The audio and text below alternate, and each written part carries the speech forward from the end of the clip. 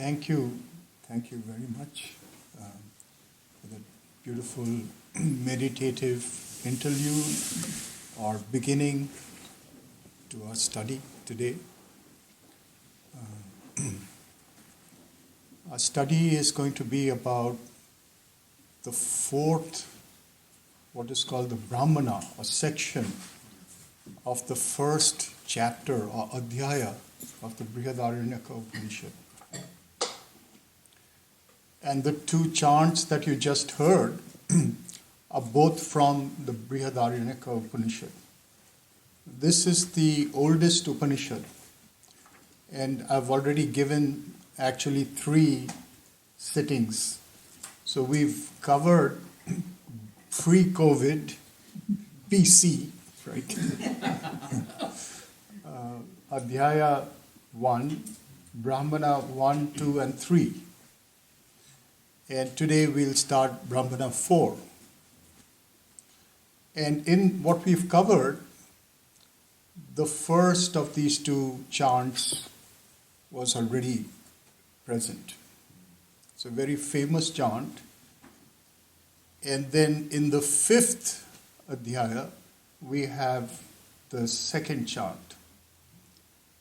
A word about the second chant first.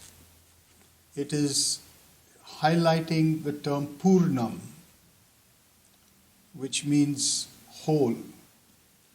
Or if we take Haridas Chaudhary's translation, integral. And this is, in a sense, his content to the term integral that finds its name in the California Institute of Integral Studies.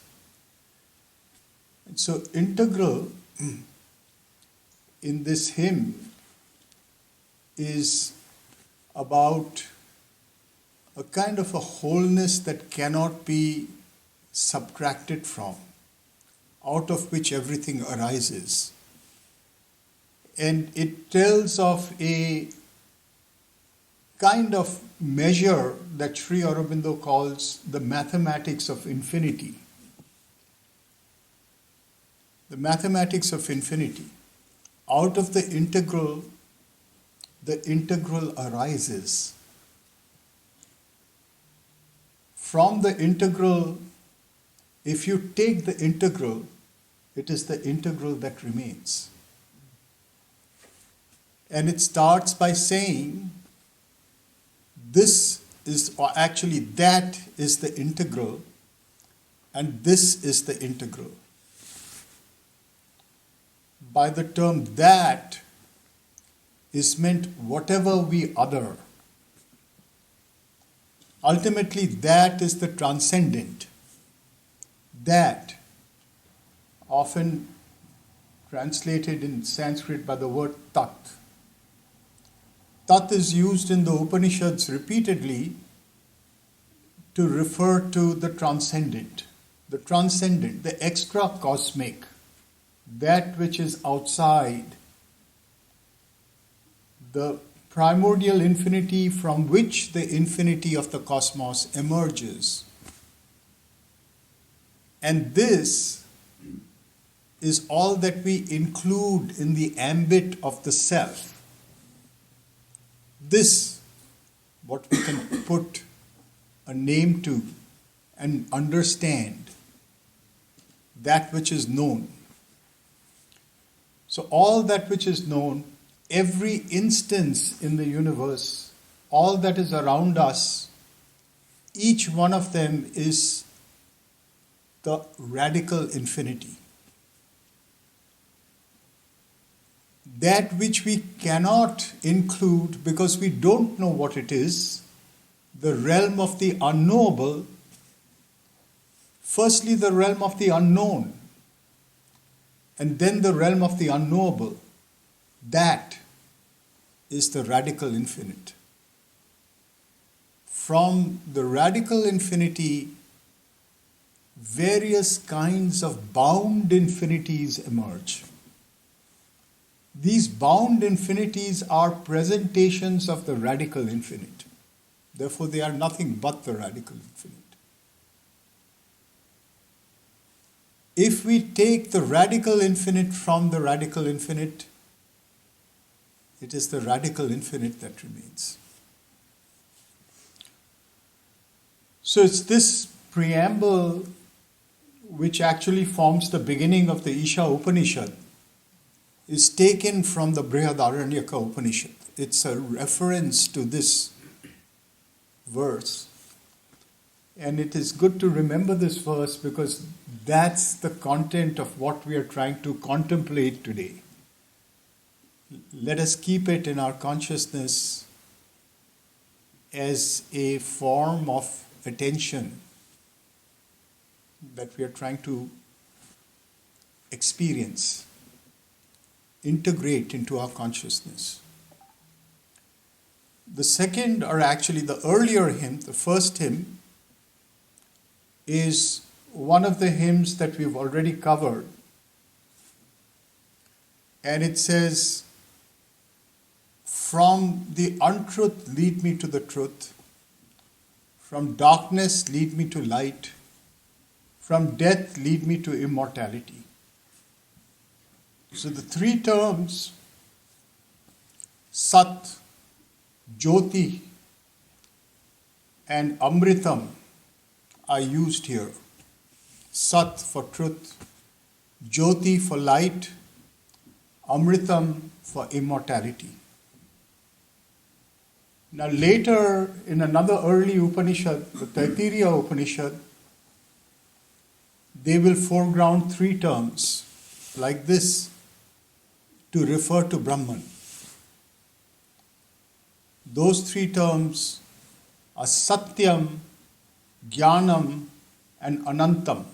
Satyam, truth; Jnanam, knowledge; Anantam, infinity. And even later, the three terms to describe Brahman become more commonly known through Indian history as Sat, Chit, and Ananda, translated as truth, consciousness, and bliss. So we can see almost a historical movement.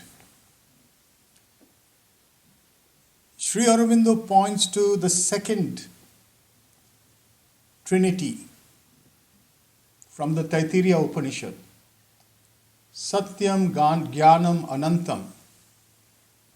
It points to the fact that these are the objective correlates of what we call Sat, Chit, and Ananda. Sat, Chit, and Ananda are experiential realities. We experience the truth, Sat. It is being itself. So Sat is sometimes translated as being.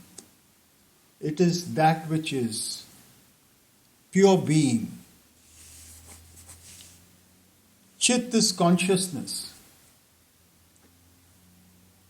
The objective correlate of being is truth.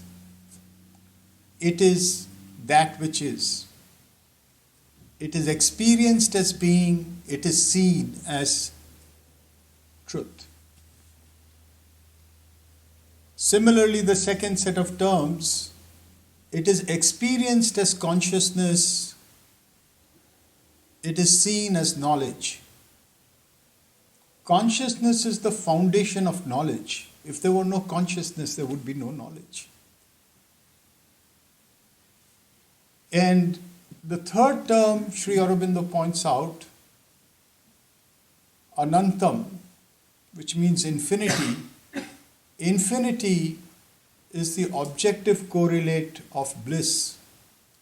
Or if we reverse it, bliss is the subjective experience of infinity. It is the bliss we feel when boundaries are broken. That's the condition of bliss. Every horizon that is crossed opens up the experience of bliss. So a horizonless infinity, a radical infinity, Purnam, has pure bliss as its intrinsic experience. The bliss that nothing can increase or decrease, it is infinite bliss.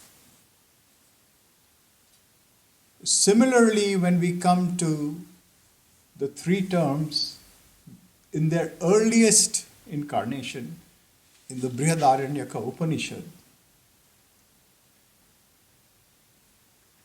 Sat, Jyoti, and Amritam. These are three terms for the same Trinity. Sat, which translates through the three historical phases as truth or being. Jyoti or light is a synonym for jnanam or knowledge and is another aspect of consciousness or chit. The power of knowledge, light, that which illumines. And Amritam is the temporal manifestation of infinity.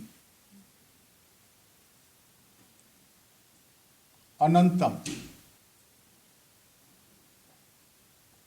Amritam, that which does not die, that which cannot be made to cease, that which does not subject itself to impermanence, that which is permanent. It is at the origin of time. It lasts through time. It is the perennial. It is infinity at the head of time and through all the moments of time. And hence, the inner condition of that infinity in time, the temporal infinity, is equally bliss, anandam. Now that passage in the Brihadaranyaka Upanishad will mention these three transitions, lead us from untruth to truth, lead us from darkness to light, lead us from death to immortality. And then it will say, all these three can be reduced to the third. It is all about immortality. This is how it will put it.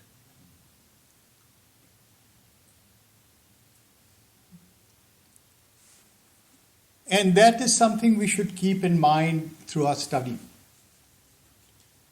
One of the principal goals of the Upanishad is the exploration of temporal permanence, immortality. That is what we are considering here. The other thing to keep in mind from this chant is the transition from a state of lack to a state of completeness.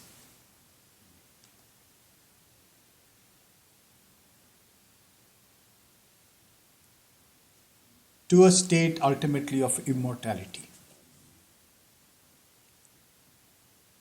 In other words, we find ourselves in the conditions with which we begin, the dark trinity, the inverse trinity. Asat, Tamas, and Mrityu. Untruth, darkness or inertia, inconscience, and death. So we start from this condition. and we are aiming at immortality. This is the entire background of the Brihadaranyaka Upanishad. That's our condition. So, what we've covered so far, going back to the sessions we've done here, the first two Brahmanas, the term Brahmana, which is related to Brahman, is the term used for section in this Upanishad. And it's being used because this Upanishad, as the earliest Upanishad, some of it overlaps with another Upanishad which is historically around the same time, the Chandogya Upanishad. So this early, one of the two earliest Upanishads is historically occurring over a period of time. And that's it. If we wish to explore that later, I'm fine with discussing that. But it's occurring over a period of time, and it's related to a larger text called the Shatapatha Brahmana. It's a Brahmana. That is the name of that text. And it's attached to the last part of that text. Therefore, its sections are called Brahmanas, getting its name from the class of texts into which it is connected. So the first Brahmana and the second Brahmana have been translated by Sri Aurobindo. You can see it in his Kena and other Upanishads, the translation. A very striking first Brahmana with the image of the horse. Since we've already done it, I'm not going to repeat it, except to point out what is the essence of what it is saying. So, that which we've covered starts off with this image of the horse, and the presentation of the horse as a cosmic existence.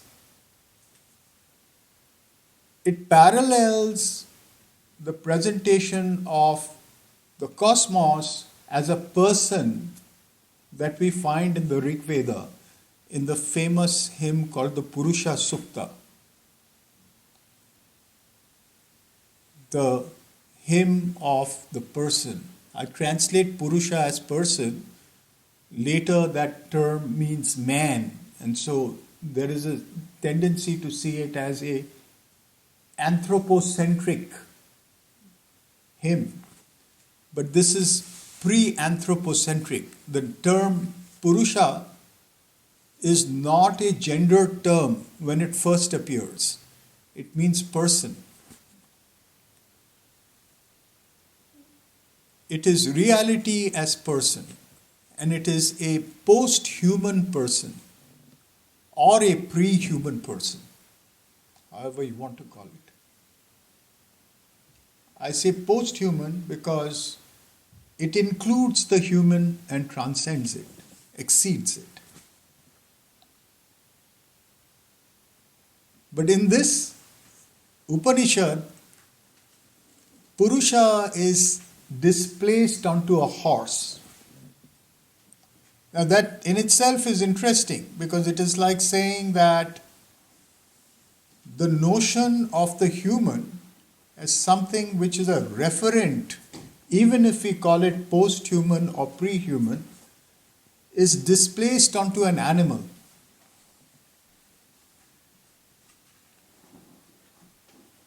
But that is also because this animal, the horse, is part of a ritual that is related to the coronation of emperors, known as Chakravartins. Chakravartin is an emperor in the ancient Vedic sense. As a term, it means the turner of the wheel, chakra vartate, turns, goes round. The turning of the wheel. You immediately think of two images with that. The chariot, whose wheels turn. And connecting the chariot to the Veda, the sun, whose chariot travels across the sky. The sun, who by its power makes all the planets turn around it. The heliocentric idea. And just to put a certain kind of a misunderstanding out of the way, the heliocentric idea is not a 16th century Copernican idea. It's a very ancient idea.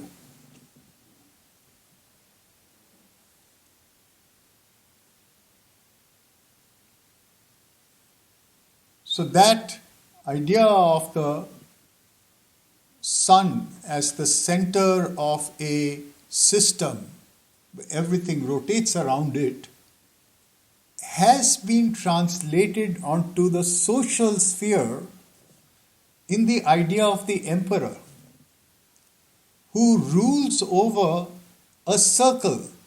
It is called this, in the stellar regions, it is called Surya Mandala, the circle of the sun, the solar system. On earth, it's going to be called the Rajya Mandala, the circle of the emperor. We immediately see this translation is actually a translation of inequality. Because another human being is being made into the center of the social world.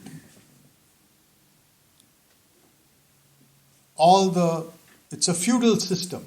All the other realities, social realities, kings are going to rotate around the center.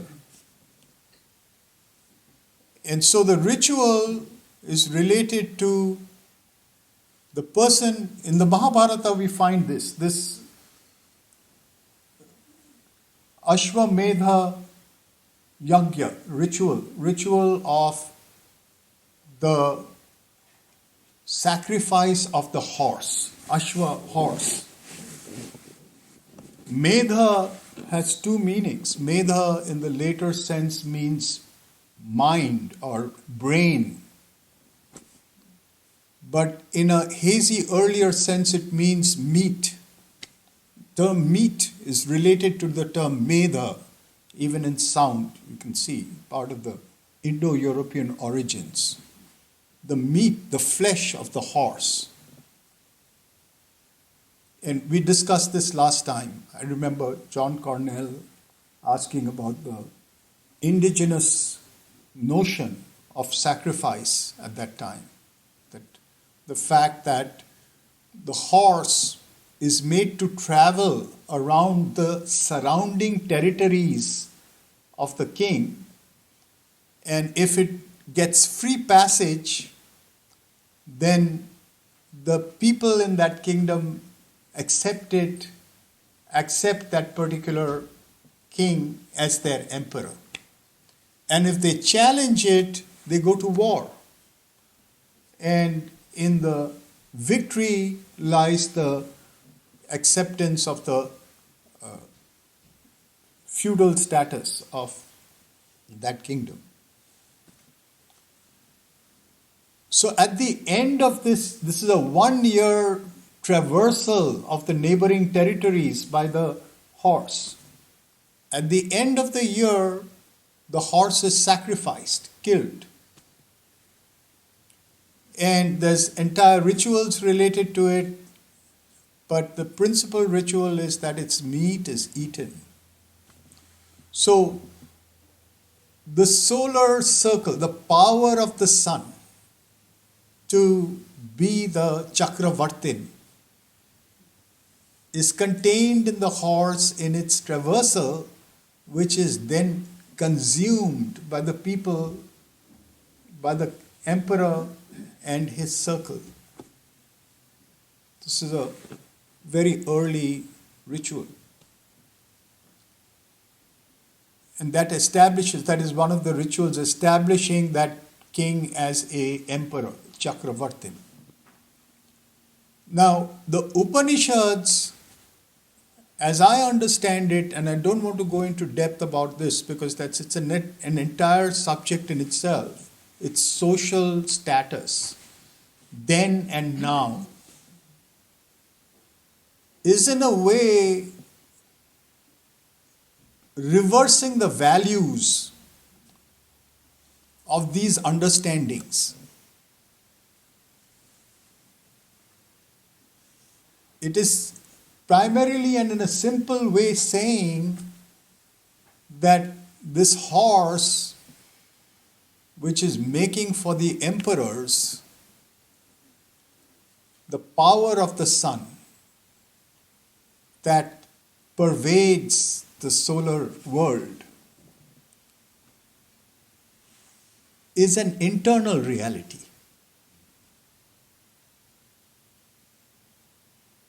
It is the virtual structure of the cosmos, that ultimately resides in each of us.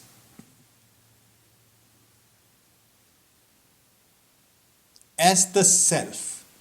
This is because that's the connection between Purusha of the Rig Veda and Ashva of the Ashwamedha sacrifice. This is the Purusha, the person in each of us. So it starts by the description, the cosmic description of the horse. Right away it tells you that this horse is the cosmos itself. And then it says, it describes that, it places that, it tells you that this horse is the cosmos itself. It is the spatial distribution of the cosmos, and it is the temporal distribution of the cosmos. It is the way in which the sun produces time. The days and nights, the seasons, all that is within the horse. The horse is static. It's the static image within which time occurs. It is in that sense paradoxical. And I've used the term time image for it when we discussed it. It's a time image.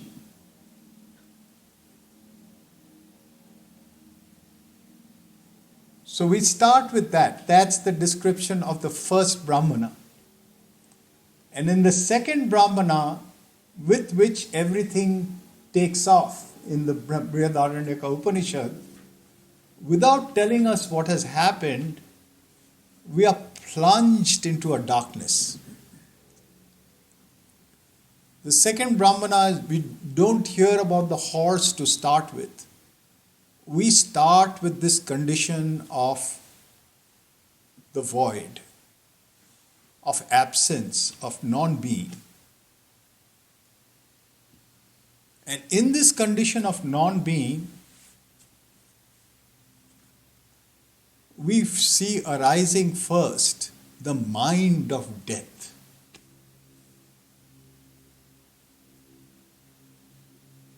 So void is not just a void which is absent of all things. If it starts as an absent of all things, it generates, just like we are talking about an infinity that generates another infinity. It generates the void of death. And it quickly tells you what is the difference between a radical void and the void of death. It says, death, which is hunger. Death, which is hunger. An insatiable hunger that eats at all things. In other words, it is time itself. That's why In the Indian systems, death is sometimes called Kala and related to Shiva as the destroyer. Time that is always ending anything that has a beginning.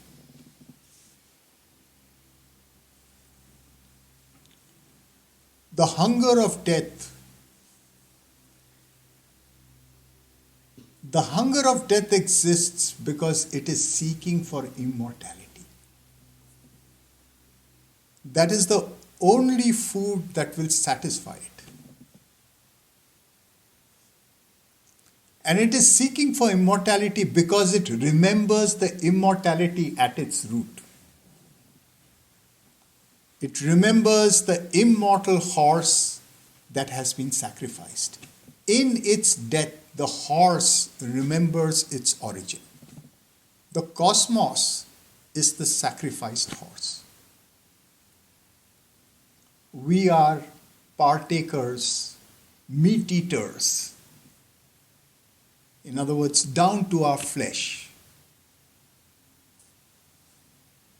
We are partakers of the condition of the sacrifice of the horse.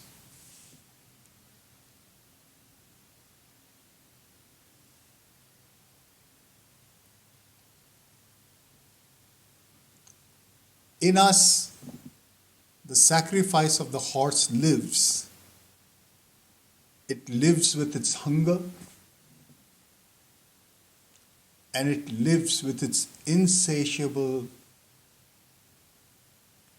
sort of thirst and hunger that is actually looking for immortality, which is the only thing that can quench it.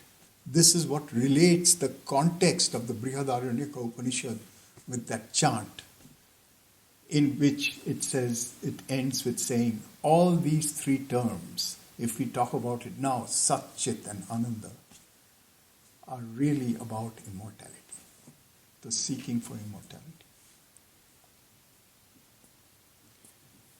So the second Brahmana talks about this in terms of the re-emergence of the horse from that condition of death, which is a hunger.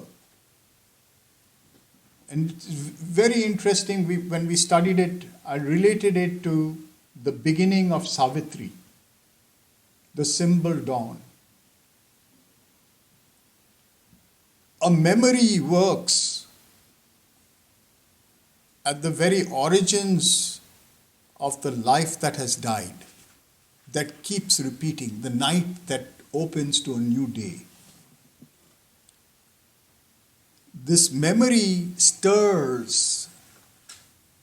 It's the appearance of a beginning, which is never a beginning. It's always a memory of a beginning. Because the sacrifice of the horse is a time image. It is static but contains time within itself. Our experience is a temporal experience. We lack the connection with the static image at the head of time.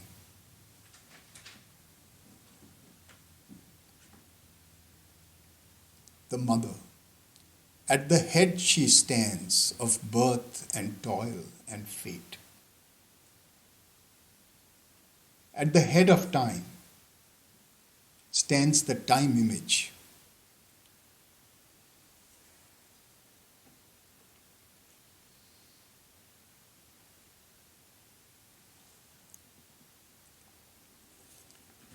So we've lost that contact because we are part of the condition of the sacrifice, the post-sacrifice condition.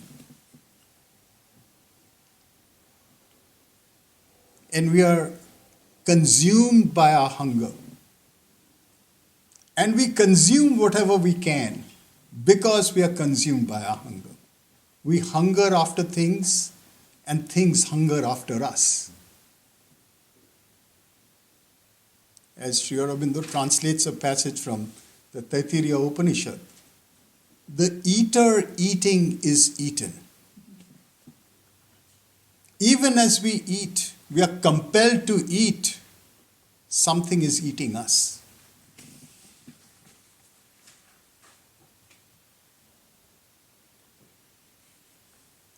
So this is where we find the second Brahmana, the condition from which the stirring of a memory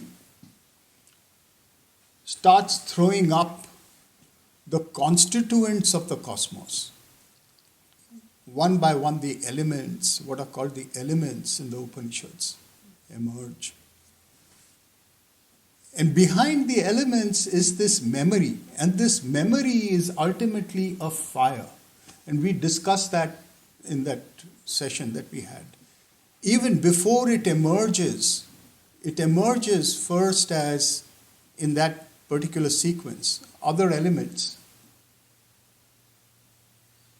But finally it emerges as fire, and then everything comes to light, becomes visible. The invisible and virtual cosmos becomes actual, takes on an appearance, and that appearance becomes material, becomes water and earth.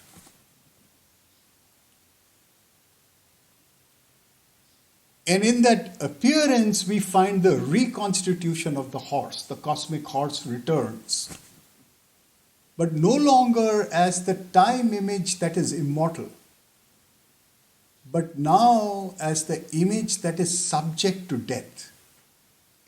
The sacrifice of the horse is relived by this new horse again and again. Rebirth. It is reborn. It dies and is reborn. The being becomes first the virtual image of becoming, and then the actual instances of a million becomings. Each of us is a becoming of the horse, is a self-becoming of the horse. And as a self-becoming of the horse, ourselves are the selves of the horse.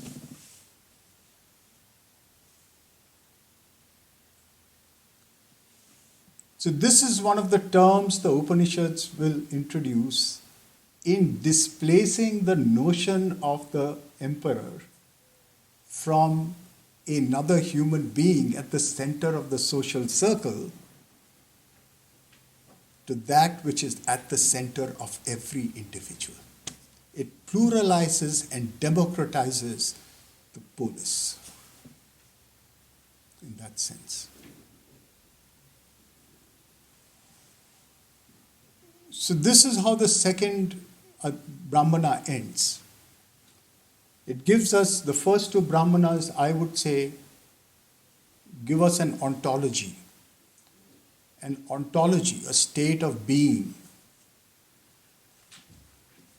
The third Brahmana is starting where the first Brahmana ends. In other words, this re-emergence, this search for immortality, this hunger for the return, now no longer outside in some realm of everlasting day, which, as you know, Savitri rejects, to the world of the returns of being, but with the knowledge of its own immortality. The condition of a material immortality is to be born perpetually in time. First chapter of Synthesis of Yoga. To be born perpetually in time. We are not here to remain static images. That is not the immortality of the integral yoga. So we find the third chapter is returning to the idea of the emergence out of the sacrifice. But it's telling it in a new way. So if the second chapter was an ontology of the reconstitution of the horse. The third chapter is a cosmology of the reconstitution of the horse. And by cosmology, I mean it is telling it now as a system of gods and demons, devas and asuras. That this emergence out of the forgetting is a churning that is taking place, where the will to forgetting, the will to the sacrifice, is pitted against its opposite, the will to the ascent to the Helios, to the sun, creating a vertical axis in which those two forces are equal. No one has privilege. The gods don't have privilege over the gravitational forces that dismember us.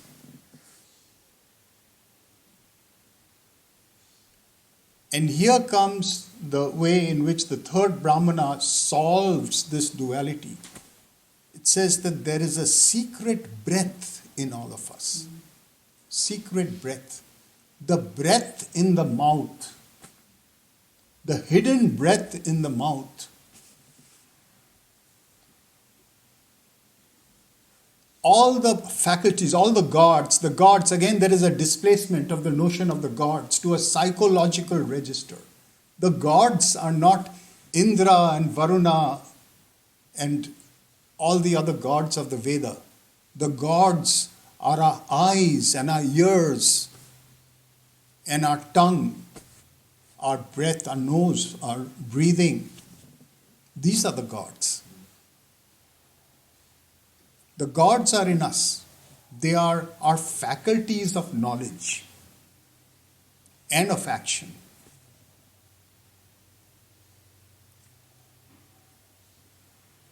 So these gods, each of them has a double will in it. If you remember the triple soul forces in Savitri, every goddess comes with its dark opposite on which it stands. It's compromised by that other being, which it has to have with it. Here it's even more radical. It's a splitting of the two. So the demonic half wants to obliterate the ascending will. And the ascending will wants to obliterate the will to the destruction and to the sacrifice, to the death.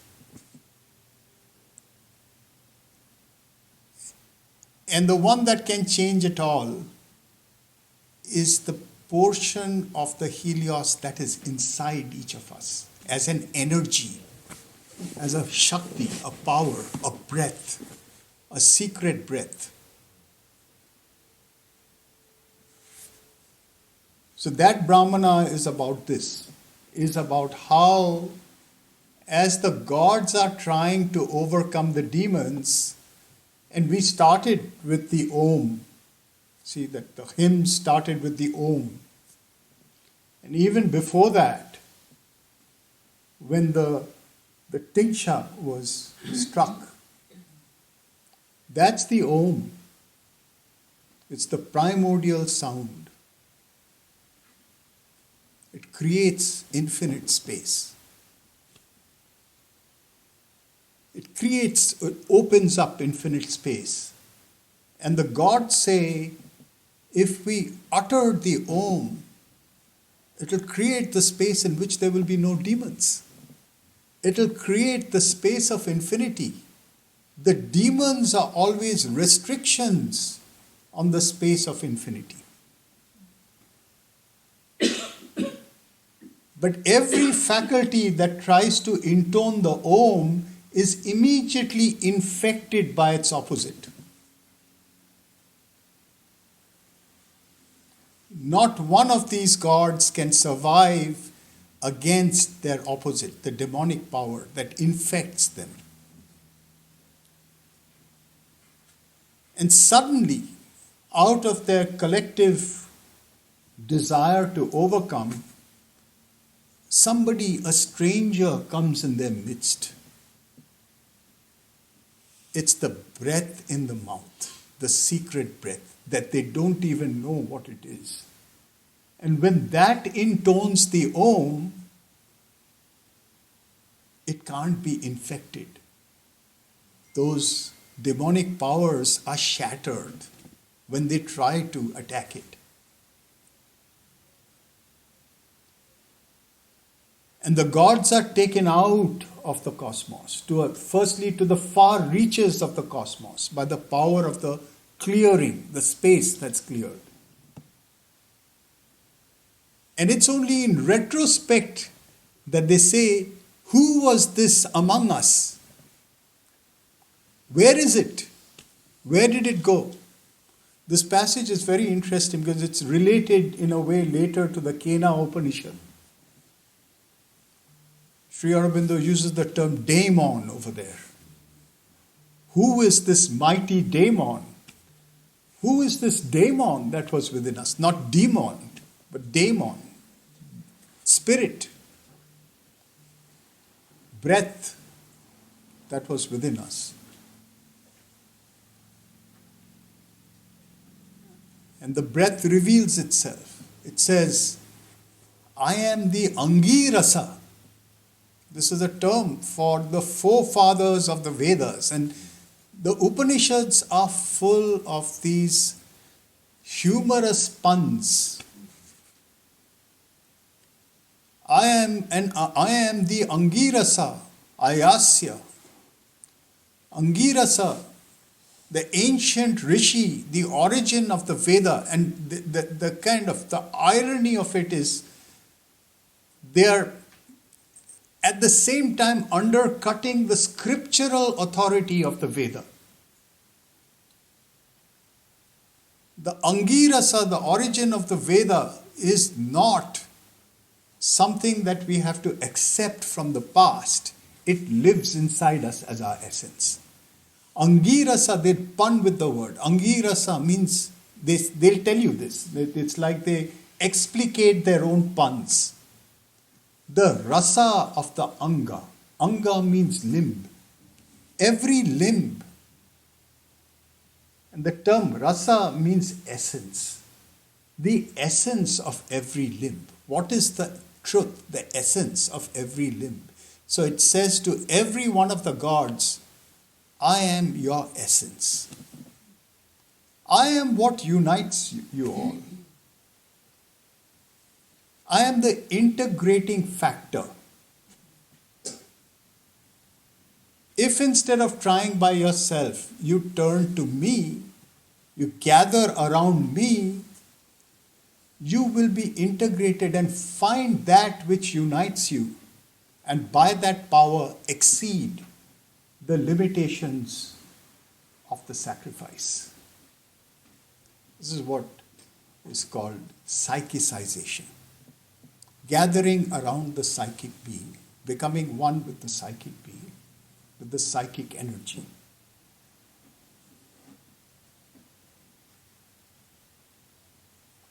This is the third Brahmana. And now we come to the fourth Brahmana, which takes the same condition, the condition of the sacrifice. So we first had the time image of the horse, second Brahmana, the condition of the sacrifice and the emergence from the sacrifice seen as an ontology. The third Brahmana, the emergence from the sacrifice seen as a cosmology.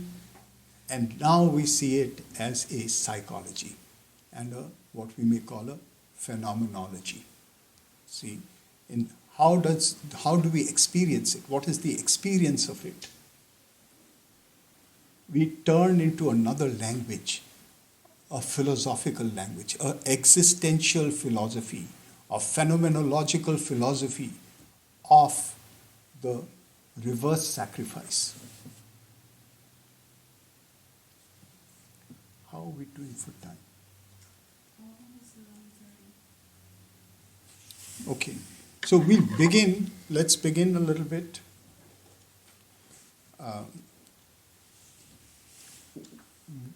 Till when are we going for lunch?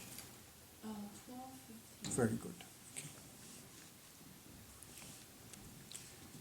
So for those who have the handout that I gave, you can read along with me.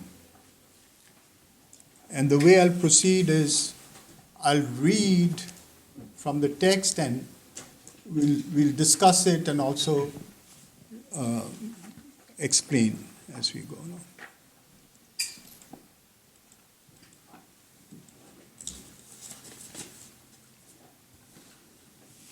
And I'm going to jump, if you have the text, I'm going to jump to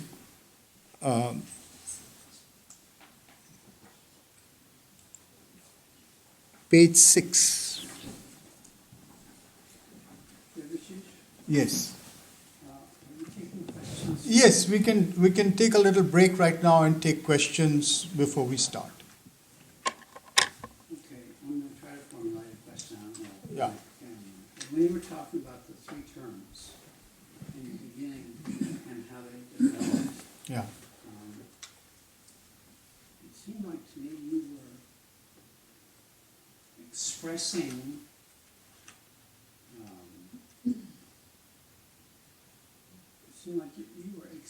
infinity as a point of view. Oh, that doesn't make any sense. You were using words to express infinity from which you could look at the finite. So that if we took that the way that you were talking, Yeah. and said, okay, this is the way that the seers see, Yeah.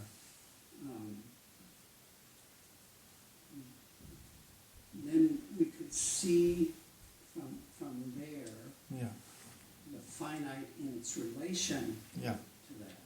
Correct. Is that? Yeah, absolutely. So our normal experience, just as I said earlier, our normal experience is the sacrificed experience. The sacrificed experience is an experience of finitude and also of temporality, which is its own kind of finitude. See? Experiences of time are finite experiences, right, starting from the fact that we are born and we die. We move through the cycles of days and nights. We experience things as events that have beginnings and ends. These are all finitudes of experience. Similarly, our spatial realities are also finite. The way we perceive things are finite. So you're absolutely right. This is a way by which there is an infinite perception that has finitized itself. See? And part of what we'll study today, we'll see that happening. They're talking in a way, in a secret manner about that. About how infinite speed, and you use the term relation, in relation with infinity. The finite is in relation with infinity. To be finite is to live in a world of relations. So it is to say that the infinite is the absolute. The radically infinite is the absolute. The absolute has entered into a world of relations, into a relative world. And how does it do that? It does that by the power of consciousness. These are all appearances that it sets up. We are experiencing that appearance. That appearance has at its origin the sacrifice. The sacrifice is the loss that makes it possible for it to gradually remember. The term gradual brings in finitude.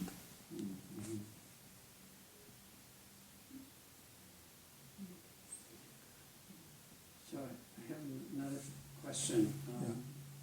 When you were talking about the move from ontology to cosmology, and you said the gods were no longer outside, they were inside. They were our senses, they were our faculties. Yeah. And so could you say that seeing, not the seer, but not what's seen, but seeing is one of the gods that's inside of us, and likewise hearing. Yeah. So when you get Sriaurobido's sonnets on divine hearing and divine seeing, he's expressing that. Absolutely, absolutely. And this equation is going on in the very first Brahmana as well, when I'm talking about the ontology of the horse. So they're already preparing for the third Brahmana, because they're saying, here is the horse, right? Its head is the dawn goddess Usha, right? Its eyes are, the sun god, Surya, the sun itself, the Aditya, the son of Aditya. Its breath is the wind god Vayu, right? Its mouth, from its mouth emerges the god of fire, Agni, right? So these Vedic gods are already mapped to the faculties of the horse. And these faculties are then mapped in the third Brahmana to psychological properties of all of us.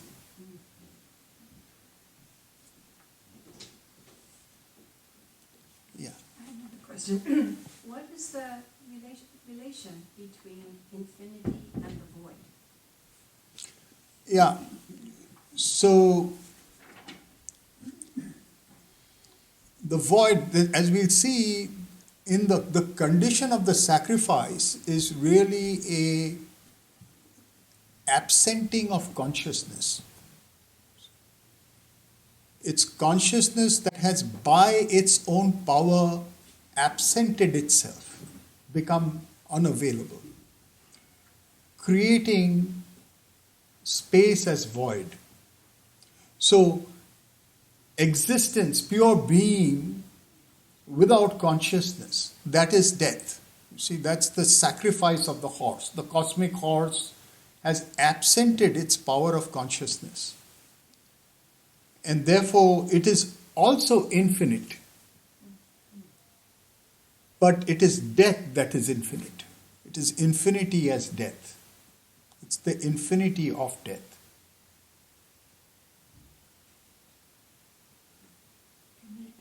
Just one, Yeah. just a kind of comment or inquiry. That could we say that this void is kind of a proof of radical feature of the infinite, in the sense that something that which includes its opposite? Yeah, exactly. The void is often considered to be a door to the other. And when we say tat, the other has to pass through this portal of the void, of that which cannot be known. See, these are the three categories of the Upanishads of knowledge, the epistemology of the Upanishad: the known, the unknown, and the unknowable. Between the unknown and the unknowable stands the void. See? It's the gateway to the radical infinity that can always be something ever other, wholly other than whatever we can even know. See, that's the Purnam. That you take the Purnam from it, the Purnam remains. That the door to that is the void. Yeah. So, what the evolution of the Brahman, the Brahman One, Two. So, what's the next? That's what Surya Mandala says, that the evolution of the psychology for the supermind. Is it what we're reading? You're talking about these three terms and how they're changing, or Yeah, what? the changing, I'm looking at it as an evolution. Do you think it's an evolution of the Brahman into psychology, then phenomenology, And what's the next one? Like how is it? What's the trajectory? Yeah, no, as far as that is concerned, as I'm saying, the ontology to the cosmology to the phenomenology is really from the external to the internal. The reason it's not an evolution, it's really perceptual frames. And they're giving you those perceptual frames because our experience is outward first and inward next. And they're trying to take the Vedic understanding of reality and saying all these things that you've heard, they actually translate to something inside you. It's a contemplative psychology or contemplative philosophy. Contemplate it, bring it inside yourself, experience it from within. That's what they're saying. So this Brahmana that we are considering today is in that sense the most esoteric and makes us dive deep into the contemplative reality of the ontological and the cosmological.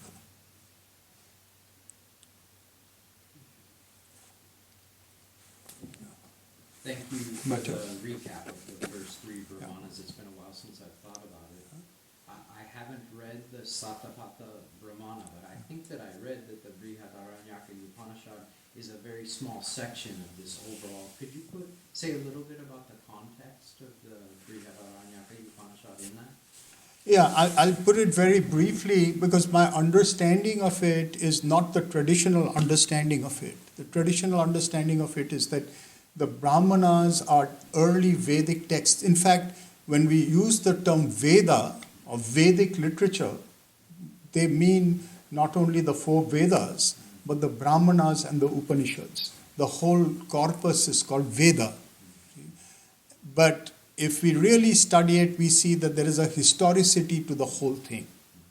It's not that these came down all at once as a single body that we can call the Veda. There are various layers to it, and the Brahmanas are already a ritualistic, interpretation of the early Vedas.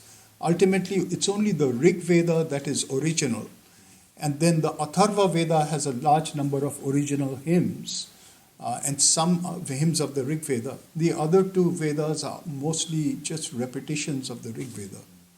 And the Brahmanas are putting a ritualistic spin. It has legends, it has rituals, it has ways of using the Vedas to do various rituals. It is presenting a social world that is determined through ritual. That's the Vedic world. The Vedic world is a world in which to be born you need a ritual, to become a king you need a ritual, to have a home, you need a ritual.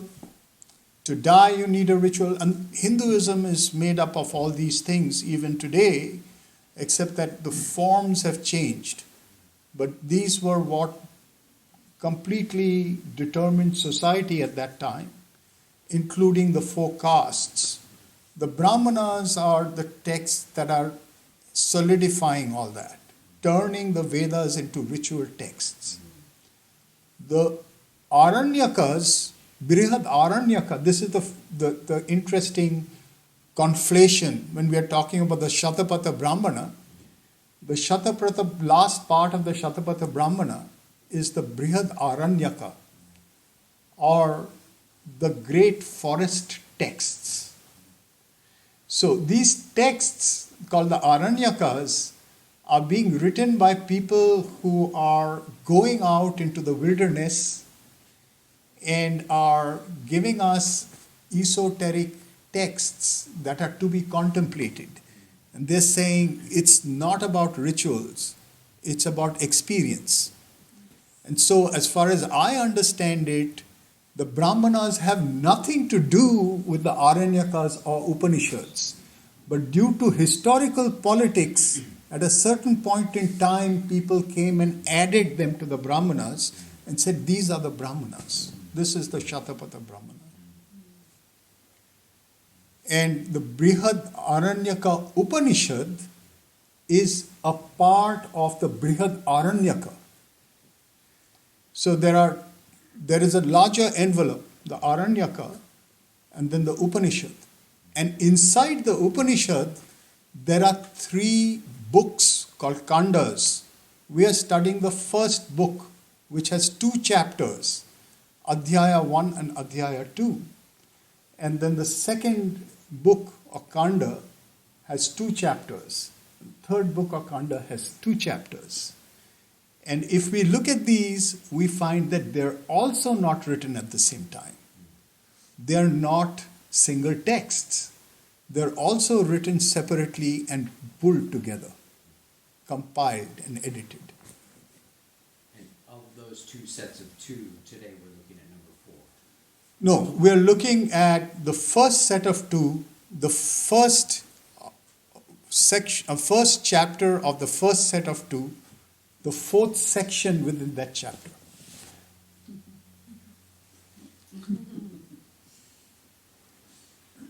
So it seems like the Vedic civilization around that time, the idea was to experience. And over a period of time, whoever has tried to bring this, people have tried to keep bringing that idea back to experience. So when you're experiencing, for example, Anantam, then the difference of that would be the difference between Anantam and infinity. Anantam would be more like unending. Experientially, that is different than infinite, not finite. You're experiencing something that it is not versus something that keeps unending. For example, bliss. So the question is, how does Just one a moment lead though. to experience? Anantam does not mean unending. Loose translation. No, Anantam. Ananta and Anantam are 2 different things. Right. Anantam is the category of the infinite. You see, it's not that which does not end, which is within time. It does not end. If you say it does not end, we are already placing it inside time. Anantam is an objective correlate of Ananta. Antam is end. Yeah, but when we say Antam, right, when we are making it into a neutral noun form, we are talking about it as a thing. It's an objective thing. Infinity, not the infinite progression or whatever, which is Ananta. So in experience, how these 2 are Yeah, different experiences. yeah. In Infinity experience, and Anantam is different. right, in experience, one is still and unchanging, and the other is changing all the time. The other is perennial. One is eternal, the other is perennial. So, the bliss that comes from experience of one versus the other, Anantam versus infinity. is ultimately, that bliss is the same, but it is translated into experiences in time, and the other one is the experience all at once. That's the difference. In other words, the experience in time has varieties of bliss to it. Qualitative changes of bliss are taking place. It expresses infinite quality, Ananta Guna. While in Anantam, it expresses no quality. It's blissful, but it is Nirguna. Nirguna Ananda. While this one is Ananta Guna Ananda. The Ananda of infinite qualities, depending on what is expressing at that time.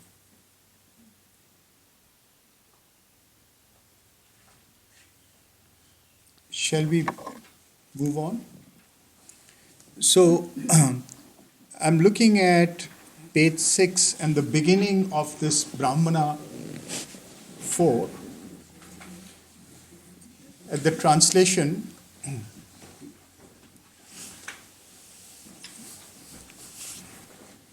in the beginning, this universe was Atman alone. Self, Atman, self. In the beginning, this universe was Atman alone in the shape of person. Actually, this translation, I've changed it a little bit because if you really look at the Sanskrit, there's no word universe there. In the beginning there was Atman alone. There was Atman alone. In the shape of person, Purusha. It looked around and saw nothing other than itself. This is the crux of what's going on here, right? This looking around. In the beginning, there was Atman alone in the shape of person. It looked around and saw nothing other than itself. He first said, Soham Asmi, I am he. Therefore arose the name I, Aham. Hence, even now, when a person is addressed, he first says, it is I. And then says whatever other name he may have. And because it burnt, the term is used, aushat, because it burnt all evils, papa, before it, therefore it is called Purusha. Pura is to be in front. Aushat, Pura, Aushat, burnt in front. Therefore it is called Purusha. He who knows this verily burns up him who or what wishes to be ahead of him. Okay. Let's read that one more time, because this, just contemplate it, just let it sink in its mystery. Right? In the beginning there was Atman alone, self alone, in the shape of person, Purusha. It looked around and saw nothing other than itself. It first said, Soham Asmi, I am he. Therefore arose the name I, Aham. Hence, even now when a person is addressed, he first says, it is I, and then says whatever other name he may have. And because it burnt aushat, all evils, papa, before it, therefore it is called Purusha, Pura aushat. He who knows this verily burns up him who or what wishes to be ahead of him.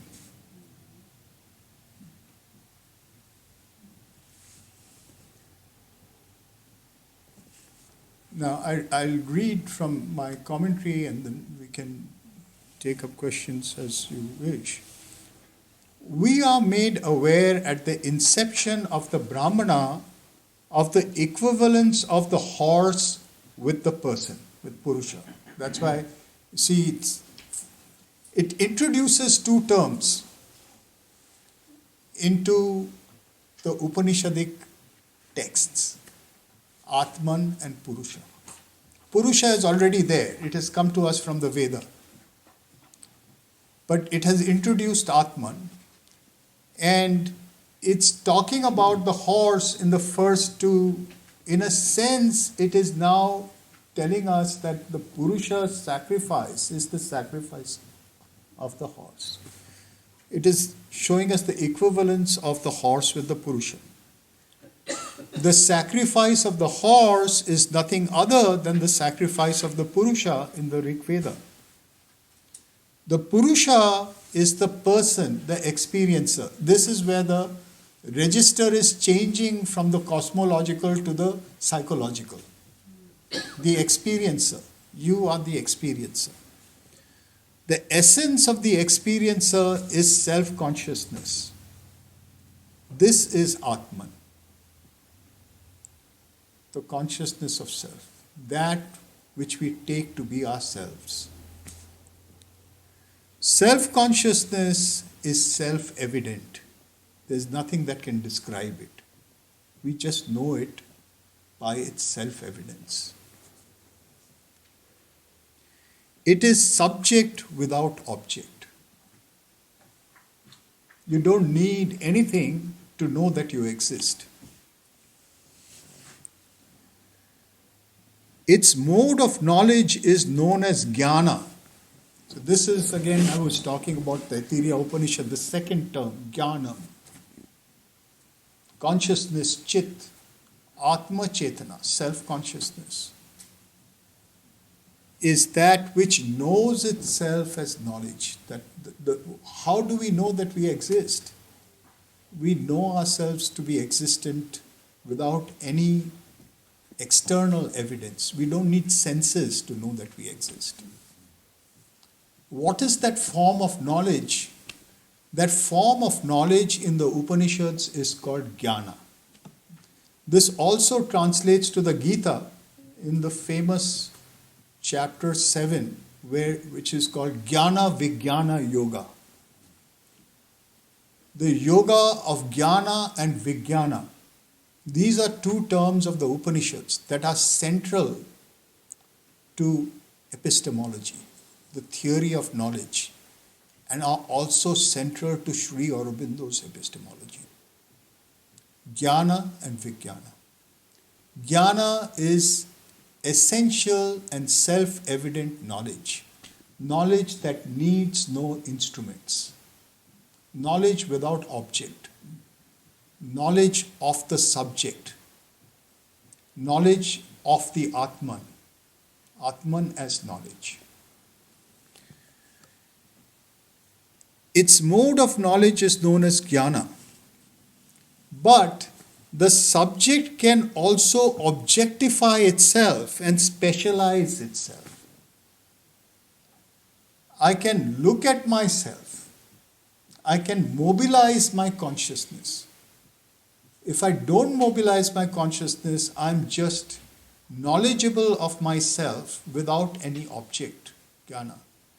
But if I try to bring my attention on myself, I'm reflexive in my attention.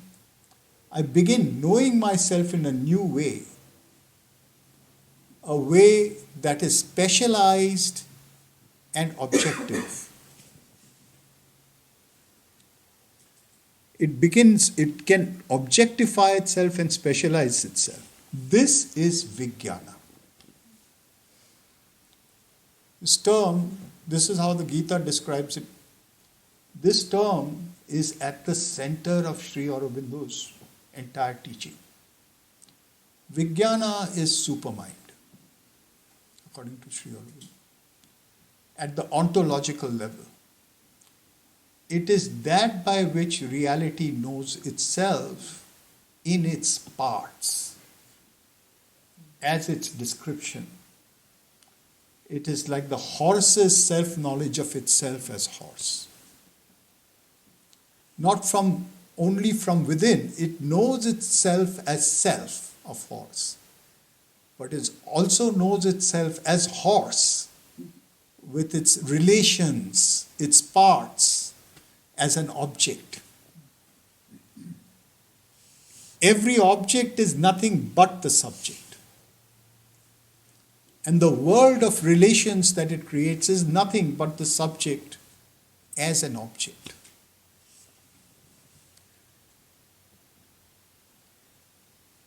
This is Vijnana.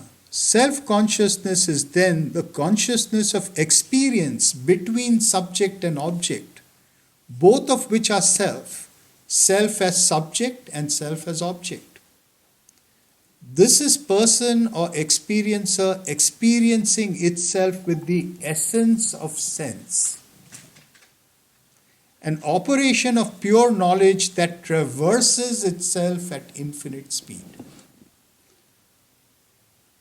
I know myself essentially, but I also turn myself on myself to know myself.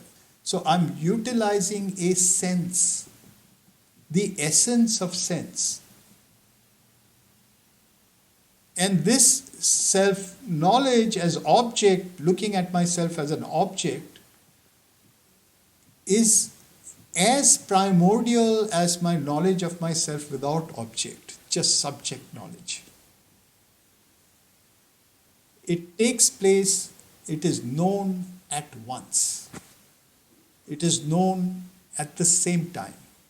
Consciousness knows being both intrinsically as being and in its infinite possibilities as object of being. This is its cosmic possibilities. That's why at the head of time, at the head of space, at the head of cosmos, stands supermind, Vijnana. So this infinite speed traverses itself at infinite speed. Makes me think it's the knowledge by identity, where there is no gap. Yeah, it is the knowledge by identity where there is no gap. It's infinite speed. It goes back to your question about infinity and finites. At the origin of cosmic self-knowledge is infinite speed. This is the infinite sight, or the infinite knowledge of Brahman, self-knowledge of Brahman. Infinite speed means it's traversing its infinity all at once. In other words, it traverses infinite distance at once.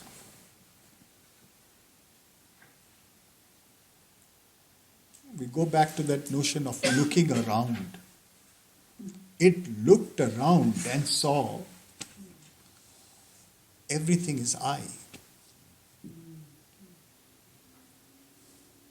It didn't need to look around. Why did it look around?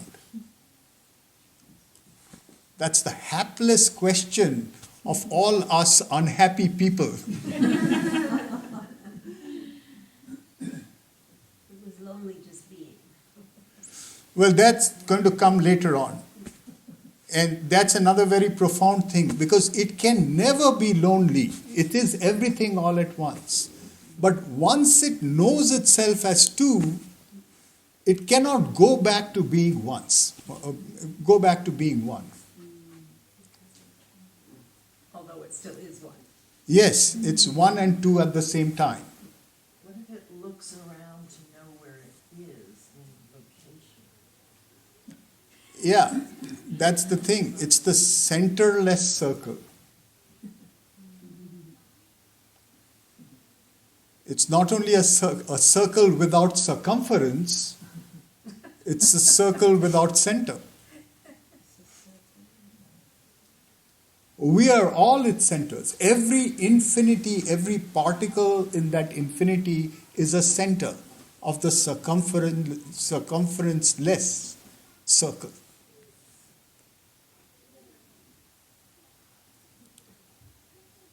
That's why it is decentered. This is where its social manifestation is something that is displacing the idea of the Veda. It's refusing the Chakravartin. And it's saying every one of you is the Chakravartin.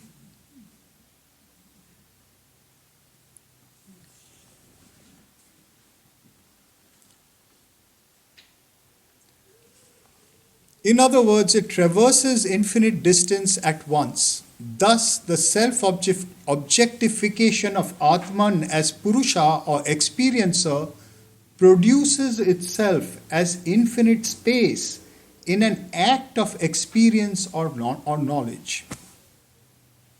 In the sacrifice of Purusha, it is the self-consciousness of Purusha, its jnana of Atman, which is obscured. So this is what happened in the sacrifice of Purusha. We were talking about the void in which self-consciousness is obscured. The consciousness of self is obscured. The self is there, but its consciousness is obscured. Consciousness is absented. In its re-emergence, it is its power of objective experience, vijnana, that acts and gives evidence of its essence as jnana of Atman. What this literally means is that in the origin, at the point of the sacrifice, there is no I. There is an am.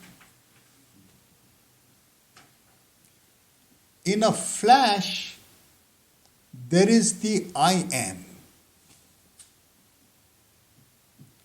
As a consequence of the I am, you realize the I. So, consciousness is absented, obscured. There is a sense of being or self which does not know that it is self. Suddenly it awakens and knows itself as that alone which is. In that knowledge, it knows that it is a self, it is an I.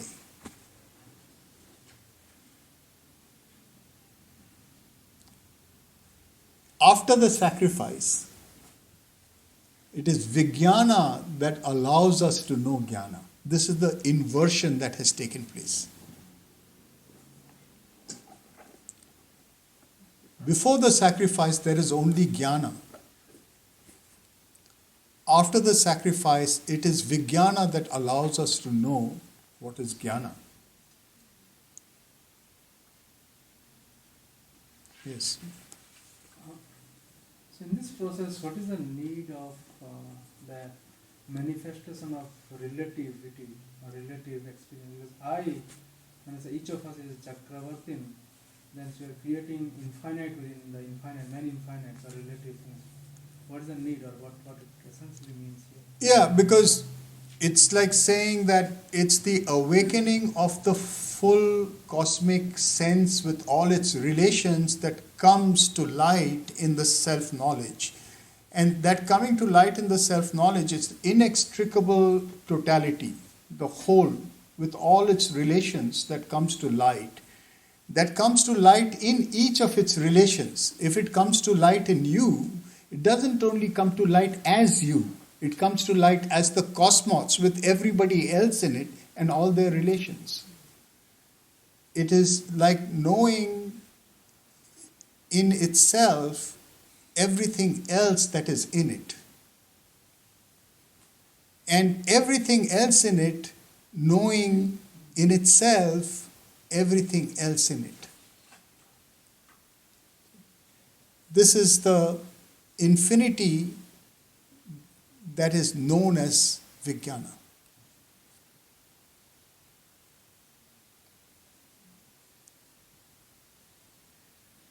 His question was that what was the need for that Vijnana? The need for that big Vijnana, there is no need for it. It exists. You see, it's like saying that you could say that there is a need for it because, the idea behind this is whatever is possible is. See, if there is infinite being that is conscious, it must activate its consciousness because that's a possibility of consciousness. You can have a world in which it does not activate its consciousness. That is also part of its Vijnana.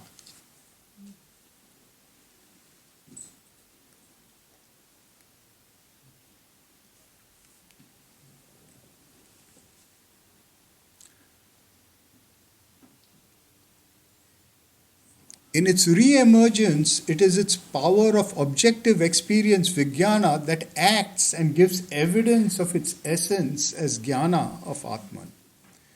The operation of Vijnana is the traversal of distance and the recognition of itself everywhere. This entire thing about it, how it begins. It's like a Big Bang. It's really the Big Bang, right? In the beginning, there was Atman alone in the shape of person. It looked around and saw nothing other than itself. This act. It looked around and saw. This looking around, this is the Chakravartin. This is the solar traversal.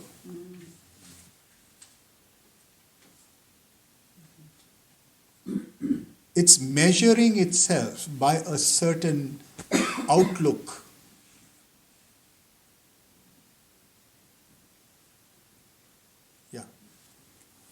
is infinite in itself, how can it look around?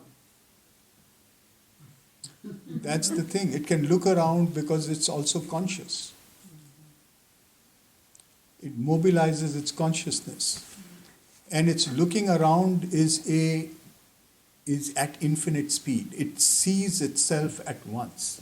This is self-knowledge. It's not its essential self-knowledge, but it's objective self-knowledge. In Kashmir Shaivism, they talk about two forms, the same two forms, jnana and vijnana. They call it prakasha and vimarsha. Prakasha is Shiva's knowledge of himself without any particular objectification. Vimarsha is Shakti's knowledge of Shiva. The self-consciousness that turns upon being to know itself. And what does it know? What does it see? Without objectifying itself, it doesn't know what it is. It knows it exists. As soon as something turns, that's why in images of Shiva, the Ardhanarishwara, if you've seen in India, you have images of Ardhanarishwara. You'll see half male, half female. The female part is turning a darpan, a mirror on itself. What is that mirror? That is the looking around and seeing itself. As it sees itself, it sees infinity. It sees every possibility now and forever. Their relations, their possibilities of relation. This impossible image is what the Gita is talking about as the Vishwarupa, that which it bestows on Arjuna, that Krishna bestows on Arjuna.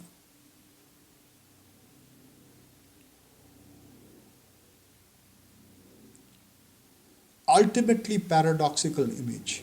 That's why you ask that question, how can it see itself? It's an ultimate paradox. It sees itself all at once and it sees its infinity all at once. That's the condition of supramental consciousness. It's worth contemplating because it gives us a taste of what we are trying to aim for in the integral yoga. Self-awareness? Self-awareness is already there. It's not self-awareness. It's much more than, this is Sri Ramakrishna's sort of, who actually uses Vijnana in the same way as Sri Aurobindo does. He's one of the first people who uses Vijnana in this way. He says, Vijnana is much greater than Jnana.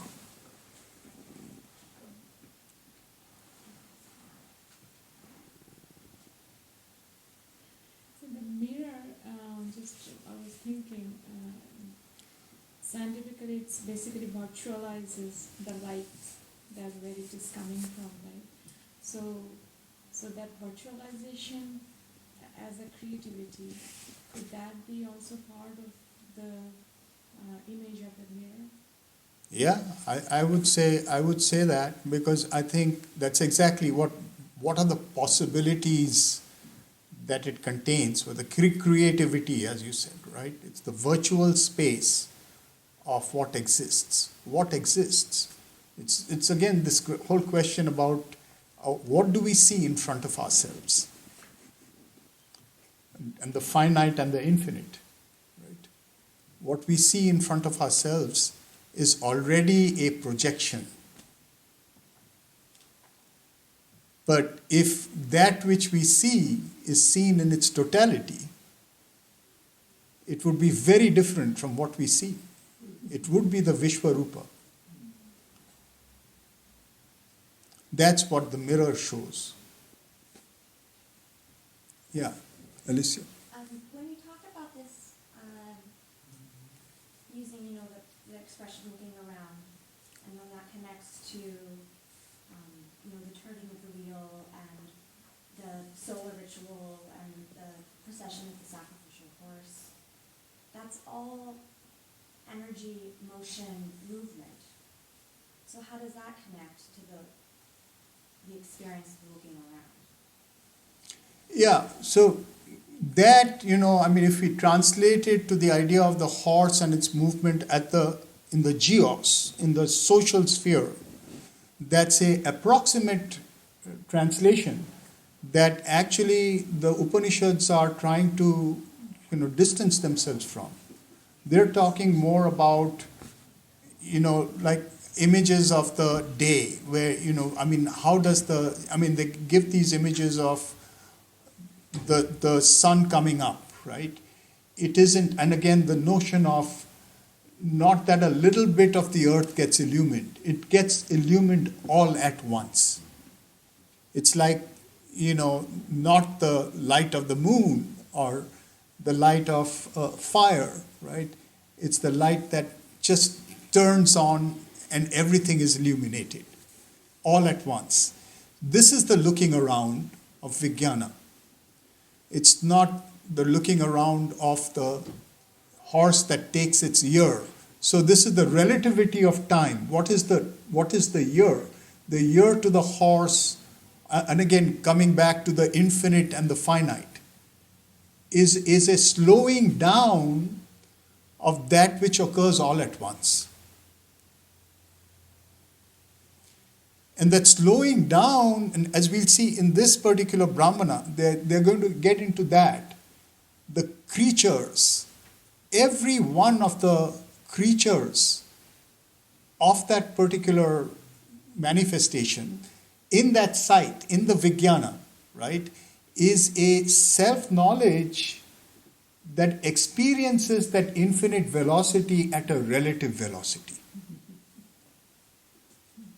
And this relative velocity depends on the quantum of consciousness in each of them. The days and nights of an ant are durationally different from the days and nights of a tree, or the days and nights of a human, or the days and nights of the gods. But they're all relative due to the slowing down of infinite velocity in the looking around.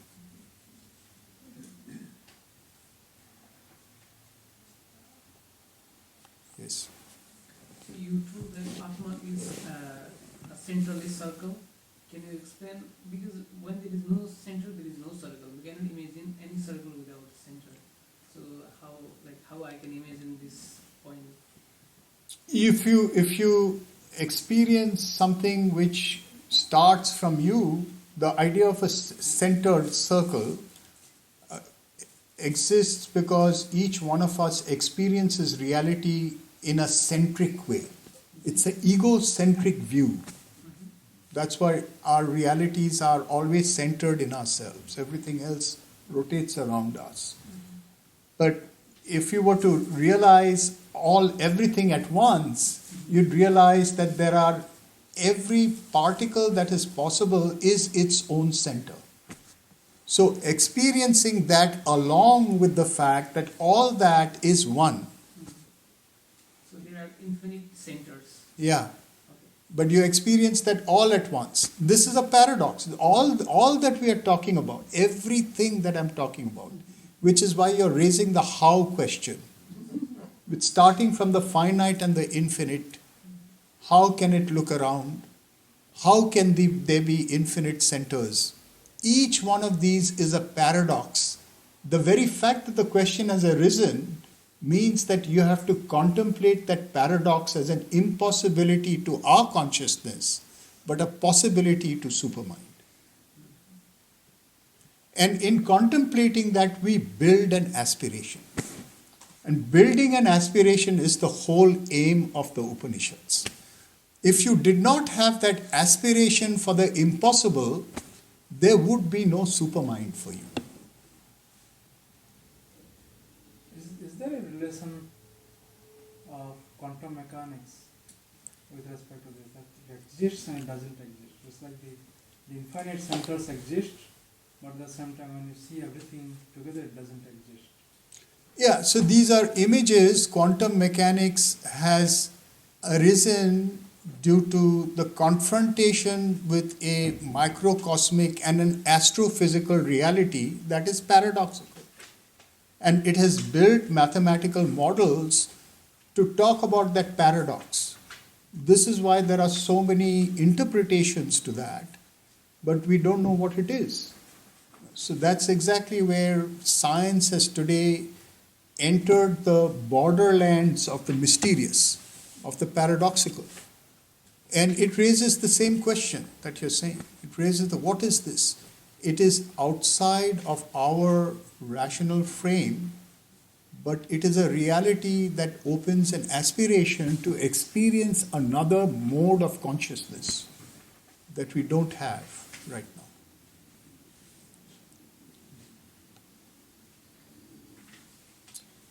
I think we're in time for lunch.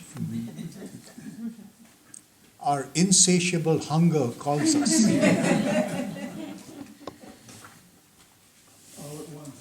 All at once.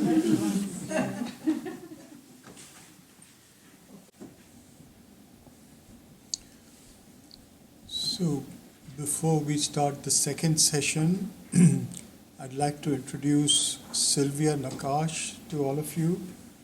Sylvia is a long-term musician and teacher of music, of particularly the deep contemplative music of or contemplative sound,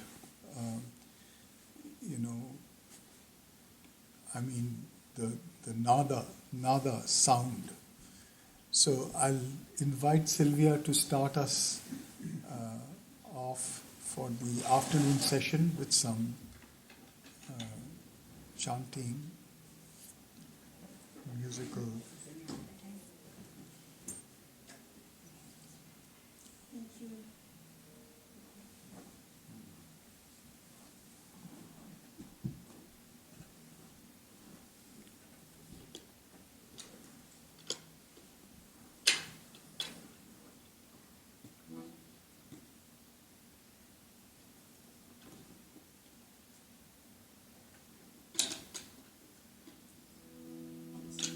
In the becoming, nothing is prepared, but I am very honored to be here with you.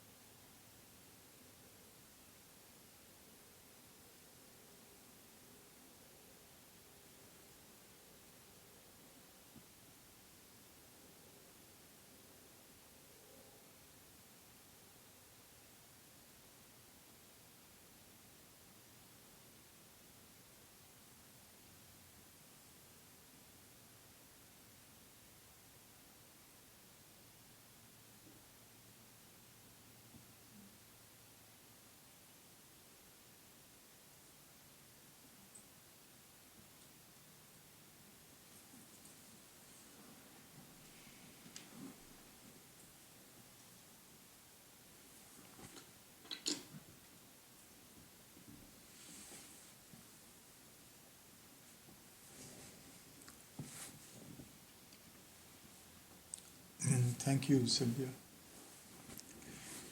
So we'll resume where we stopped. We're still talking about the looking around of Atman. And I was pointing to that as the operation of Vijnana, as a self-objectification and perception of all the possibilities of self, the extension of self. The operation of Vijnana is the traversal of distance and the recognition of itself everywhere. It is also the intuition of duality, of subject and object. This is the other aspect. It recognizes itself as subject and object, which is the essence of duality.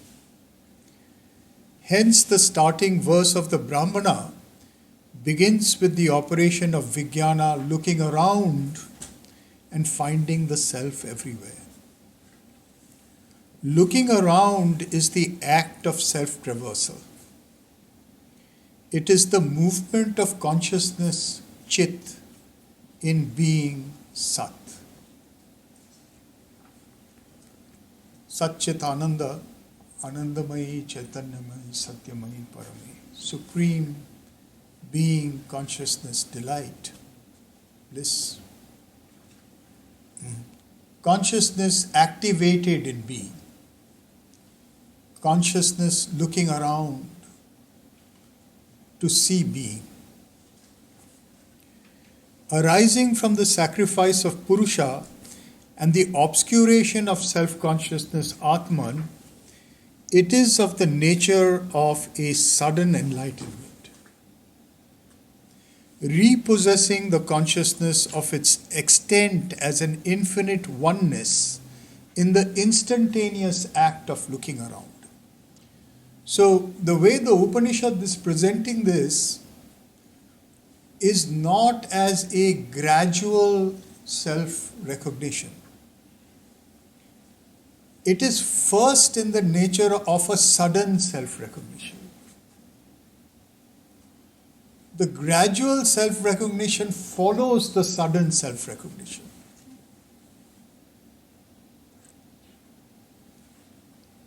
Something suddenly wakes up, and there's a surprise to it. And then it starts waking up in a gradual manner.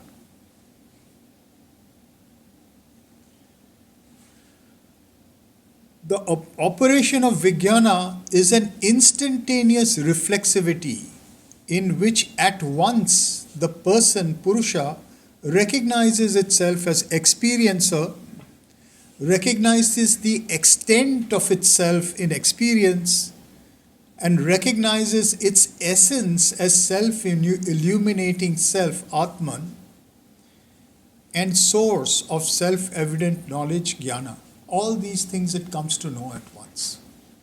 From its absence, there was nothing and suddenly there's everything. This is like the sun awakening in the darkness. It's a binary process. There's zero and there's one. So there are two kinds, that's the duality of it. There are two kinds of epistemologies. The epistemology of duality and the epistemology of unity. The epistemology of unity, under conditions of duality, is a gradation. So you either have one which is only one, where there is no differentiation, or you have two which is a sudden duality, And in the sudden duality, the one recognizes itself as a gradation.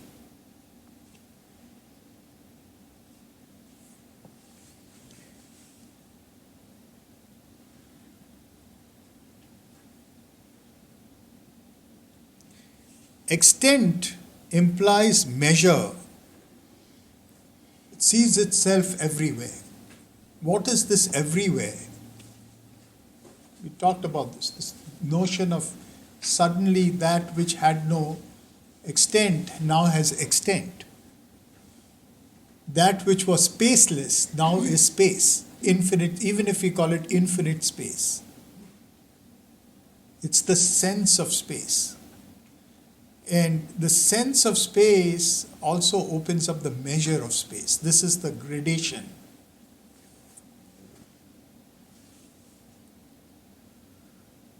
Extent implies measure, and objective knowledge implies duality. Hence, Purusha is Atman inhabiting an infinite world of measure in a mode of duality through the operation of reflexive knowledge, Vijnana. The first verse recognizes these elements in saying that in the beginning there was nothing but Atman which wore the form of Purusha. Atman as Purusha looks around and sees none other than itself everywhere. With this, it also awakes to its essence as self. Thus, its first action of self-experience is to affirm its self-existence throughout its extent, measured by its reflexive self-consciousness. One of the great sayings, mahavakya, of the Upanishads is used to make this affirmation. Soham asmi. This is the first time this particular statement is being made. Soham asmi. This statement, Soham, is going to become one of the mahavakyas, or great sayings of the Upanishads. In other words, one of its contemplative seeds. How does the Upanishad operate as a contemplative text? This is one of the ways in which it operates. You can encapsulate its meaning through a few contemplative seeds. So all that it's saying becomes encapsulated by that one sentence, Soham asmi. I am that. That is what self says in its self-knowledge of itself everywhere. Looks around, sees itself everywhere and says, I am that. I am he. I am the one. So that becomes a contemplative seed for everything inside that creation as well.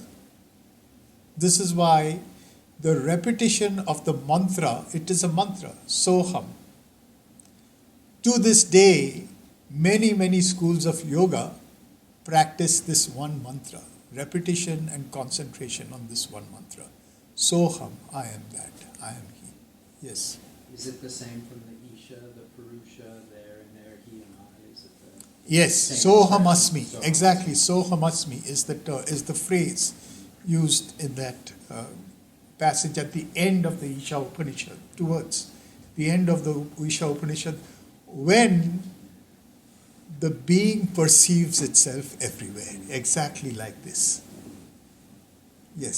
So these yogas that do repeat this phrase, concentrate on it and repeat it, do they eventually have the experience? Is that what they're going to do? Yeah, exactly. Now, the interesting thing is that this phrase Soham, Sah, Aham, Sah, he or it, Aham, I, he am I am that, I am it, that which is. This term repeated becomes the sound of the term Hamsa. Ahamsa, Ahamsa, Ahamsa, Hamsa.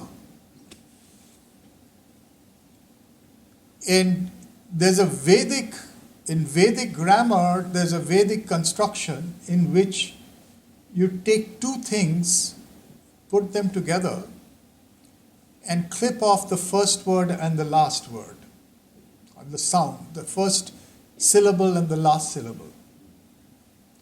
Like aho meaning day and ratri meaning night. Put them together and take out the and the re. So you get hora. Hora means the duality of day and night as one. Similarly, aham sa, when you put together, take out the and take out this you get hamsa. Hamsa is the swan. This is the divine swan. Sri Aurobindo uses it. It's in the Vedas, number of references to the divine swan. Sri Aurobindo uses it in one of his poems. Swan of the supreme and spaceless ether, wandering winged through the universe, spirit immortal. This is the swan of the supreme and spaceless ether, wandering winged through the universe. That's the looking around. Hamsa, I am that. Its two wings are I and that.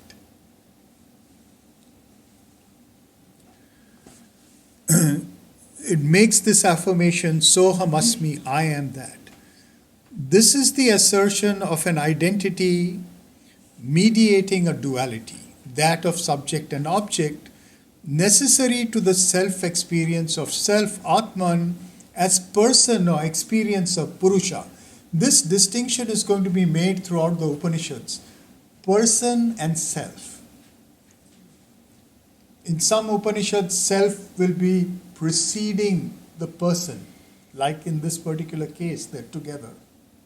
In some Upanishads, Purusha precedes and it supersedes the self. Person is experiencer, self is its essence. Without person, the act of looking around doesn't take place. Person is that in which self and its consciousness are one.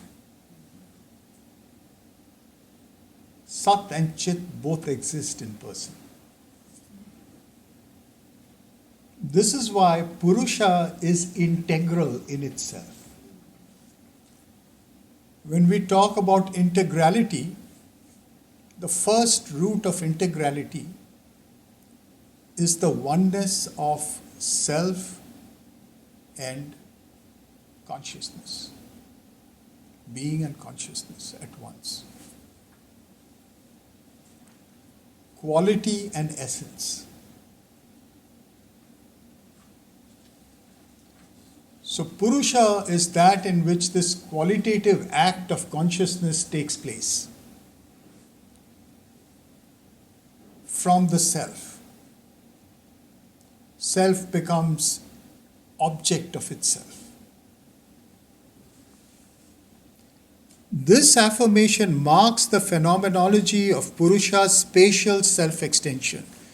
In other words, those that exist within the cosmos, made possible by Purusha's self-regard, know themselves first and primordially by the self-evidence of this affirmation, which is the recognition of the Atman existing as Purusha, or Atman's jnana extending itself as Purusha's vijnana. This act becomes the basis of the self-evidence of our self-knowledge. If we ask that question, how do you know that you exist? We come back to that. That self-evident sense of existence that each of us has that needs no description. It is because of the extension of its self-knowledge by primordial Purusha. The cosmos that comes into existence is seeded by that Soham Asmi of self-evident self-knowledge. Everything in it has that sense of being, the self, Atman. Yeah. What is the reason for X, EX dash? To stand out, exist, X, to stand out, so that it exists by, in a way, objectifying itself. It knows of its essence by its existence. To come out of itself, it knows itself by that. So exist itself implicates.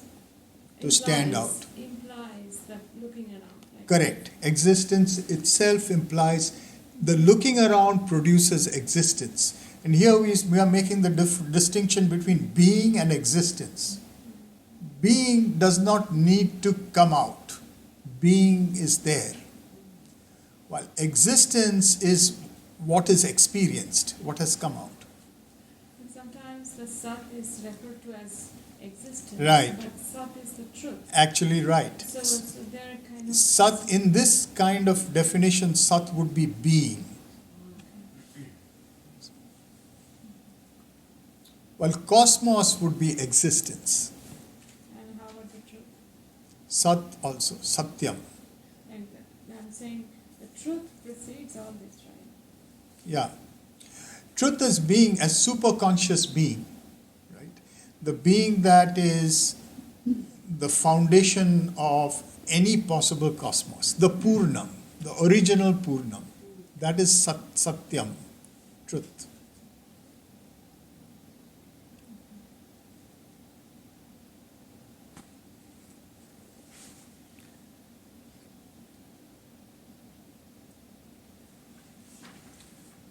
The Upanishad draws attention to this existential phenomenology by pointing to the original self-recognition of Purusha as cause for the primordial self-evident identity of all beings. That's, as I said, our self-evident experience of self arises due to that. That's why the Upanishad will say, hence, even now, when a person is addressed, he first says, it is I, and then says whatever other name he may have. So that is it. This is I is to say jnana of ourselves. The self-evident knowledge that cannot be described. I can only say I exist. I cannot say why I exist, how I exist, what am I that exist. As soon as I say those things, those are my other names. I'm describing myself to you or to myself. I'm turning the mirror on myself. I'm turning the mirror. I'm using the essence of sense to make sense of myself. That is the Vijnana of Jnana. Vijnana operating at the limited finite level. Think of that same Vijnana operating at the infinite level. That is turning the mirror on itself of Sat. That mirror is Chit.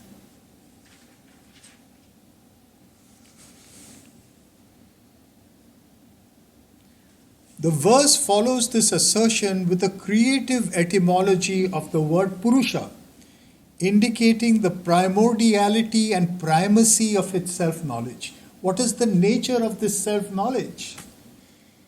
The self-knowledge, that's the connection. Why does it abrupt shift to this line about the etymology of Purusha? It's occurring because the intuitive link is in the nature of that self-knowledge. What is the nature of that self-knowledge? It's a primordial and primal self-knowledge. That the primordiality and primacy of its self-knowledge, replicable in all beings. That's why we can repeat Soham mantra and experience the original experience which is going on inside us. The Soham Asmi, that being said in its looking around, is what constitutes the essence of our being. In repeating that, we are repeating what it said, to recognize its presence everywhere as cosmos and all its beings. The nature of that Soham, the primordial nature of that Soham is what is being pointed out by the next sentence, which is just like Soham Asmi, is replicable in all beings. With the result of freedom from papa or sin / evil, and absolute power over all obscuration or impersonation. Anything else that impersonates as you. That's what's meant by what comes ahead of you. He whom that which comes ahead of you. What comes ahead of you is that which impersonates as you. That which is taking your place. It takes your place, so it comes ahead of you. It obscures your truth. But that utterance which knew itself everywhere immediately flashes forth and burns it up. It burns it up. Because ahead of or before all that there is, it burnt all evil, papa, it is Purusha. He who knows this burns him that which wishes to become ahead or before it. This ahead or before it has to do with impersonation and obscuration. Most primarily, it's talking about our own ego. It's not talking about somebody else. That is the papa. That is the self-obscuration that stands in front and obscures the Atman, the jnana of Atman.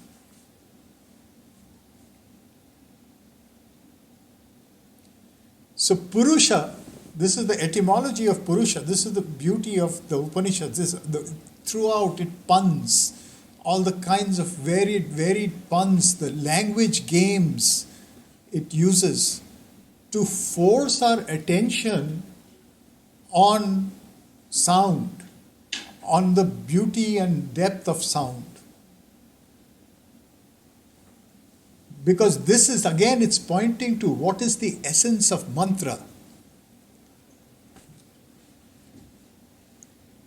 Mantra is not that which is repeated unthinkingly. Mantra is that which is understood in its deep essence as consciousness. So the consciousness of the term Purusha is being heightened. Just like the Soham Asmi, by contemplating the mantra Soham Asmi, we come to the experience of the Soham Asmi. By contemplating the etymology of Purusha, we understand Purusha inside ourselves. Purusha is that which burns up all the obscuring agents in front of it. Question. So the self that Purusha looking at the mirror and seeing himself everywhere. So this mantra that you're talking about, it has that word and the sound element in it. And is there something that kind of lies between he and his image? Something not quite in any of this, but something which unites. That is the Vijnana. It is Third. one and two at the same time. Something the third. That's the third, right? That's the third. And that's what will be explored further on and throughout. That third Actually, that is the very essence of Upanishad. Upanishad literally means that. Upanishad literally means to sit close. To sit close is a duality which is a unity at the same time. How close is close? Close at one limit is no distance. Close at another limit is infinite distance. This is the whole thing about measure, the finite and the infinite. The two and the one at the same time. It's a paradox. That's why it is beyond the mind. It is vijnana.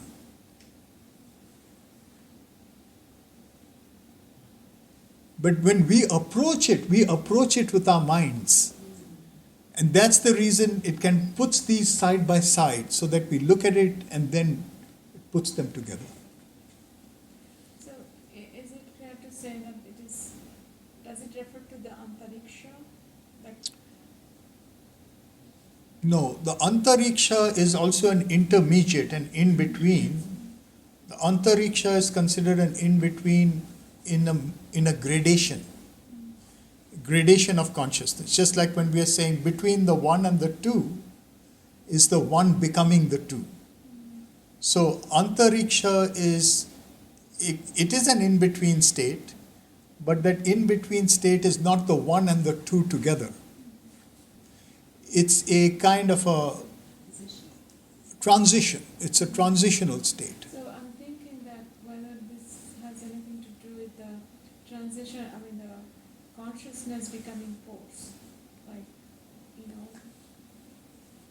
consciousness has always been, but force is its operation.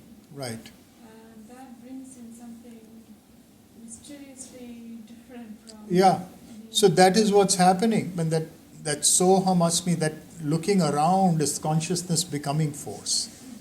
There is knowledge to it, but it is first force. That's why Sri Aurobindo is using the term Chit Shakti. Chit Tapas and Chit Shakti. There are two forms of Chit involved. Chit Tapas is a concentration, and Chit Shakti is a force, becoming force and operating within itself. These are the operations of vijnana. So these are all connected, right? That word, sound, the force. Yeah, right. Because ahead of or before all that there is, it burnt all evil, it is Purusha. He who knows this burns him or that which wishes to become ahead or before it. The measuring of self as space of being by reflexivity of self-knowledge emerges from an original nescience. So there was a forgetting, an inconscience, a nescience in the symbol dawn. This quivering trace, this something that stirs suddenly. From where did it stir? It just stirred. This beginning, which seems, it's a seeming beginning. That's what this whole thing is being placed in time. When did this looking around take place? What was that origin when the looking around took place? There was no origin. It's an aspect of the time image. It's like always and never. It's always and never. It's at every moment. And it has always already happened. And yet it's always seeking its origin. That is the very meaning of time. Time is always looking back to look forward. So would you say that now it's still looking around? Yeah? At every moment it's looking around.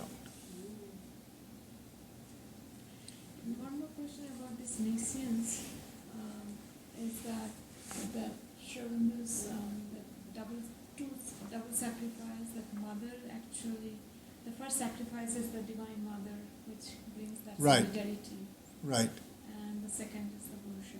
right. So, but here it's talking about the original, the result of the sacrifice of Purusha is the nescience.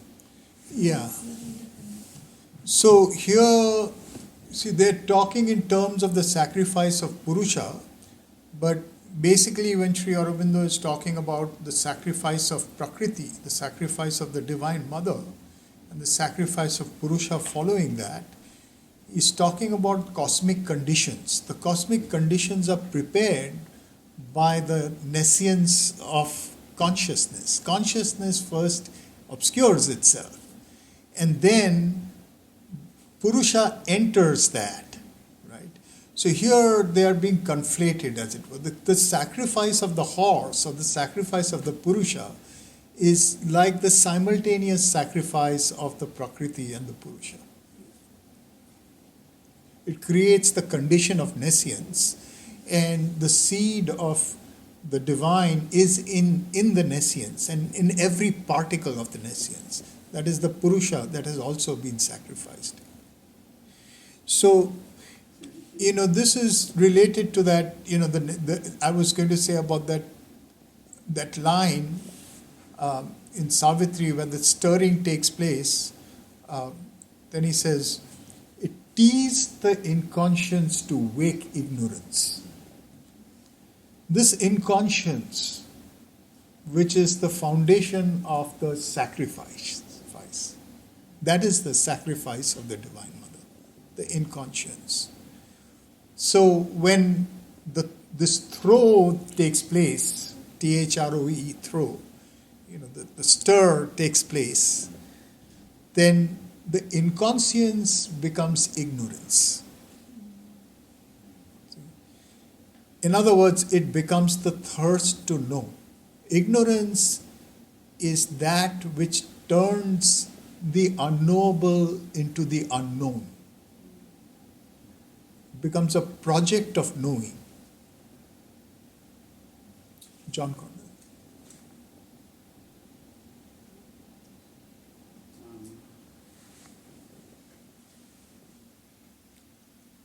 I'm wondering about this image of the original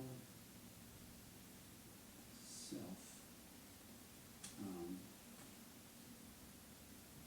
that then looks around, and before it looks around, is the before nescience? Yeah, out of nescience it looks around. Yes, the before is nescience. In the sequence, there is a nescience in which it looks around. Now, the nescience is presupposed by the sacrifice. In other words, before the nescience, there was the Purnam, there was the whole. The whole sacrificed itself and became the nescience. In the nescience, there was a stir. In the stir, there is a looking around.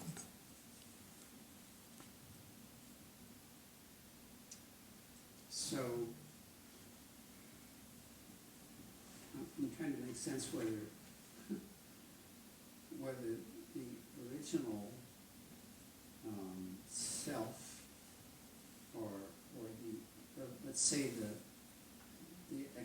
externalization happens from two. From being and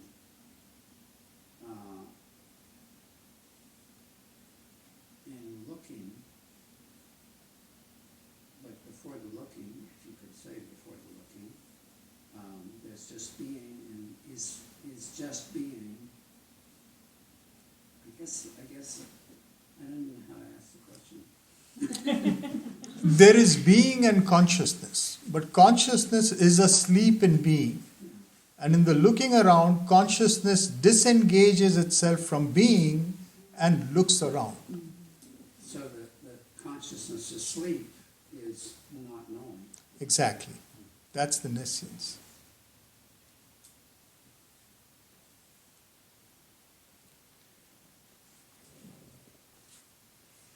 So this is the okay.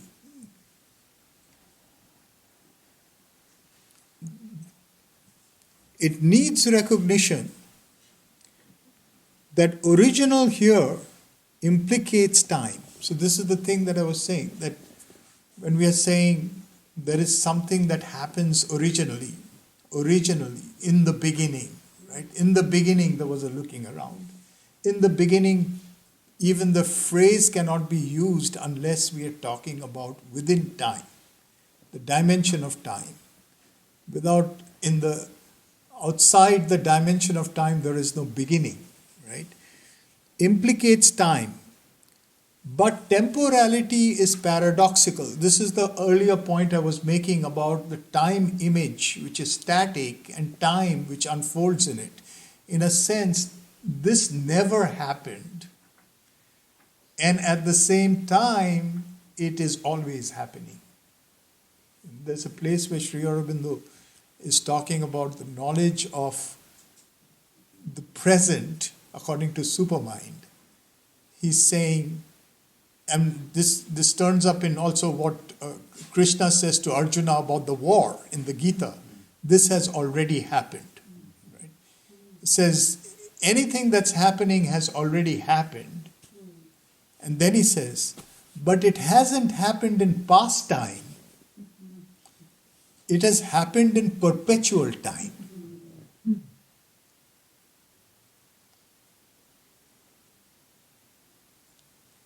It's very profound. Everything has already happened, but it hasn't happened in past time.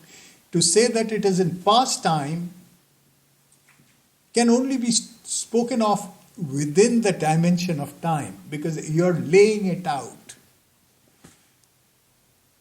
But to talk about it from supermind's point of view, it hasn't happened in past time. It has happened in perpetual time. It's happening at every moment. All of time is happening at every moment.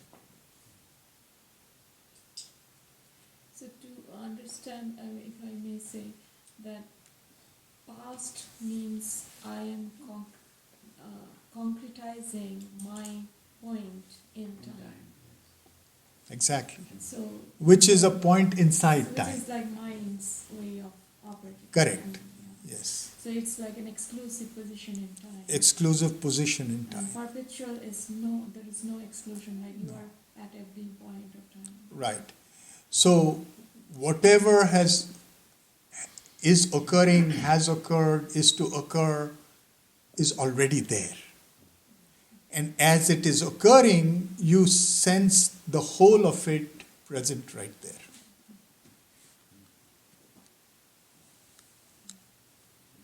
I have a question about where body is in all of this.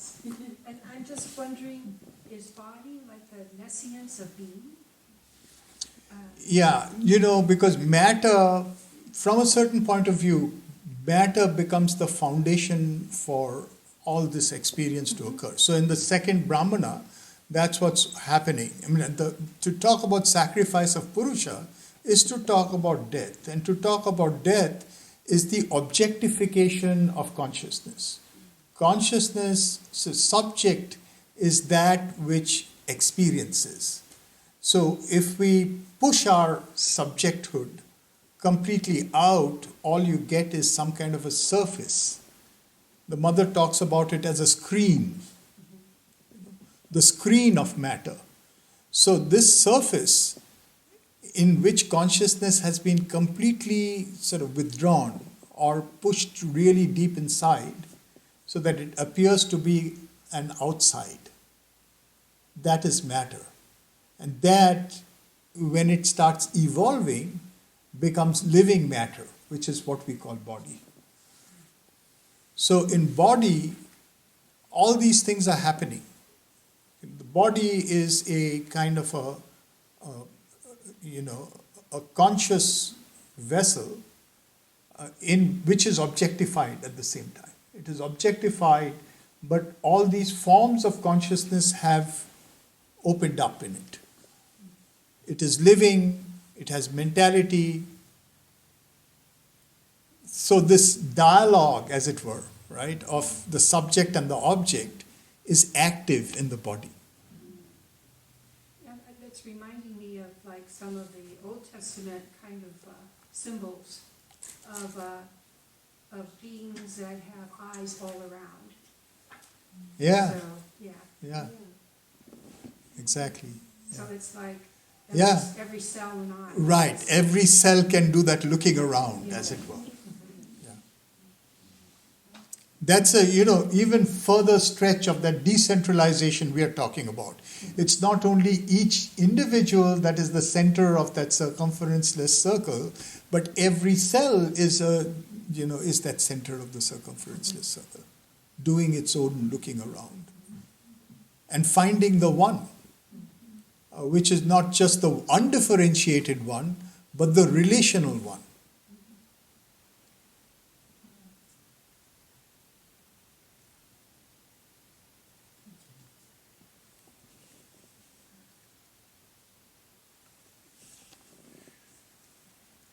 The original here implicates time, but temporality is paradoxical in the sense that the sacrifice precedes, this is exactly what he was saying, John Condell.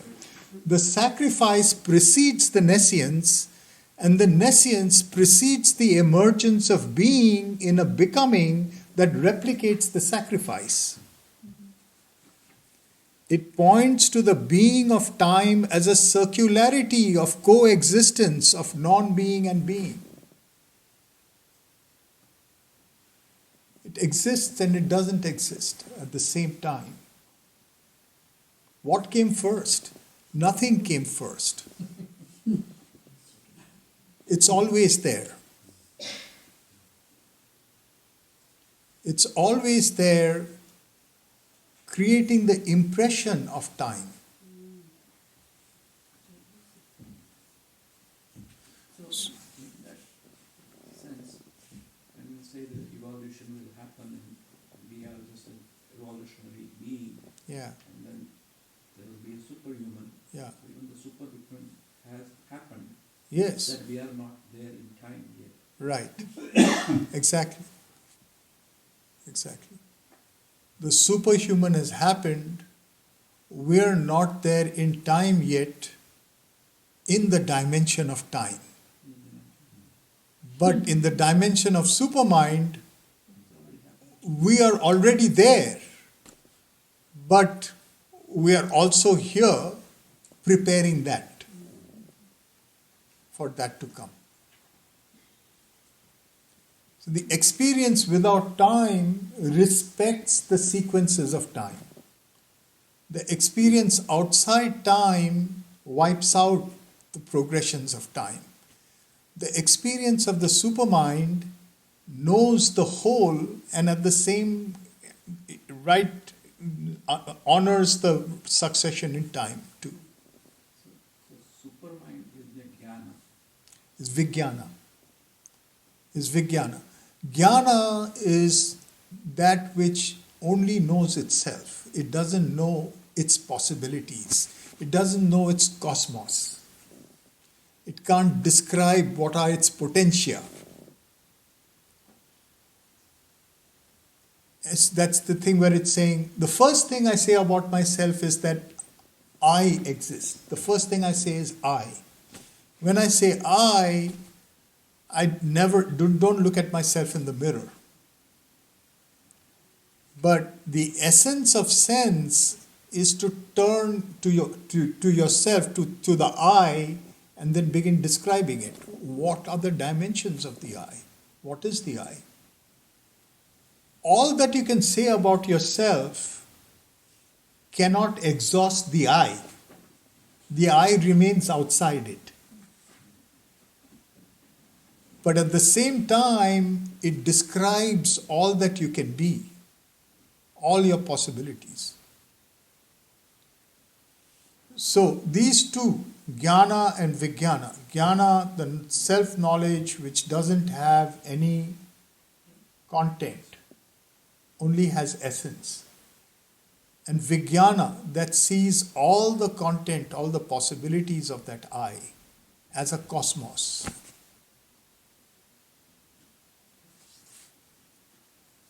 You say that Vijnana is story? Yeah, you could say that with a capital S. Because space and time and all the relations within it are the creation of Vijnana. So when we talk about creating a cosmos in space and time, it's really the work of Vijnana.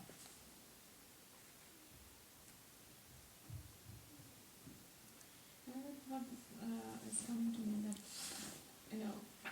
the force is basically at the basis of this manifestation, right? The consciousness becoming force.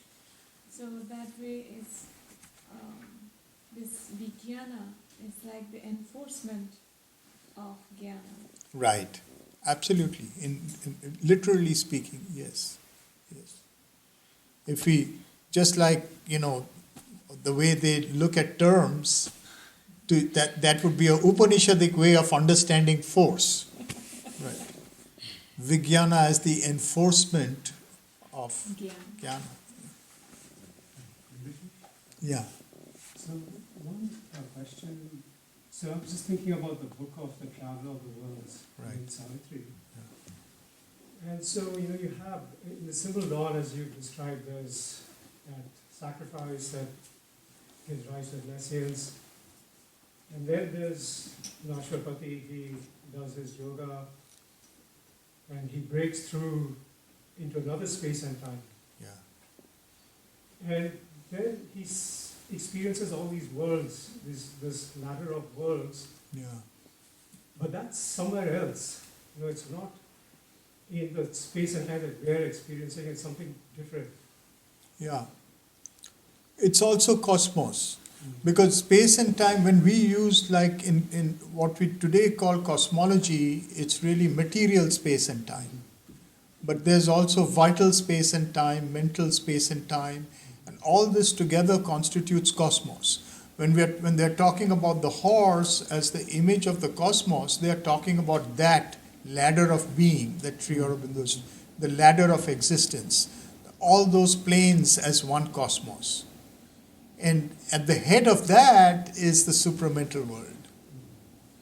You could say from where this looking around is taking place. And when it looks around, it sees all those worlds all at once. Not just our material world. Yeah. Related to that, because I was thinking that these worlds in the Book of the Traveler of the Worlds were more like the subtle physical. And is the subtle physical in space and time? Yeah, it has its own temporality. All these worlds have their own spatiality and temporality. It doesn't have the same laws as our spatiality and temporality. That's what I was thinking. When you were talking about the possibility in perpetual time, it's like, this was quite the sacrifice. That everything follows these rigid laws Right. of nature and material, whereas none of that seems to, if Supermind wanted to, it could have a little fun with allowing some infinite possibility to just manifest. Laws of matter can change. Laws of matter can change. That's how it is right now. But as the mother says, these are all habits. Yes. They are held together by consciousness. But at the same time, what would be their true possibility under a supramental manifestation? Yes. We don't know. But there would be a time and space. But the nature of that time and space is not necessarily what we call time and space.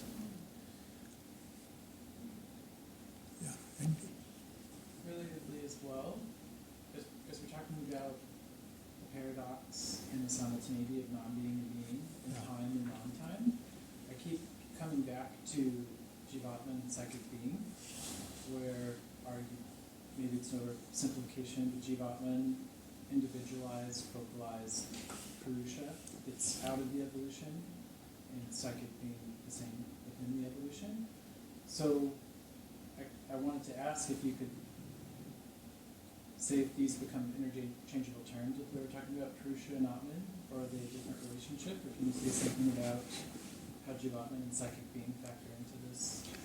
Yeah, so when we are talking about Jivatman and psychic being, when we are talking about the creation of space, right? Here we are talking about the creation of space, mind you, which is really this looking around. It creates the space of cosmos. Now, the time of cosmos requires another kind of dimension. It requires the dimension of all these various durations, forms of consciousness that experience this infinite velocity at relative velocities. See? So that this is that gradation that takes place. But before that, there's this just the creation of space. So this kind of space, the space of cosmos, in that these beings exist as Jivatmans. But once there is a gradation of experience that takes place, Purusha enters into time. And that Purusha's entry into time is the psychic existence of those Purushas. So if I hear correctly, Jivatman is the entrance into space, psychic being is the entrance, the extragradation of time. Right. Now, Sri Aurobindo sometimes says it's outside of space and time when he talks about Jivatman, right? And Jivatman, or it is also Purusha. There, the distinction between Atman and Purusha is not clear. They're the same. So in the Bhagavad Gita, that is being called Akshara Purusha, the indestructible Purusha, or unchanging Purusha. So this unchanging Purusha, the static Purusha, and the self, there's no distinction between them. The self of the static Purusha has not mobilized the force of looking around. Yeah. Yeah. Now, when it mobilizes the force of looking around, it creates space, but it also creates these gradations of experiencing that space. And these are the entry into time of the various, kind of Jivatmans as psychic beings. So the Jivatman has the individuation, but not the force of evolution. Right, exactly. Yeah. I don't know if this is in context, but you explain how Vijnana is knowing the possibility of Atman or the self.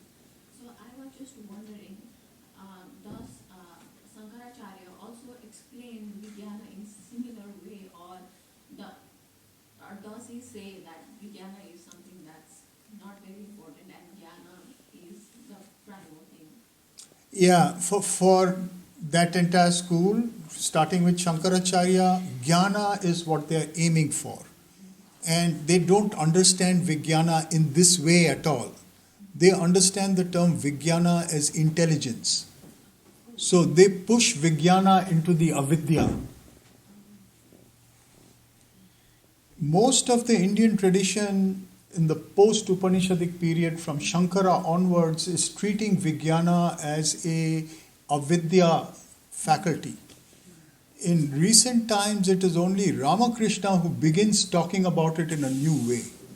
I was wondering, is it because Sri Ramakrishna was also initiated in Tantra and Vijnana is a part of Kashmiri Shaivism? Is that why? It's possible, yeah. Is that Though why? he didn't get it from Kashmir Shaivism, he got it from Shakta Tantra. It's possible that in Kashmir Shaivism and in Tantra, they are making this kind of use of Vijnana. Looking around. Sylvia. Yeah, I cannot stop thinking that this is a movement of music too. It's exactly the way that we learn Indian classical music. Yeah. In search of the infinite sound and all this idea of creating space and create a measurable time, Right. unmeasurable time, and Yeah. Raya. I mean, it's pretty much the way that the Yeah. other cosmos. True. The whole thing is music is a good metaphor for it, because once we think of music, we immediately think of the whole thing in terms of chandas, in terms of rhythms. This whole cosmos is the relations we are talking about are coherent relations. They are relations of the one. That's why there is a coherence to it and a beauty to it. There's a harmony to it. These are terms that Sri Aurobindo is using. It also brings that Antariksha part, like the water element, like that, which flows. Yeah. Yeah. So there's a smoothness to it that it's. We define the note, the shwar, as we really listen to the shwar when we see it. It becomes light, becomes beyond time. So it's amazing. Yeah. All the arts have their own language for the same thing. Same thing.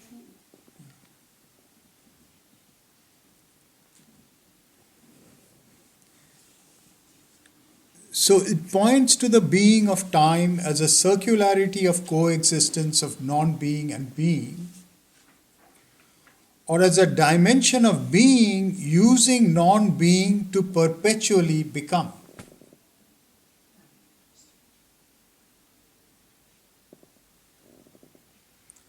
This becoming is a perpetual remembrance of a death, rebirth, aporia. Aporia is a paradox.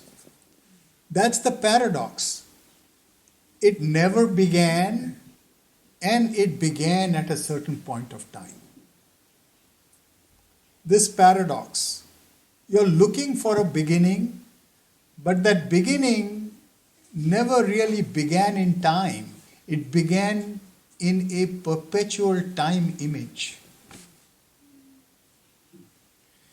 So this movement between the search and that which can never lend itself to the search, this duality is a churning. This collision of being and non-being produces fire. That is the primordial Agni that burns up everything in front. That's the essence of the Purusha.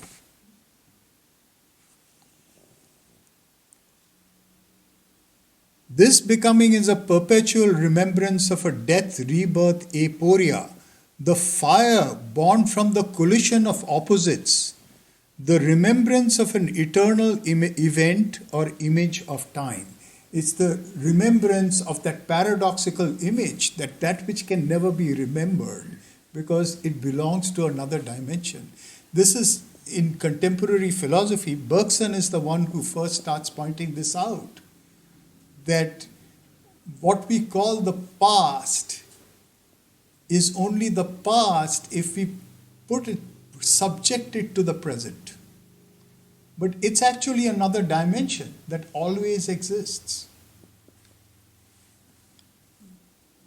There is, he says, a difference in kind between the pure past and the present. So technically it could also be changed? Yes, yes. But its law is different. You have to deal with it in its own terms. Actually, this is really profound. This becoming is a perpetual remembrance of. So it's making me think that though we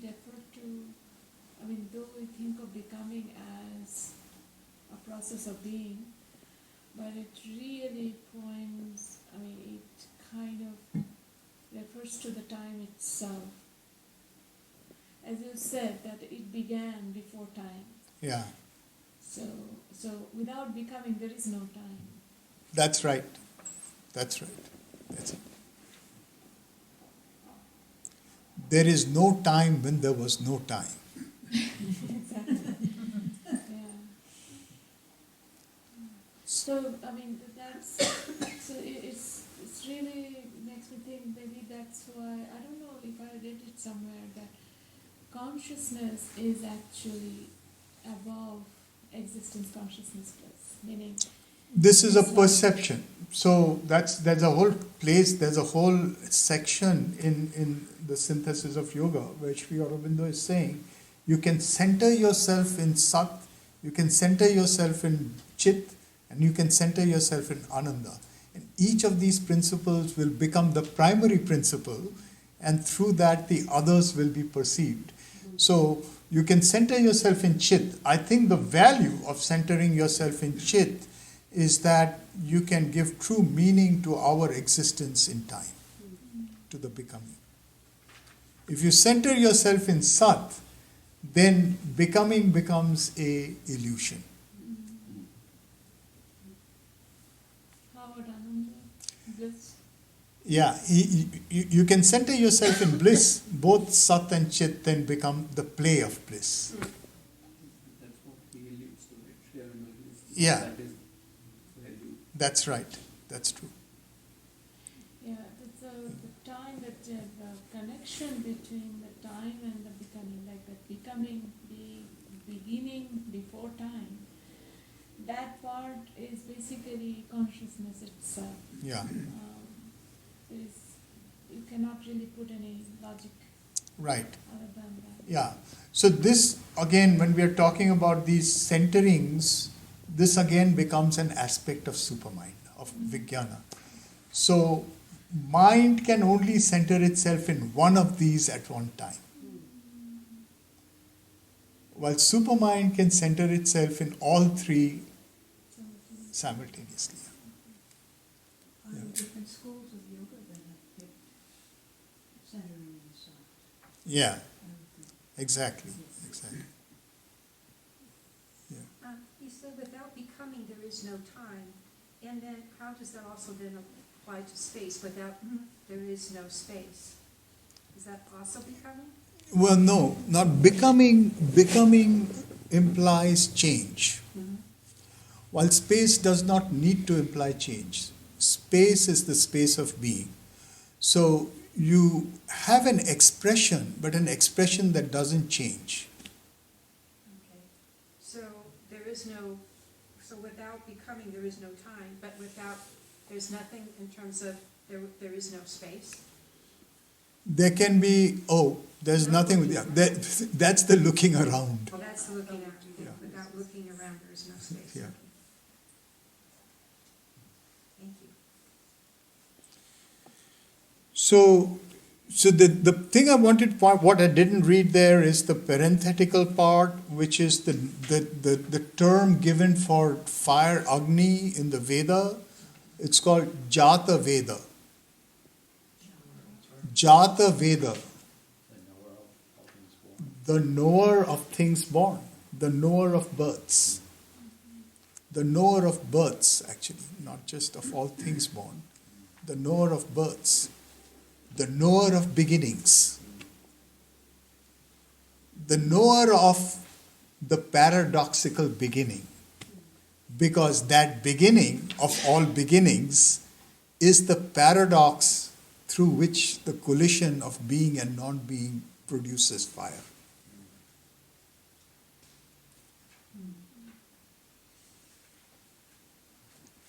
And that's what's going on here right now. Collisions. I just want to ask you another question about travel of the worlds. It's okay. So, when one reads Symbol Dawn, the impression one gets is that there's this original sacrifice that creates the starting point for all manifestation. Yeah. However, when Ashwapati breaks through into another space and time, that whole series of worlds already seems to have existed. So, how do you reconcile these two things? So, this is in a way exactly what we are talking about. That even in the symbol Dawn, if you look at it carefully, he is constantly using terms like almost it seemed, There are always these terms where he's pointing to the fact that this is an appearance. The very term symbol dawn, it's a symbol.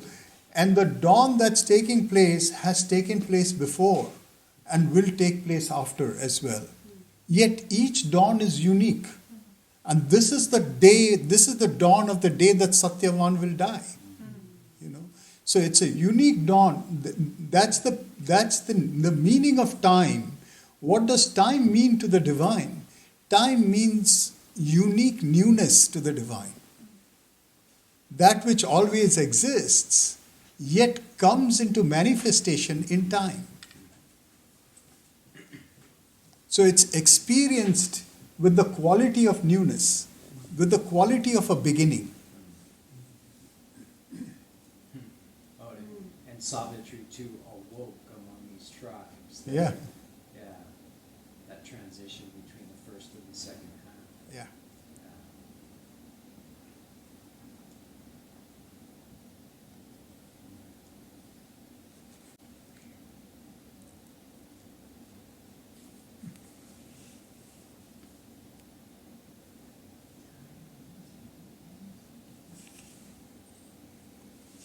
So this is the fire that burns everything in front, right? The Purusha of becoming is being whose self-experience is this remembrance. It wakes from sleep or flashes forth, illumining the forgetting completely, seeing itself everywhere.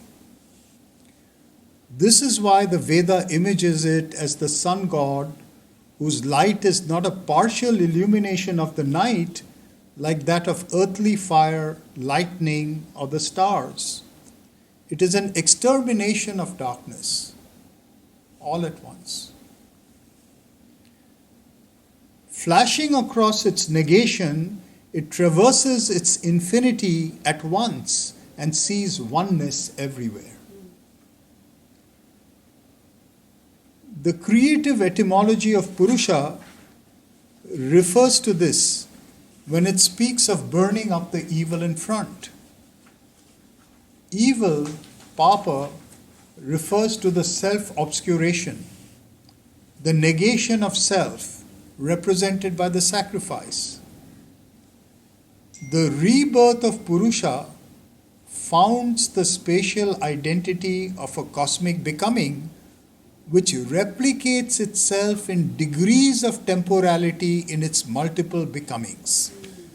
So this is the thing, that which flashes all at once is also experienced in this gradation of times.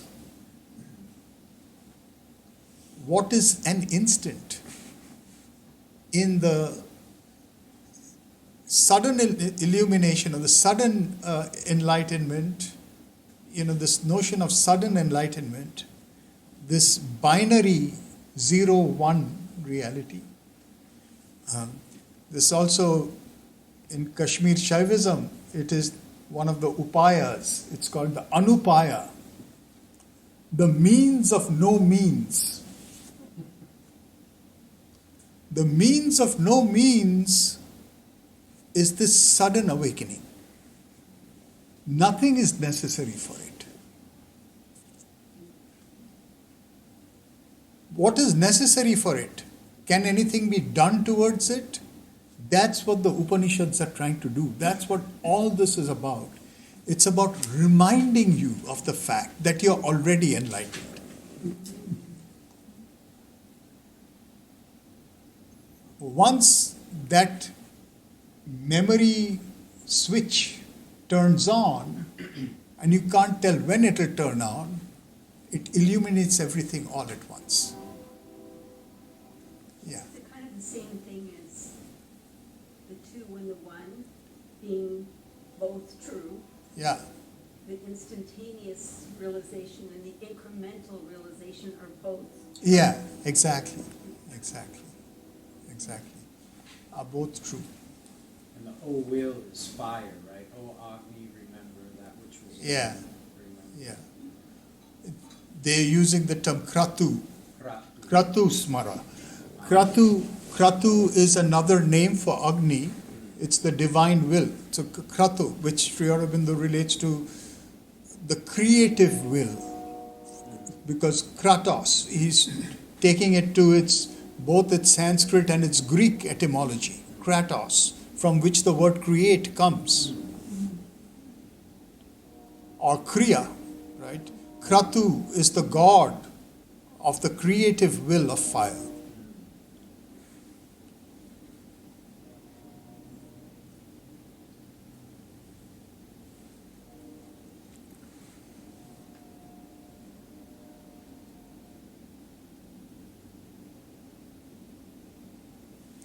The rebirth of Purusha founds the spatial identity of a cosmic becoming, which replicates itself in degrees of temporality in its multiple becomings.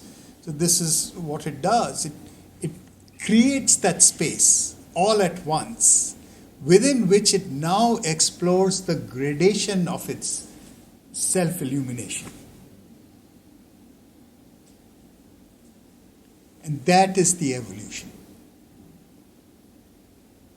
That is the creatures of the world, that each represent a degree of time and space, measuring infinity by the power of Maya, which literally means the measurer. So I'm thinking in terms of 0 and 1, like if we put 0 for space and 1 for time, like it's not, I mean, something is not there. It is kind of, that is space. Space is like default, not having anything.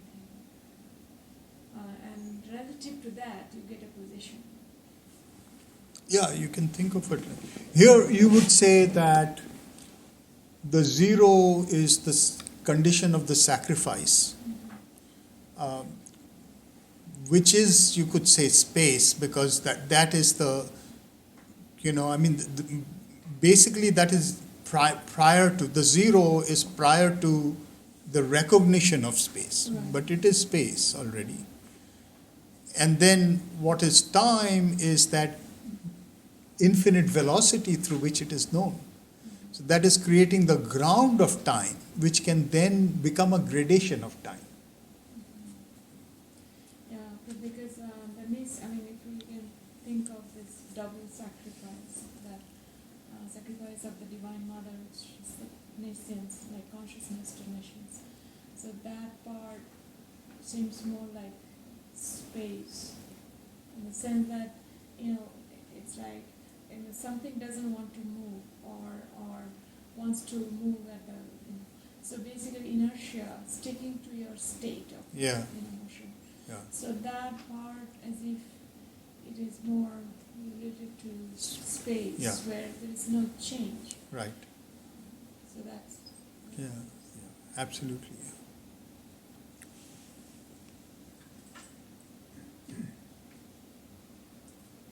Yeah. That's why rebirth of Purusha founds the spatial identity, right? Of a cosmic becoming which replicates itself in degrees of temporality in its multiple becomings. Hence, each of these becomings carries this foundation at its origin. Okay.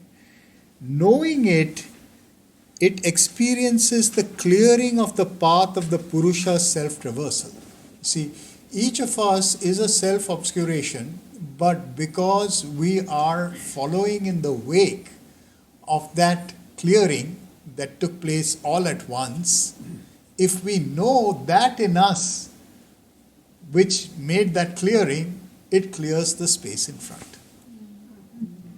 So that's another thing. That's Another way, space. yeah. So in front is something where I'm not. So when you are burning that up, that means you are consuming that position in space. That's right. So You're moving in time. Yeah. You're becoming that which is ahead of you. Right. So time is like eating up the space. That's right. Yeah. It's kind of claiming its space. That's right. Exactly. Kingdom. Exactly. So, in a way, what they're talking about is the psychic being. They're talking about the realization of the psychic being. The realization of the psychic being is this Purusha that burns up the space, it clears the space in front and propels you into the future.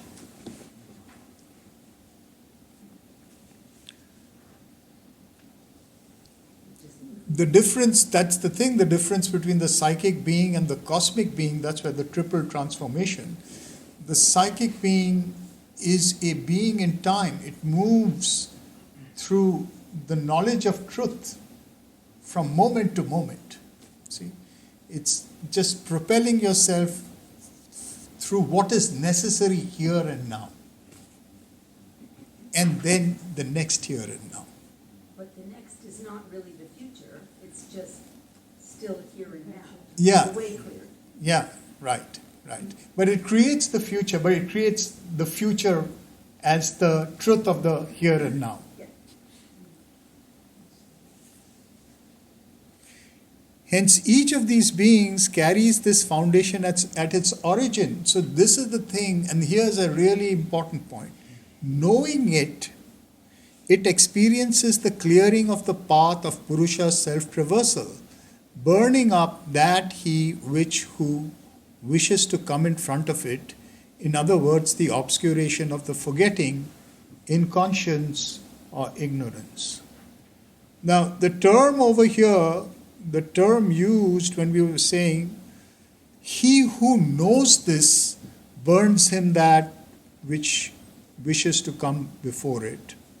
This he who knows this phrase, this is repeated again and again throughout the Upanishad. Almost in every stanza you have this phrase, he who knows this.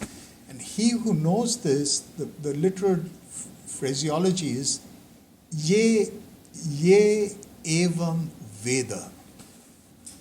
Ya evam veda.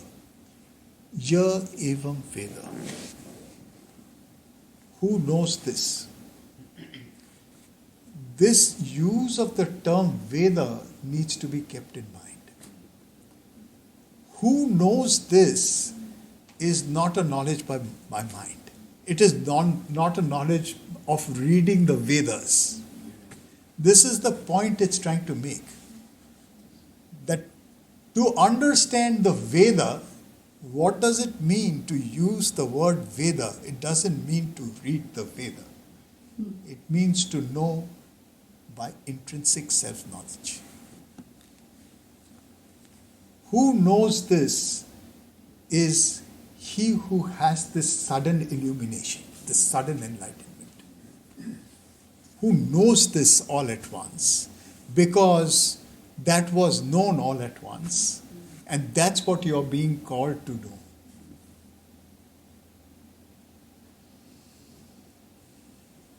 That's the method of no method that the Upanishads are following.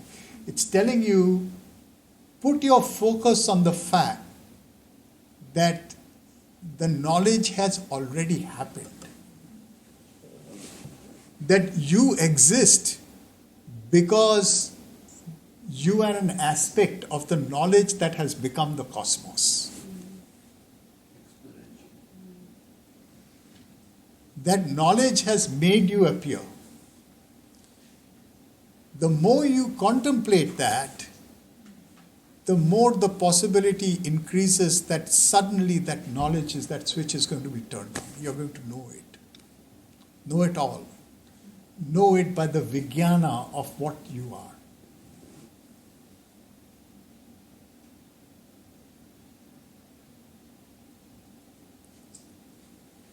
Margaret. So it seems like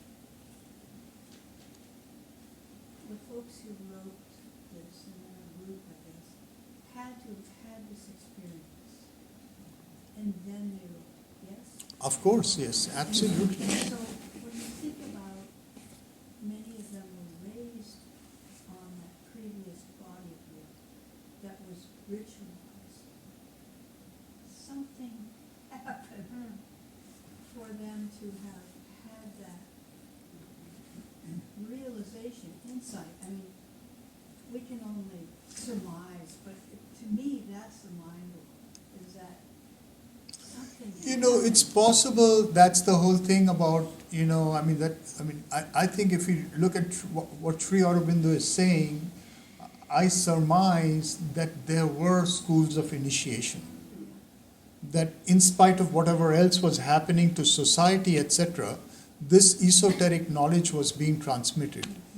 What has happened with the Upanishads is a new kind of language has appeared. For that experience. And it is conscious of the fact that the older language has become co-opted. And hence, that's why I call this countercultural language. This is countercultural language. And there's something about the harnessing of creativity. Exactly. To create. I mean, it's language in a, I don't know, it's to create a new language. Yeah. Out of experience is very rare. Yeah.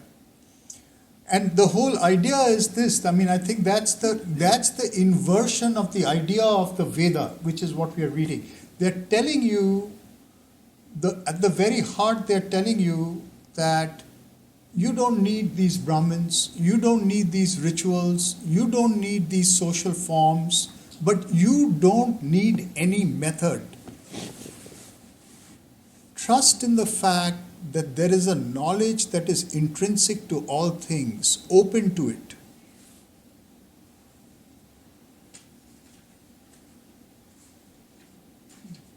Open to it, and it will come to you. In a way, the reduction of yoga in Sri Aurobindo and the Mother is similar. In fact, that's what I think Frederick Spiegelberg called Sri Aurobindo's yoga, the method of no method. Yeah, he used that term, the method of no. Because there is a passage in the Four Aids where Sri Aurobindo is talking about this. What method does the integral yoga have? It has all methods and no method. The no method of its method is that ultimately it relies, all life is yoga. Ultimately, it relies on the yoga that is the very foundation of existence. Can we contact that? If we contact that somehow, it wakes up in us and it carries us. Yeah. I think that have we forgotten so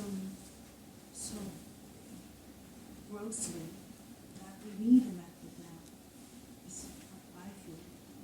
We've become so far away from what we're talking about here, the intelligence, inherent intelligence of the whole that I am. Yeah.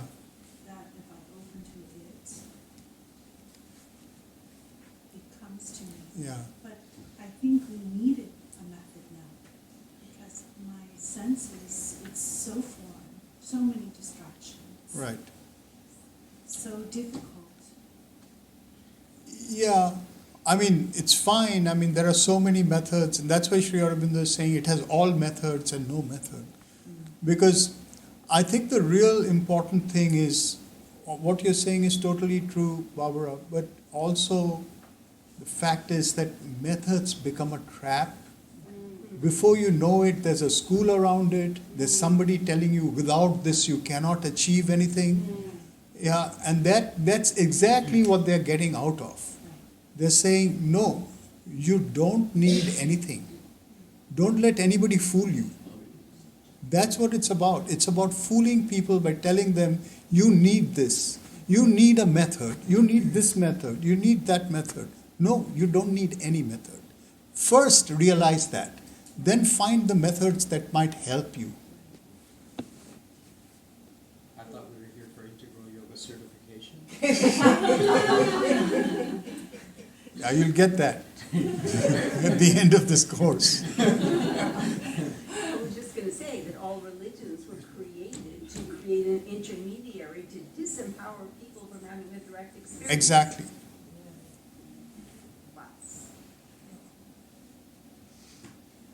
Jim.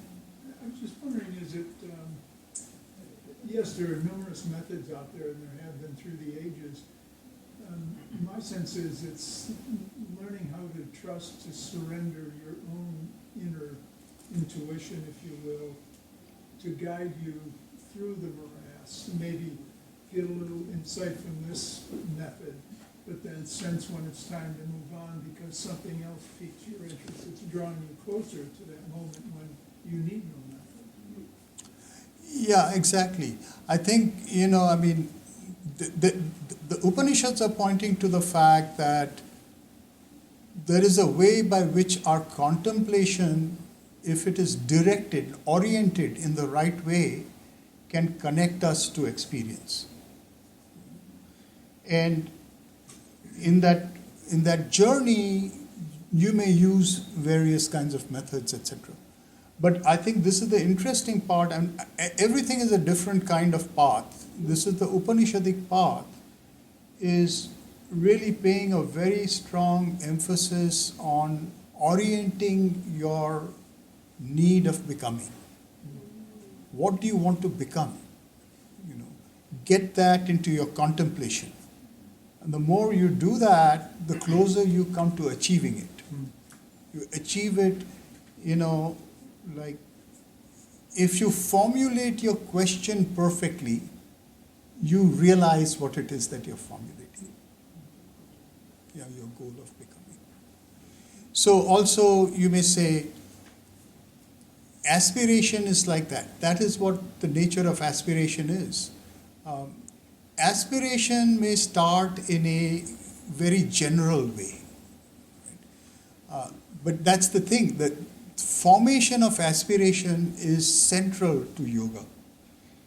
If you have no aspiration, but think that by chanting or by just quiet, silent meditation, worship, etc., you'll be able to achieve something, it doesn't happen.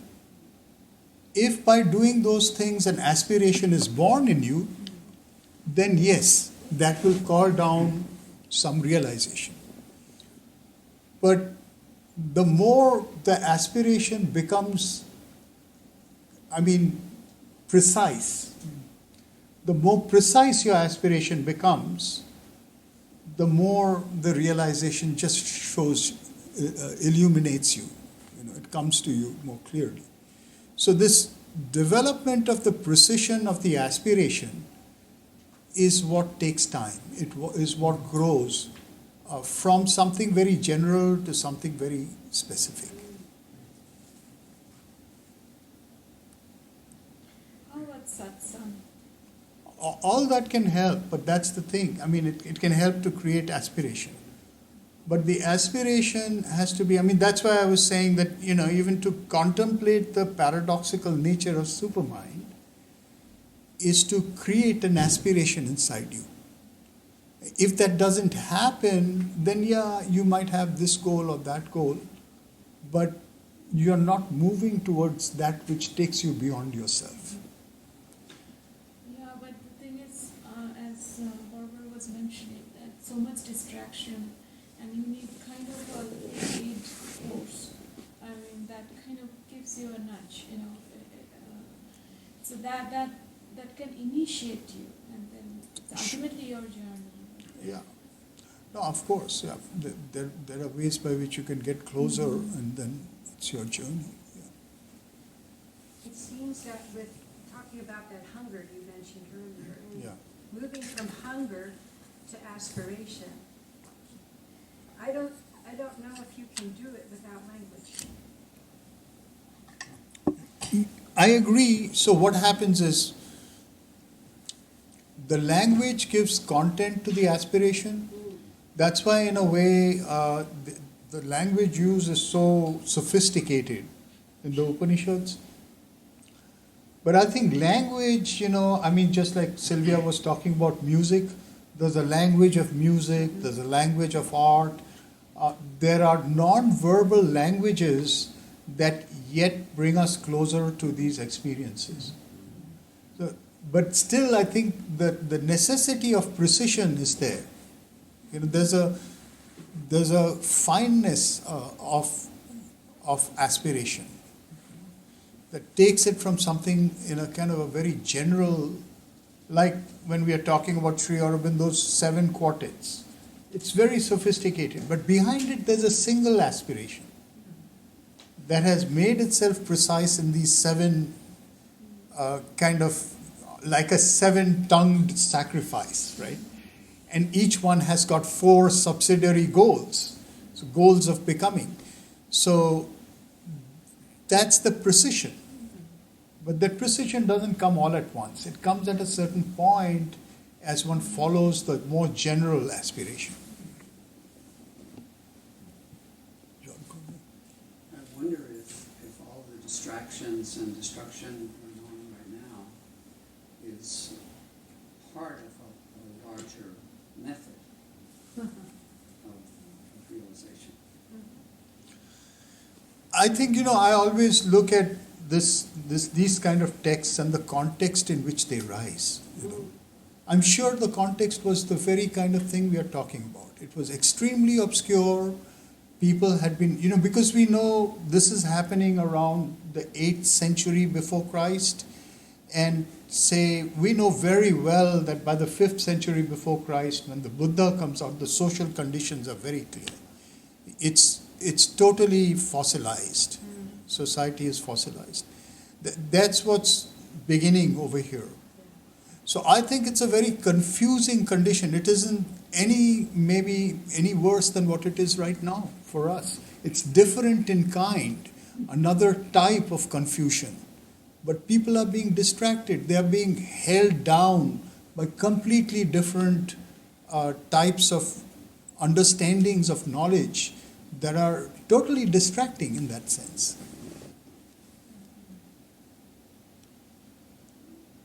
Because, as Shravan points out, that we are not one person, right? Especially in our experience daily. We have so many different parts of the personality. So even if one person has got one torch, all the other parts are there to kind of pull you down. True. And there the collective distortion is on, because we are the world. All the various voices of the world exist inside us. We mirror them. The mirror that we are talking about. All these, dissipating forces are inside us. But that's what it is, that you have to form a central will. And the formation of the central will is what this is all about. That's the orientation of the consciousness, that this is what matters. The more that becomes crystallized, that this is what matters, the other things don't matter. That has to form inside us.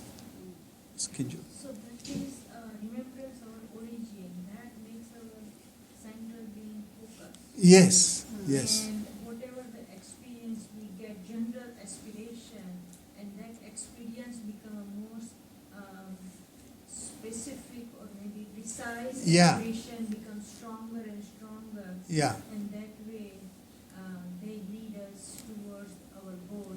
Yes, exactly. So this remembrance of origin, as you said, this engagement with the question of origin, that's at the heart of this. Yeah. To keep that to make that the preoccupation. What is the question? What is the origin? And this paradox of origin, there is a paradox. Somewhere things are not what they seem to be. What is the heart of the paradox? Can we experience that? We probably should wrap it up for now. Yeah. Maybe 20 minutes instead. Yeah. No, are we at tea time? Yeah, we are. Yeah. Yeah, well past. We can stop here. Oh, it's 15.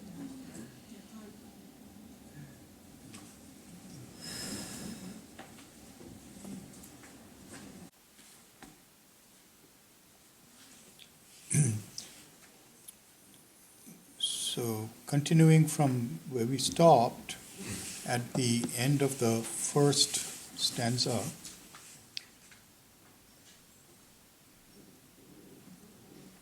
the act that is laid by this verse, which is the act of looking around, creating the space and becoming, right? The Purusha that burns up the space in the obscuration in front. The act that is laid by this verse and then is then focused in slow motion in the following verses to outline the becoming of the cosmos. This sudden enlightenment is then slowed down, as it were, and it's looked at in slow motion. And that really is the cosmos. The cosmos is a sudden enlightenment, which is really the supramental way of looking at the cosmos, that is then dumbed down into degrees of experience. So that's what allows the evolution to take place. It's what allows temporal experience of different degrees to take place. And at the same time, behind all these temporal degrees of experience is the sudden illumination of Vijnana. So from second stanza on, the second to the fourth or fifth stanza, you find the act that has been talked about reviewed. Right? So the second stanza goes, he was afraid, therefore one who is alone is afraid. He thought, there is none other than I. Of what am I afraid? Thereupon his fears were gone. For what was there to fear? Assuredly, it's from a second that fear arises. We saw the introduction of an original ontological duality, the death, rebirth, aporia, which became replicated as the phenomenological duality of subject and object in the Purusha.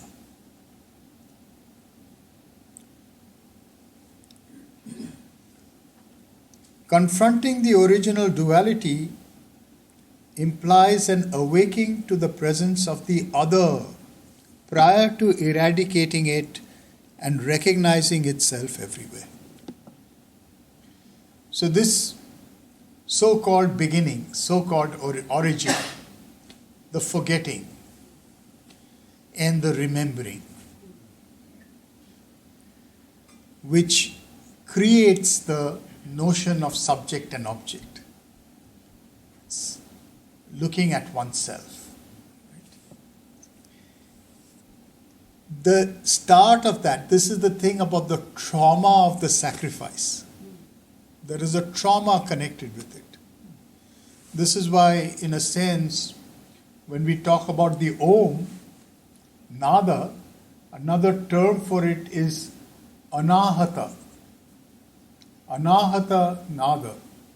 Anahata, Ahata is to strike. Another word for it is to wound. To wound. So, Anahata is unwounded. Ahata is to wound. The unwounded sound or the unstruck sound, what is called in Japanese Zen the sound of one hand clapping, it is that because it is unstruck, there is nothing to strike it. It's always there. It pervades all reality. It's that which has looked around and seen itself in infinite speed and hence is present in all the becomings as their background. So, relating to that, there is the wound. The wound of that origin. The remembrance of an origin point, which in a way never happened. So suddenly, out of the one, there arose the two. This doubleness, from the one arose the two, is a kind of a trauma. That's the wounding. Within it is the shadow of the other, something that has arisen, that woke up to its opposite. Confronting the original duality implies an awakening to the presence of the other prior to eradicating it and recognizing itself everywhere.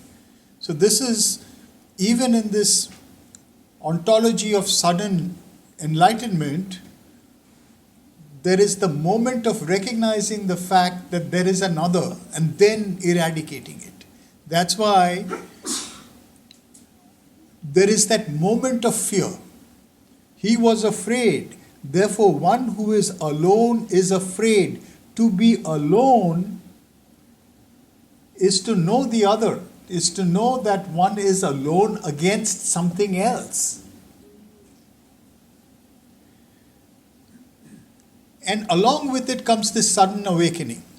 And so, for a moment there is this fear, then almost instantaneously he thought, there is none other than I. Of what am I afraid? So this is the gap, as it were, between that act of looking around and seeing oneself everywhere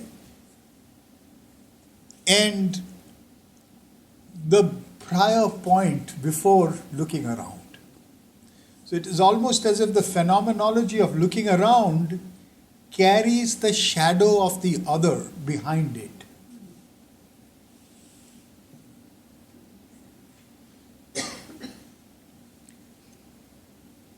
Is this Sri Aurobindo's translation? No. Sri Aurobindo hasn't translated these passages. This is my translation. The shadow of this confrontation is the fear of the other. Since the other is the negation of the self, the phenomenology of this fear is accompanied with loneliness. So for that moment, there is the notion that there's something other than me and I am alone against it. So Yeah. is this the basis of all mental health? Yeah, a basis of all fear and loneliness, the ontological basis. Yeah. Since the other is the negation, the phenomenology of this fear is accompanied with loneliness. Loneliness is a finitude that senses its isolation in a relative existence with its other.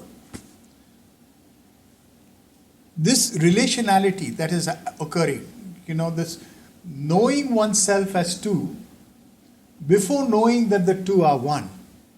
See, because of this gap, this wound of the origin, there is something over there which is a shadow. Because of that, there is this sense of loneliness and fear. And it's a finitude. Fear arises due to the uncertainty of intent in the other. What is this other? I don't know what the other is. There is some fear there. The awakening of the sense of the other brings with it this shadow before its overcoming and eradication by the recognition of its absolute self-existence, the presence of oneness everywhere. We are reminded here of the well-known lines from the Isha Upanishad. But he who sees everywhere the self in all existences, and all existences in the self, shrinks not thereafter from aught. He in whom it is the self-being that has become all existences that are becomings, For he has the perfect knowledge. How shall he be deluded? Whence shall he have grief? Who sees everywhere oneness? So it's this fear and grief, which is the natural condition of the sacrifice of Purusha. It brings or introduces the absence of consciousness before awaking to the fullness. So this sacrifice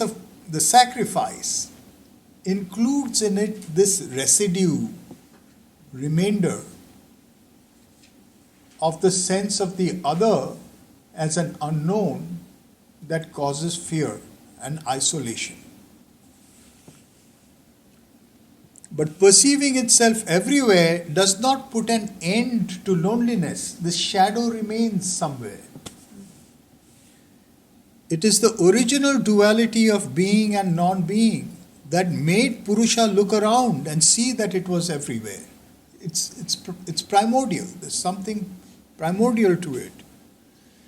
Looking around and seeing, in other words, the operation of jnana as vijnana inaugurates Purusha as subject and object of itself, and hence displaces the ontological and external duality into a phenomenological and internal duality.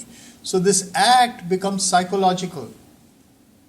It enters into everything in the cosmos. Purusha can no longer be one even when it sees oneness everywhere, since it is aware of itself as the two in one. The undifferentiated oneness has been wounded. Now there are two. And for a moment there weren't even two that know themselves as one. There are two that know themselves as different. That two-ness is haunting the oneness that has emerged. Having known its internal duality, the one cannot return to its oneness without the simultaneous knowledge of its two-ness. Of course, the one can be one and two at the same time, which after all is one way to understand the liminality of sitting near, Upanishad, as we just discussed. But within its two-ness, its oneness cannot operate as an undivided whole without forgetting its duality. So if we take its two-ness as a reality in itself, which is our reality, see, the operation of mind creates a split between subject and object. So this truth of the two from which the one is separated, either you can have the one which forgets about the two, but the one that has become the two, inside the two, it can't forget its two-ness.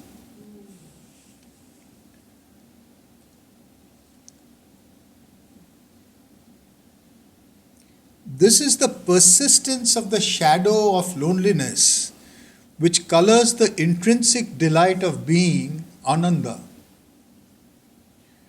If the undivided one knew Ananda as the bliss of self-absorption, and in a way, all this that we are talking about is under the sign of the mind, because even to look at it as these acts that took place, first an act of the sacrifice of Purusha or of the horse, second as awaking to its own, loss, this remembrance of an origin, and third, the flashing forth of the remembrance into the knowledge of the oneness.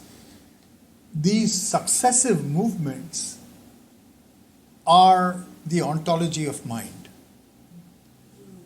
From the viewpoint of supermind, this is a paradox that is always ever present along with the sense of the one. So the cosmos that is born which has this notion of successive movements, knows these different experiences of Ananda. The undivided one that knows Ananda as the bliss of self-absorption, the sacrificed one that experiences the absence of the bliss, and the waking to itself that inaugurates a new kind of bliss, the bliss of relation. It's when we are talking about relationship. The waking to itself inaugurates the bliss of relation. In a return to self-absorption, there is an erasure of the bliss of relation. Once known under the shadow of loneliness, the bliss of relation, to experience itself in its fullness, needs necessarily to maximize the separation of the duality into two independent relational infinities.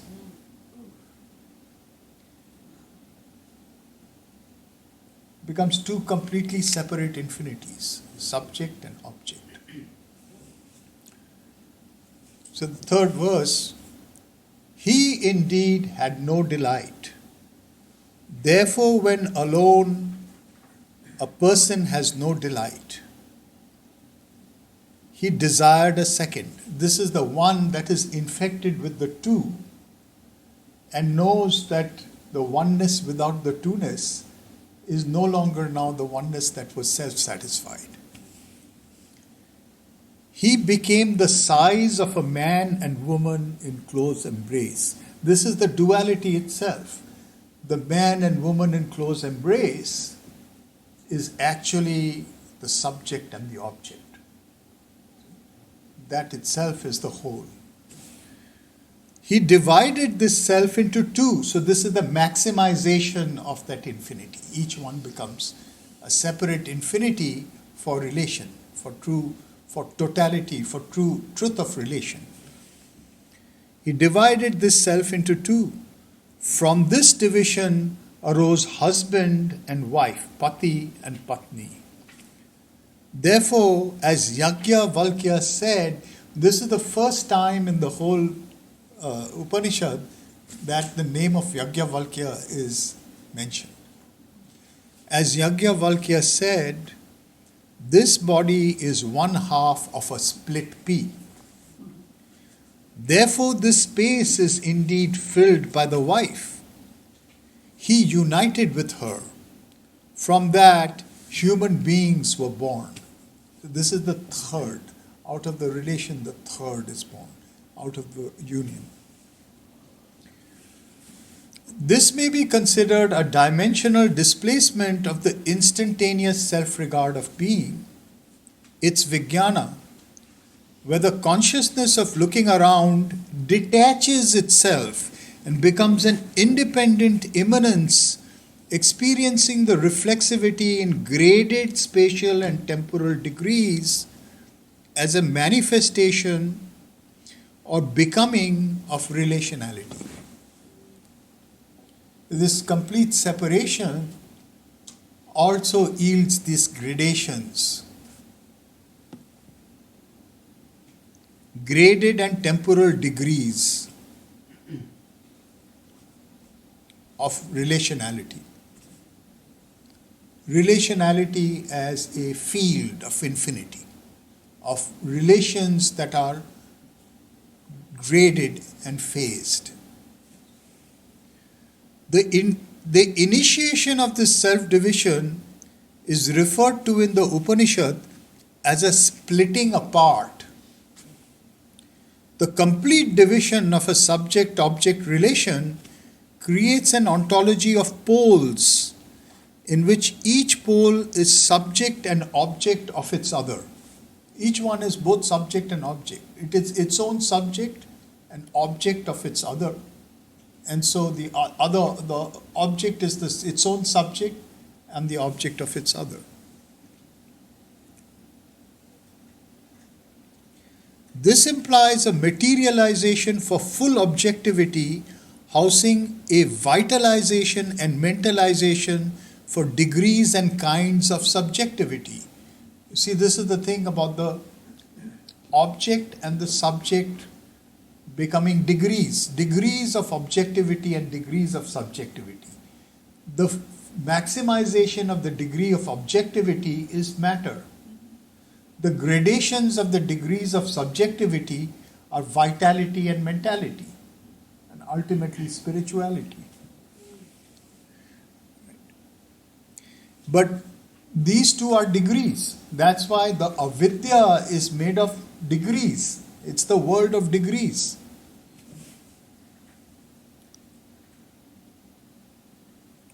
This manner of polarized division is referred to as a man and woman in close embrace that splits apart like a pea pod, releasing its two halves that then function as husband and wife. The sexed polarity of husband and wife grounds the division of subject and object in a physical life form. The text invokes Yajnavalkya, who is either the seer of the Upanishad or the head of the Gurukula of its production, referring to him as saying that this, meaning the objective physical form, is one half of a split pea. The space within, in other words, subjective space, is filled with the woman. The verse continues by saying, he came to union with her, from that human beings were born, referring both to the externalized sexual process of reproduction as well as the androgynous composition of the human soul, both inside and outside. Two kinds of unions are being talked about. The fourth stanza. Yeah. Just real quick, so in this second stanza, thinking about the Purusha, husband and wife, Pati and Patni, when we think later of linguistically of Purusha and Prakriti being man and woman, does that trace back to this, or is that a separate development? It could trace back to this, Alicia, but at this point, it very well could trace back to this. The terminology is not yet developed, but it could trace back to this.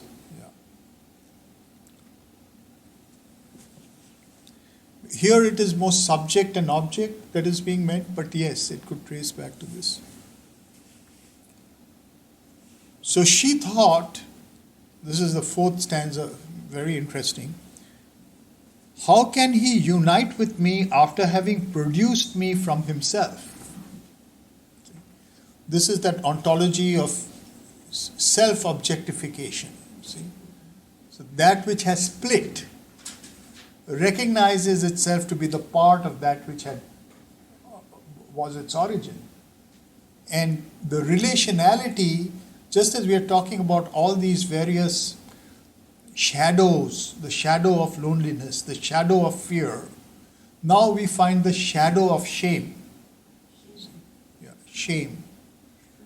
Because there is a sense that in the splitting of the one to the two, there is a kind of, falsehood almost. That how could the one that has become the two act as if it is two? So that's how it's going to present it. How can he unite with me after having produced me from himself? Well, let me hide myself. Let me hide myself. She became a cow. The other became a bull and was united with her. From that, cows were born. The one became a mare, the other a stallion. The one became a she-ass, the other a he-ass, and was united with her. From that, one-hoofed animals were born. The one became a she-goat, the other a he-goat. The one became an ewe, the other became a ram, and was united with her. from that goats and sheep were born. Thus indeed he produced everything that exists in pairs down to the ants. These are the degrees of duration. And it is like saying that when the split took place, the split happens in degrees and grades that goes further and further from the one, producing durations which are smaller and smaller for degrees of experience of relationality. Yeah.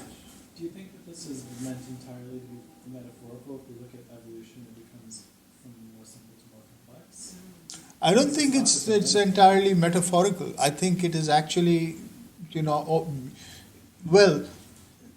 we are talking about the temporal advance of evolution, right? Like a single cell. Yeah. From that point of view, yes, it is talking about it from another viewpoint. It's not, I wouldn't say it's metaphorical, but I'd say from the viewpoint of the breakdown of these degrees of duration, that's its perspective, rather than of temporality and evolution. Actually, what Andy is saying, that also brings that it started with the total four, right? Like that consciousness to nations, and then it started evolving. Is that not? Yeah, so that's what's happening in the sense that this sudden enlightenment that took place. I mean, so out of the total four, out of the zero, there is a one. And then out of the one, there is a kind of a gradation down to the zero. So it's almost like from 0 to 1 and then fractions. So you are saying that is a gradation of involution. Yeah, right.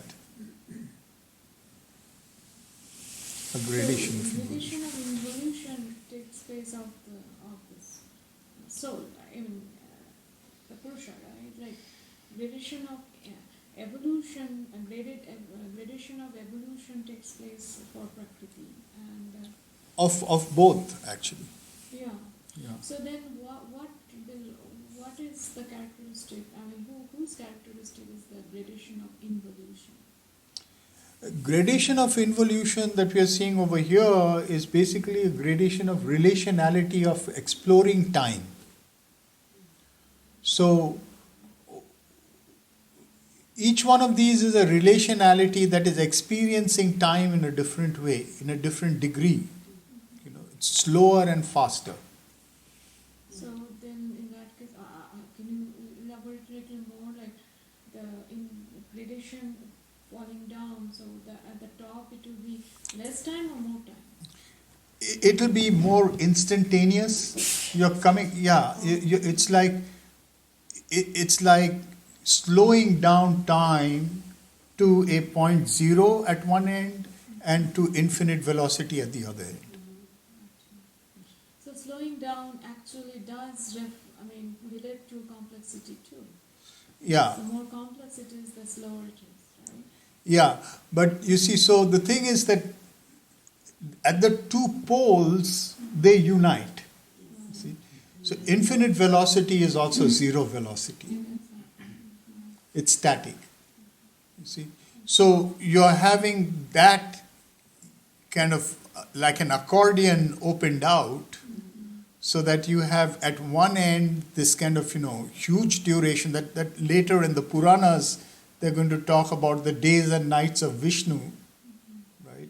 And the days and nights of Brahma, and the days and nights of humans and others, etc. So this experience of units of kind of large durations, and the experience of fragmented durations, where the same amount of objective time is felt to be a much larger amount of subjective time. So you are saying lower in the chain, more it is advancing, it is going to have a larger duration. It's a smaller duration. Smaller duration is perceived as larger. Correct, exactly. mean, that's not, I mean, if you really look at ants versus human, that's not the case though. In the sense that the day and night of the ant, or the movements of the ant, it's much more microscopic. Yeah, yeah. See? So it's engaging with time in a much more microscopic manner. It is doing a lot more in microscopic time than we are doing, say, in the same amount of time. The events of its life are much more intense in a small concentrate of time than ours. Feels like science too. Yeah, in that sense, yeah. So It's a the kind land actually, the measurement is exactly looked at the opposite way. Like is what we call as actual time here, you are saying is a perceived time. It's a subjective What we call time. as subjective time here, it is called as Objective time. Yeah, right.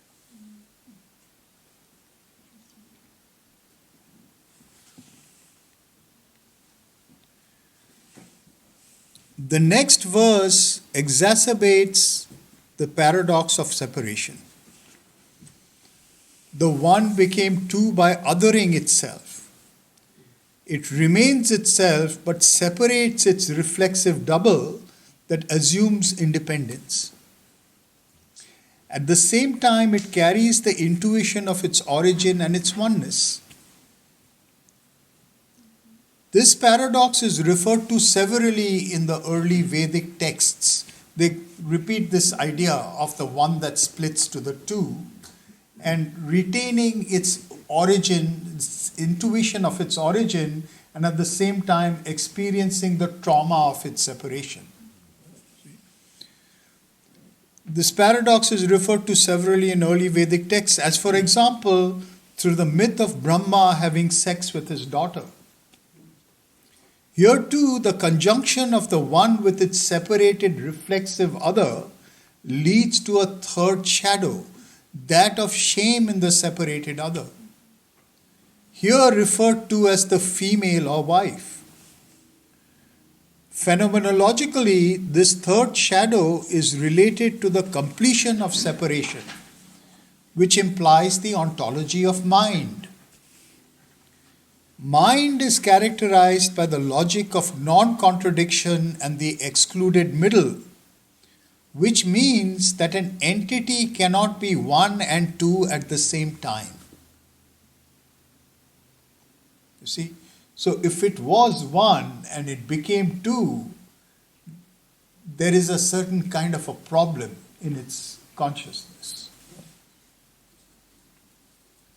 The paradoxicality of the one that can be two in itself is denied by the ontology of mind. We're coming back to the origin that one and two at the same time. All these shadows that we are talking about are being cast by the ontology of mind.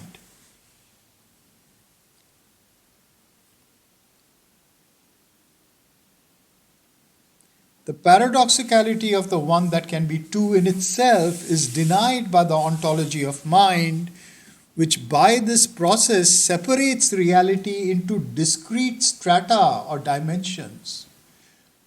The very fact that we live in a world in which we have distinct ideas of things and categories is due to the ontology of mind operating through the senses. Somebody earlier was talking about quantum physics or how things really appear in themselves. The fact that we see distinct beings is because the mind does its thing. And it's not just our mind. Our mind is being conditioned by the universal mind to separate reality into distinct things. Ontologically, this division is the foundation of what will be known in later Upanishads as avidya or ignorance. That is the very meaning of avidya. The crystallized division into things, which each then become a center, a centric, egocentric, a center of experience.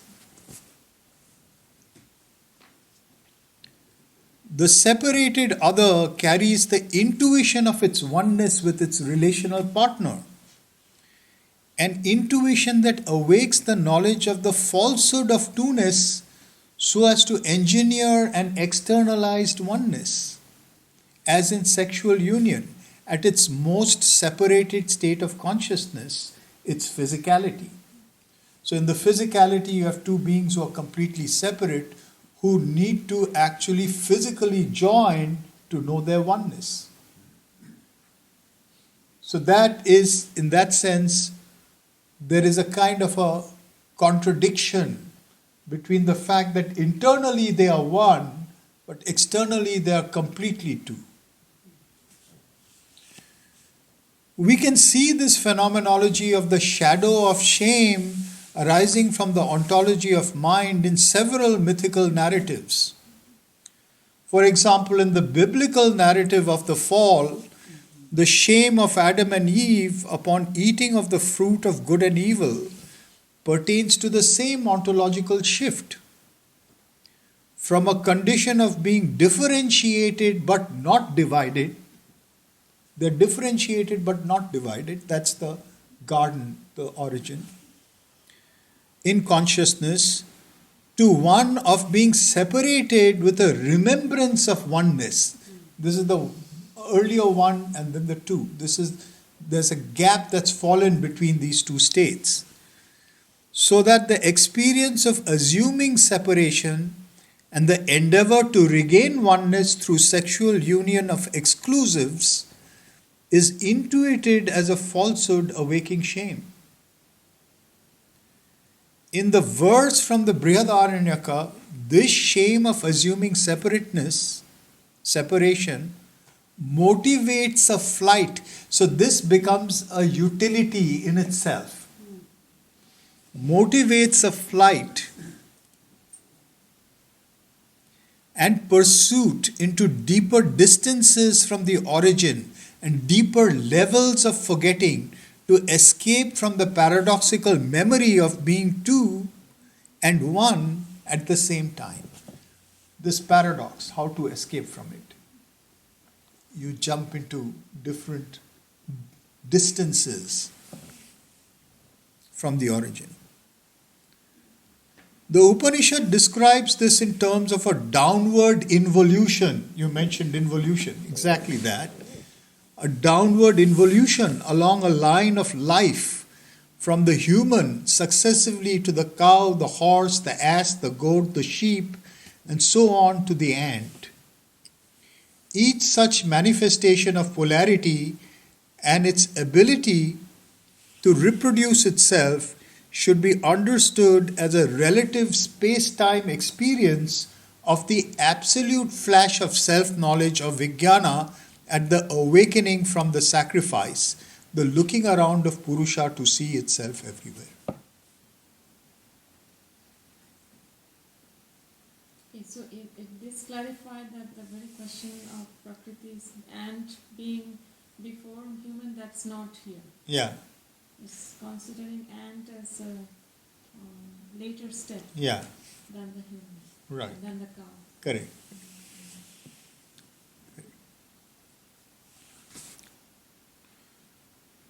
We spoke about the impulse of measure in such an awakening. In the manifestation of separated relations, a relational measure operates simultaneously over the absolute self-knowledge, slowing down its infinite velocity into degrees of durational experience and reducing its infinite distance into grades of space experience along an infinite gradient of discrete relationality coexisting in as bounded space-time infinites. Each of these are bounded space-time infinites. Each species, as it were, this tree of evolution that will emerge is really an evolution of the duration of space-time experience. The evolution of consciousness. That is the evolution of consciousness.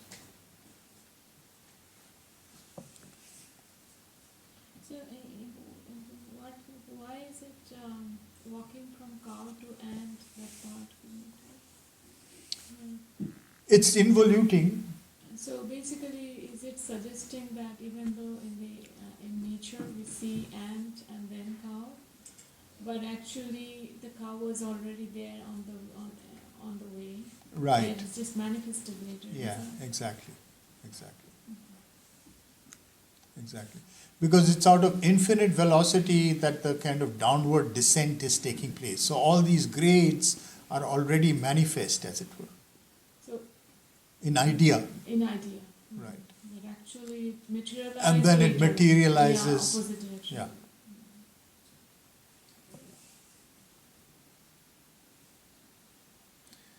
This is the virtual space of cosmos generated simultaneously with the absolute time image of self-experience.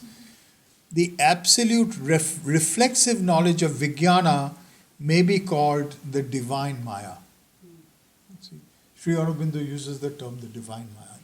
The two Mayas, there are two Mayas, the Maya of supermind and the Maya of overmind. The Maya of supermind is the divine Maya. The divine Maya knows itself instantaneously, knows itself at infinite velocity. That is Vijnana. Absolute reflexive knowledge of Vijnana may be called the divine Maya, the absolute measurer, while its relational operation is the mental or cosmic Maya, the discrete and relative measurer.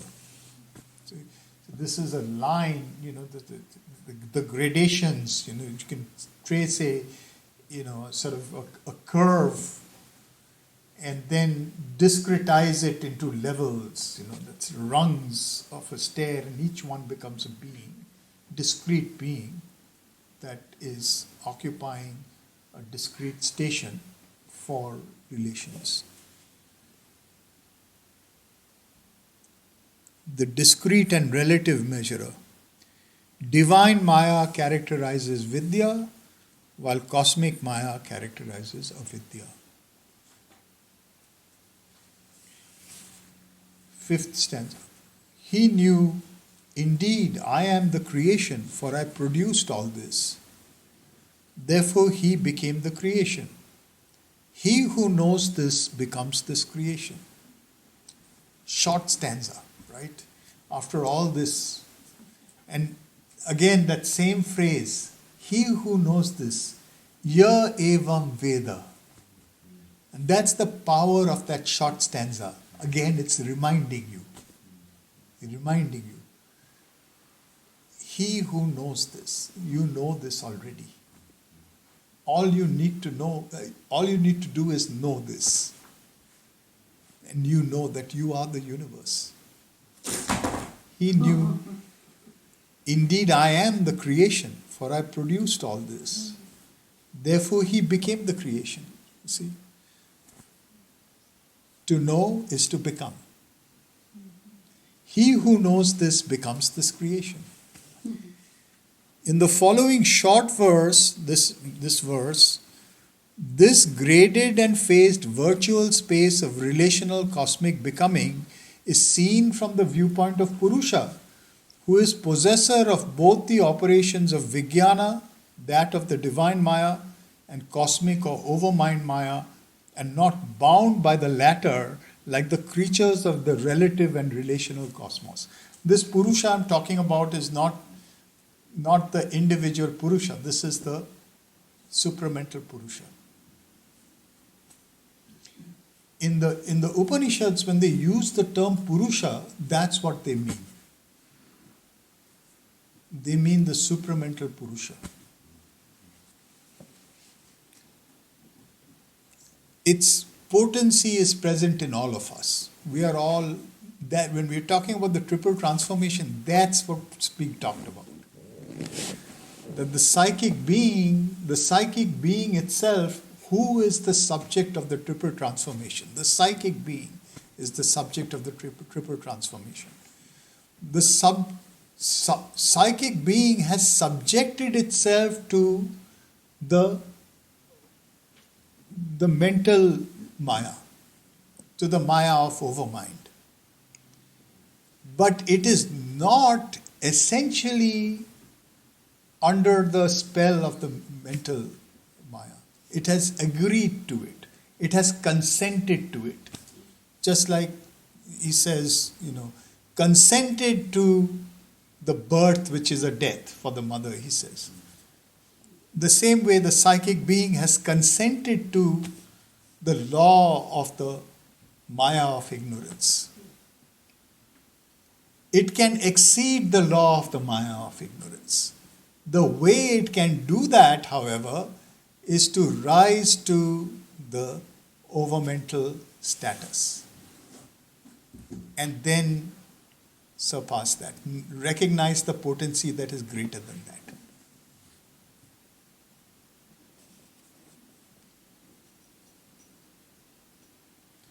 So in that sense, it is it knows it's the possessor of both the operations of Vijnana and of Vijnana of divine Maya and of the cosmic or overmind Maya, and not bound by the latter like the creatures of the relative and relational cosmos. Hence it views this cosmos as itself in the form of a multiply infinite self-knowledge. All these gradations are it. That's what we were saying, that the entire sort of harpsichord of space-time grades is within the Purusha. Its own self-knowledge. It's self-knowledge that has differentiated itself, graded itself, and it knows that.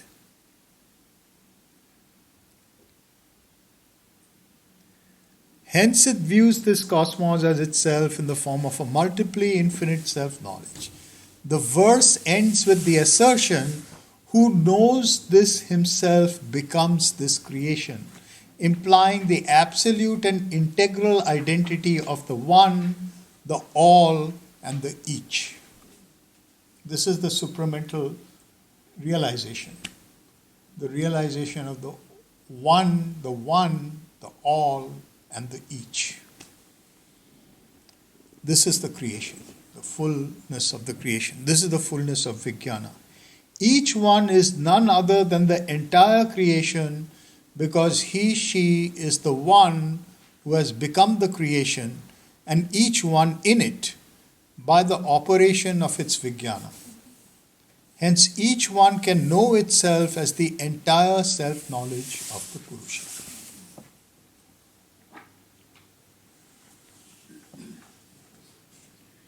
We see this, another thing to note is that in the Upanishads, particularly the Brihadaranyaka Upanishad, there are a number of ways in which this ironical mirroring of the Veda is taking place. Another one of these is the material reference to everything. So what is happening with the Veda, which has been socialized at this point, is that they're doing rituals for material things, sort of like today. You do pujas for material life. So it's boiling everything down to food, children, horses, cows, things of that kind, material entities. So the reference, and this we'll see as we go on in this, the other Brahmanas, the referents are all materialized. It's almost like we are going to talk in terms of food and sex. We're going to boil it down to food and sex, right? It's like that's what the Veda is doing, and that's what we are going to do. But to everything that is said, there is this profundity that is opening up. Even in terms of what is food. Food is all experience. What is sex? Sex is all relationality and all state of knowing oneness. So these are experienced and talked about in an entire gradation. from spirit to matter. And so we are talking about involution, and then from the next one we'll see the evolutionary cycle at the individual level take place. Again, talked in a very graphic manner. And since we are moving to this, maybe we'll end with this one, unless we have more time. Yes. Something kind of metaphysical. Yeah. That, the gradation and all that we are talking about is more of a subjective kind or psychological kind, right? Yeah. But then whenever we talk about objectivity, Yeah. it kind of flattens to material level. Right. How about gradation of objectivity?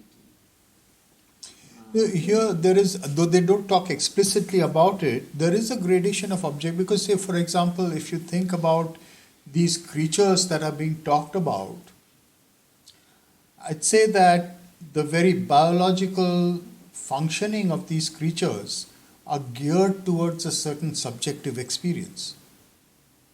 So from that point of view, there is a kind of a physical component to it. It's not made explicit. They're not talking about the parts, but in a way they are talking about a certain kind of the way in which these creatures are becoming adapted to experience consciousness differently.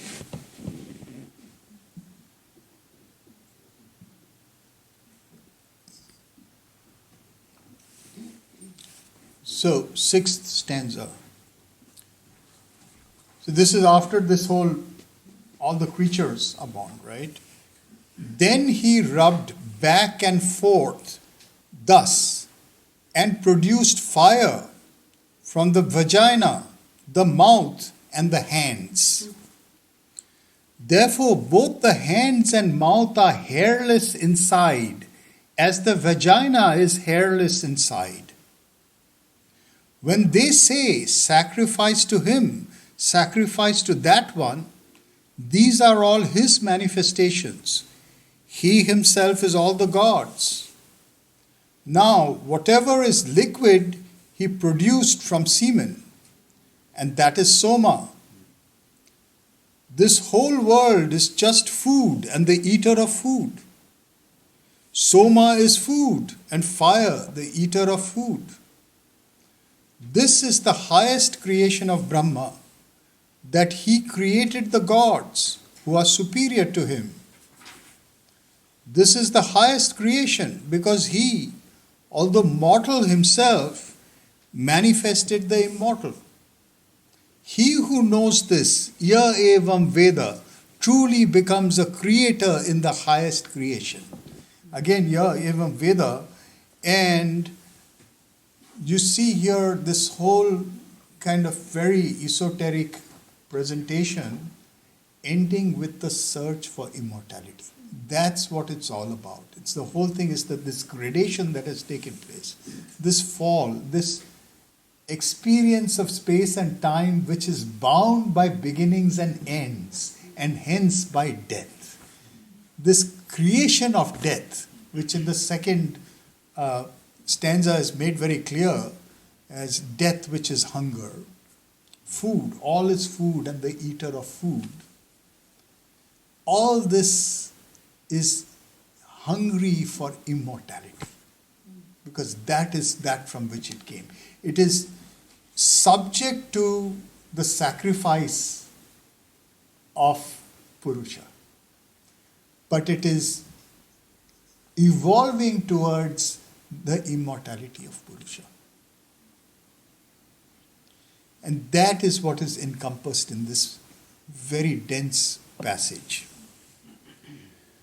The virtual space-time of the cosmos now actualizes itself in the form of a reverse sacrifice. That's the evolution. That's at every level, that is an evolution. It's a reverse sacrifice.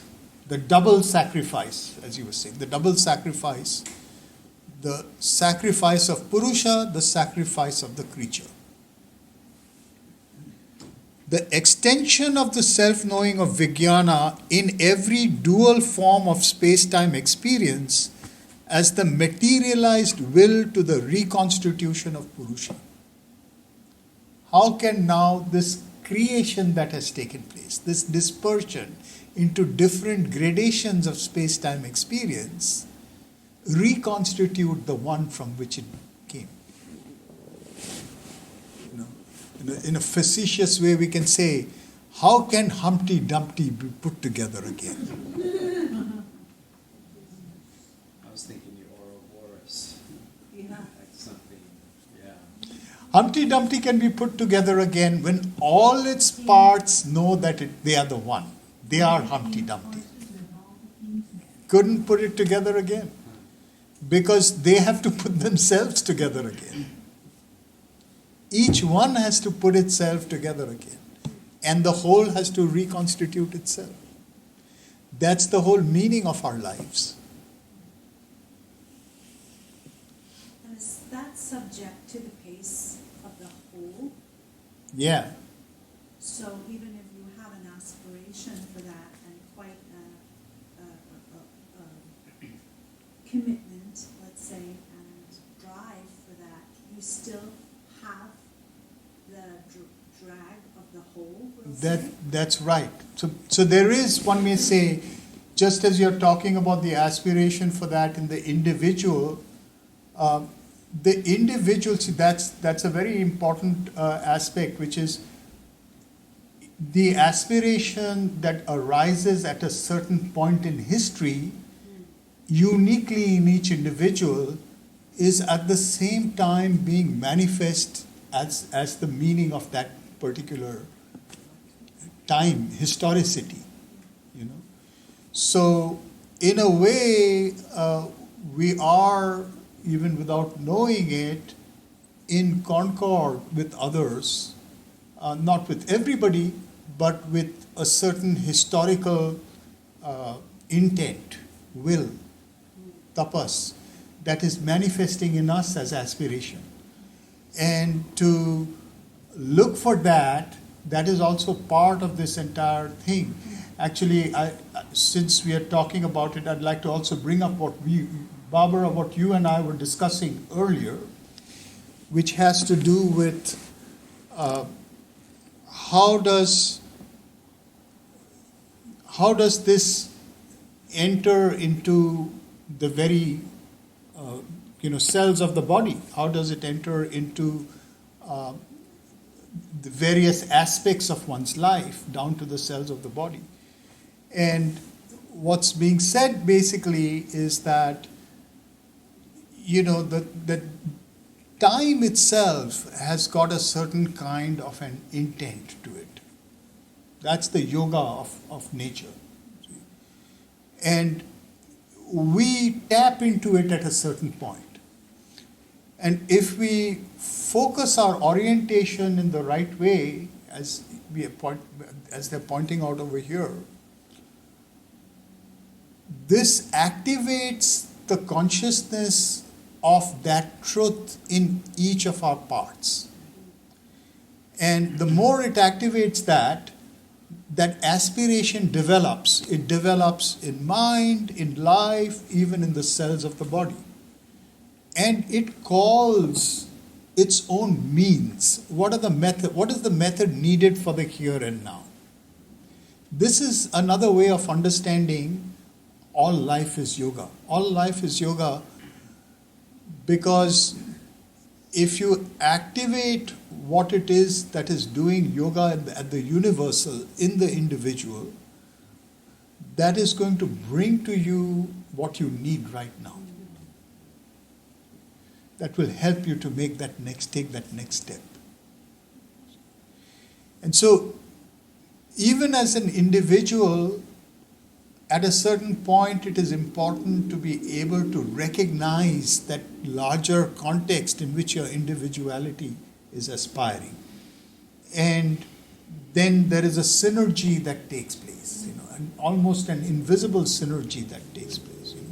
This sort of interesting, symbol of that is in this book by Salman Rushdie called Midnight's Children. I don't know if some of you looked at that. All the people born on the 15th of August in 1947, without knowing, at midnight, without knowing it, had a faculty by which they would recognize each other. It's a kind of a hypothesis, a magical possibility, right? It's just like that. That's a figure, one may say, of this fact that there is something in each of us that will recognize what it is that time is demanding from us as an aspiration at this moment, though unique in each of us. And the synergy of that is what will generate the critical mass that can make possible the shift to a new time, a new ontology of time, another time and space. So the individual synergizes with the collective. Yes, yes. And Even creates another pull. Yes. That the individual can't do alone. Yes, yes, exactly. That's part of this thing about Humpty Dumpty being put together by the individual and the collective together. Yeah. Yes. I don't know why this thing metaphor is coming, but it's like acceleration and braking. It's like you need both. Yes. And I think this is why often when we have these openings, then there's like, it feels like a going back or a descent.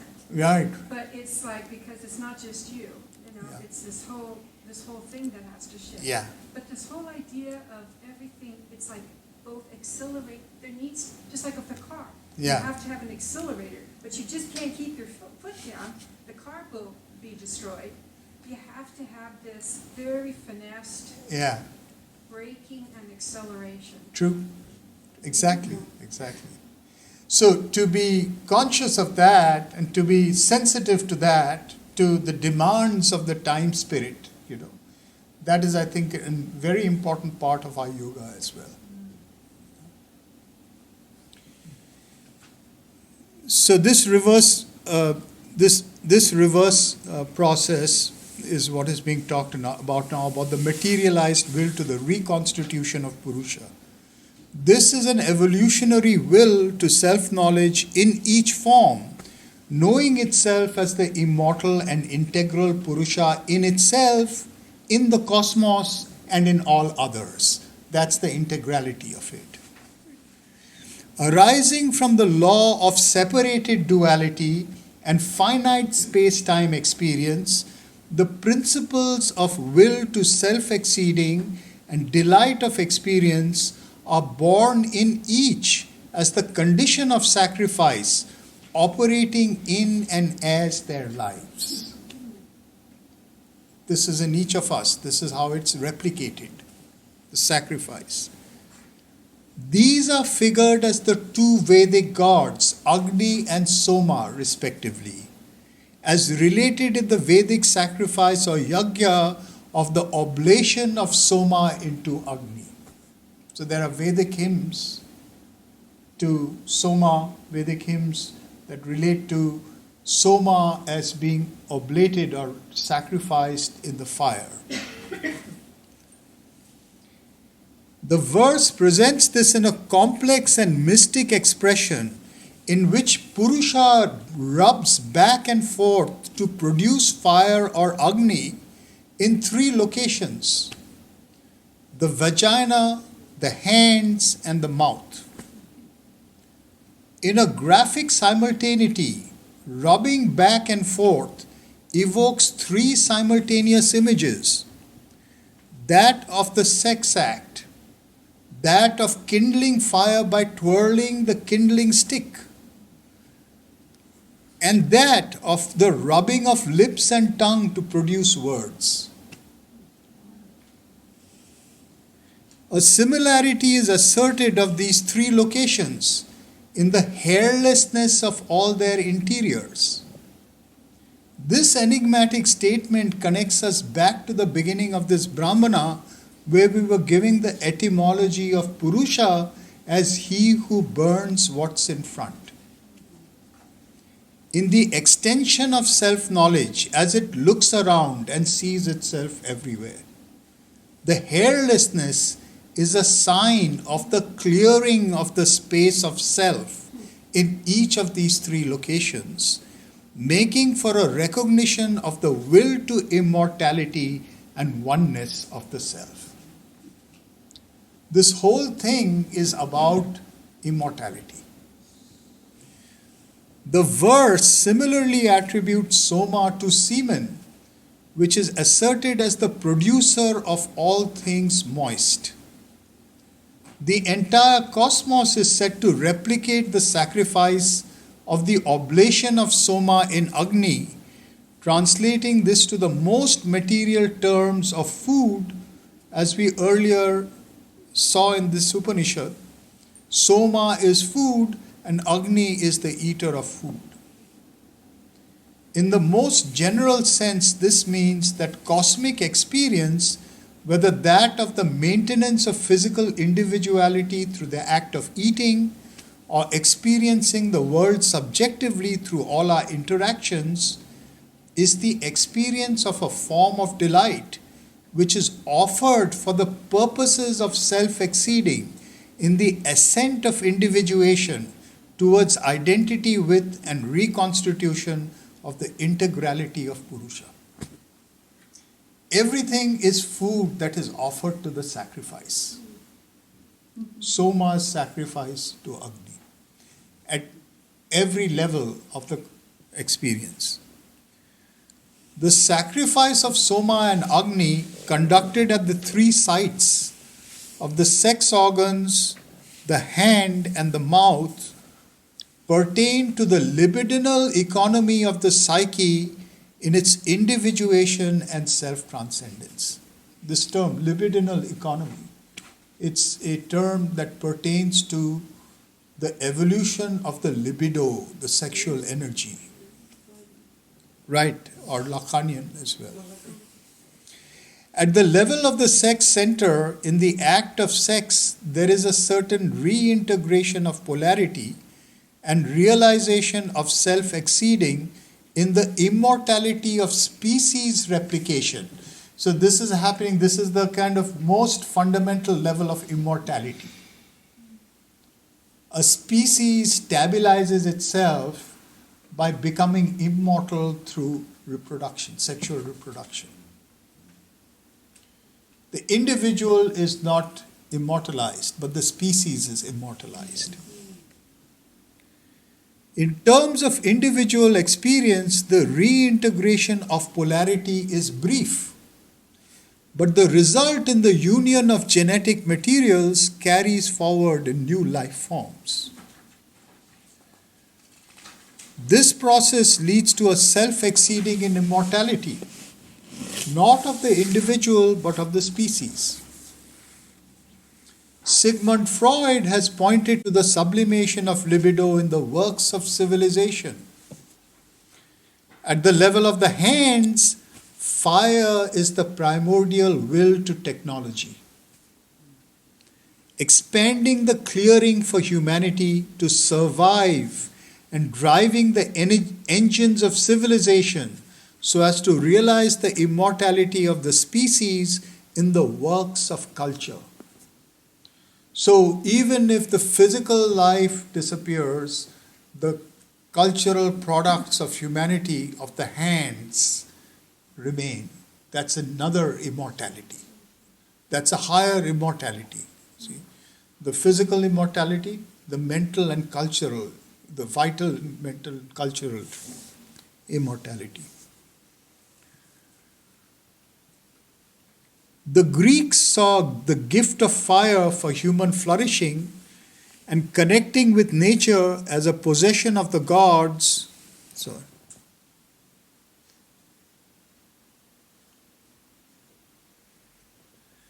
Stolen for humankind by the Titan Prometheus. The contemporary philosopher Bernard Stiegler writes of the Nietzschean will to power towards the overhuman as the will to over mortality. He uses this term, the will to over mortality, to overcome one's mortality, the will to over mortality. That is what is driving one. That is the Nietzschean will to power. What is the will to power? The will to power is not the will to power over others. The will to power is the will to over mortality. So the power to overcome our mortality, to become immortal.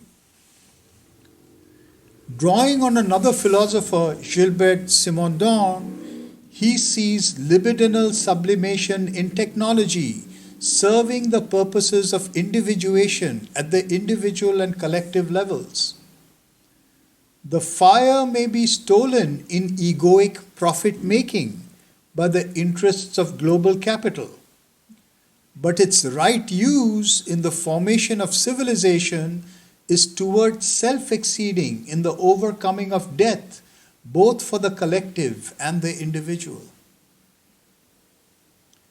The sacrifice of Soma in Agni at this level is the sublimation of the will to enjoyment towards the works of culture and education that support individual and collective.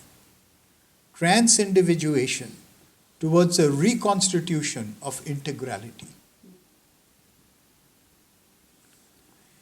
In Indian yoga, the sublimation of the libido at the individual level is an alchemical transformation of the raw sexual energy retas to a higher qualitative mode ojas, which supports the vitality and raises it towards a divine functioning.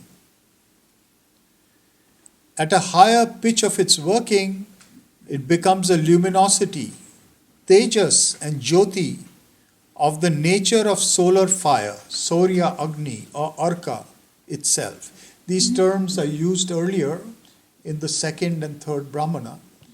They talk about the Surya Agni and the Arka. The vision and inspiration it brings guides the yogi towards crossing the boundary of the overmind Maya and connecting with the divine Maya. So this is the use of the fire that has changed its character and become the solar fire. This is the third fire. So the fire of the mouth, which again takes us back to the horse image, whose mouth utters fire. That's the vision and inspiration. At the sight of the mouth, it becomes the source of the mantra, of the creative divine word that inaugurates a divine life for the individual and the collective.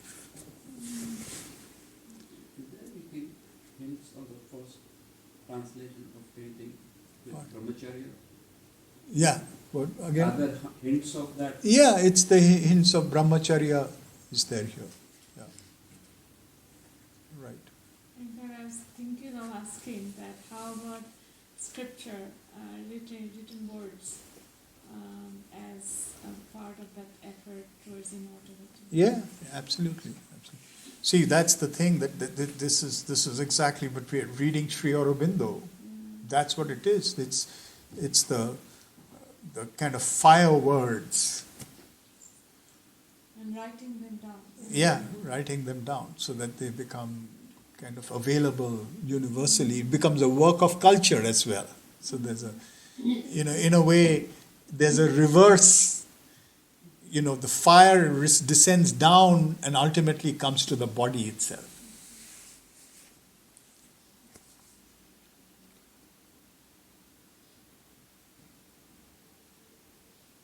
The oblation of Soma and Agni seen in yoga would lead to this divinization. At the level of the sex organs, it would be a sublimation of the physical libido into the higher vital libido from retas to ojas. At the level of the hands, it would be a sublimation of the higher vital libido to the mental libido from ojas to tejas, externally expressed as the work of fire or techniques. And at the level of the mouth, it would be a sublimation of the mental libido towards the cosmic and transcendental source of the libido, from tejas to jyoti, externally expressed as the power of the word, the divine mantra. Here, Soma would reveal itself to be a form of Agni and reveal both to be self forms of the supramental sun god Surya.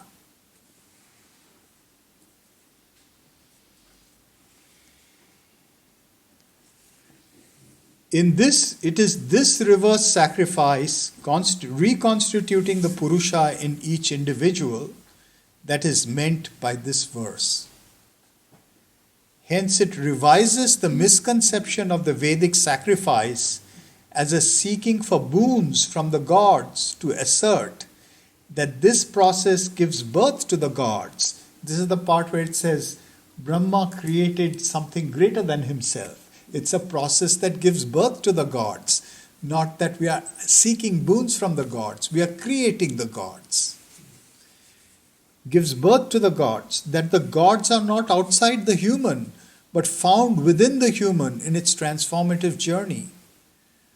The verse calls this creation of Brahman the highest creation, since in it the mortals have been enabled to give birth to the immortals.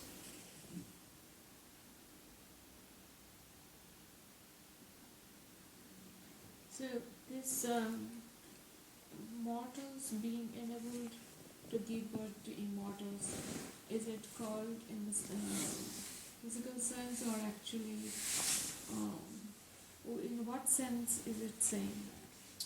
Well, in also the physical sense, and because that's the whole thing about the alchemical transformation that's being talked about. It's being talked about from the level of the mantra down to the level of the body. It starts with the transformation of the libido, it goes up to the supramental union or oneness of Agni and Soma. It comes down through the word of the mantra. It turns into the works of collective realization, and ultimately it turns into the transformation of the body. Exactly. So So the transformation is like this: the body can enable the immortality in itself. Yeah, not it comes necessarily back. Making another body. No, right. It gives birth to the immortals, meaning the gods are reborn in us, and the immortal, we become the immortal. The immortals are reborn in us. Debashish, is this the first time ever that we've had all of the tools, we'll say, for this to happen, or has there been other times in history when there were tools for all of this transformation from the genetics, the cells, all the way up into space and the universal cosmic discovery, Yeah. like all at once? Right. So this goes back to your question about the collective. I'd say in Sri Aurobindo's, see, what we are reading carries hints of it already. They know it, but it's a small number of people that know it, and they know it as esoteric technology. But I think what Sri Aurobindo is saying is what you're saying, which is that for the first time now, it's the kind of that's the sort of time spirit's need. It belongs to our time. This is the need of our time. So it has become historical in that sense for the first time.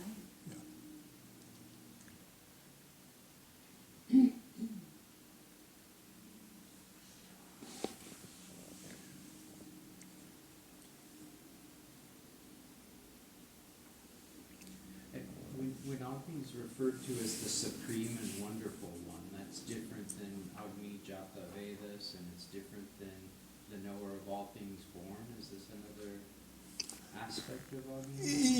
Yeah. I mean, it has many names. When we are talking about it as the knower of births, we are talking about it particularly in this particular function of being at the origin of memory.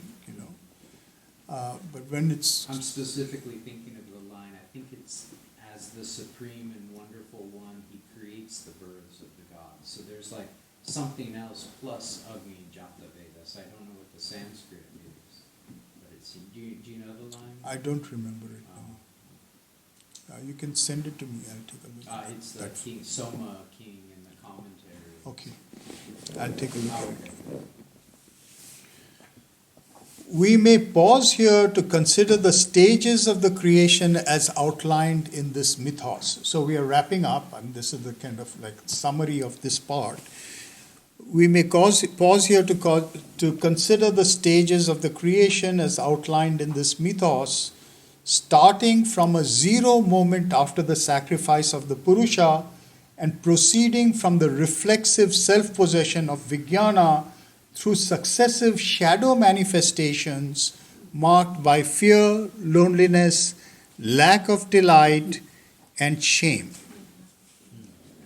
Kashmir Shaivism conserves this cosmogonic structure in its adaptation of Samkhya tattvas that may be fruitfully compared to these stages to illuminate them.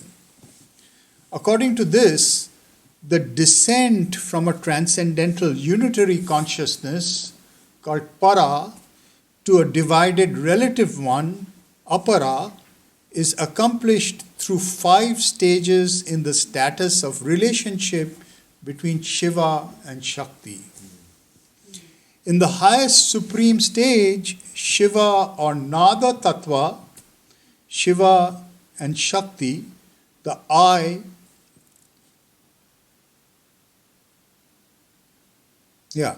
these are the two. Shiva is also known as Nada Tattva here. Shiva or Nada Tattva, Shiva and Shakti, the I and the that, Aham and Idam, are undifferentiated and one. So this is as we were talking about prior to the duality. There's undifferentiated unity. In the next stage, Shakti or Bindu Tattva, the one is aware of itself as its consciousness. The consciousness becomes an independent force, right?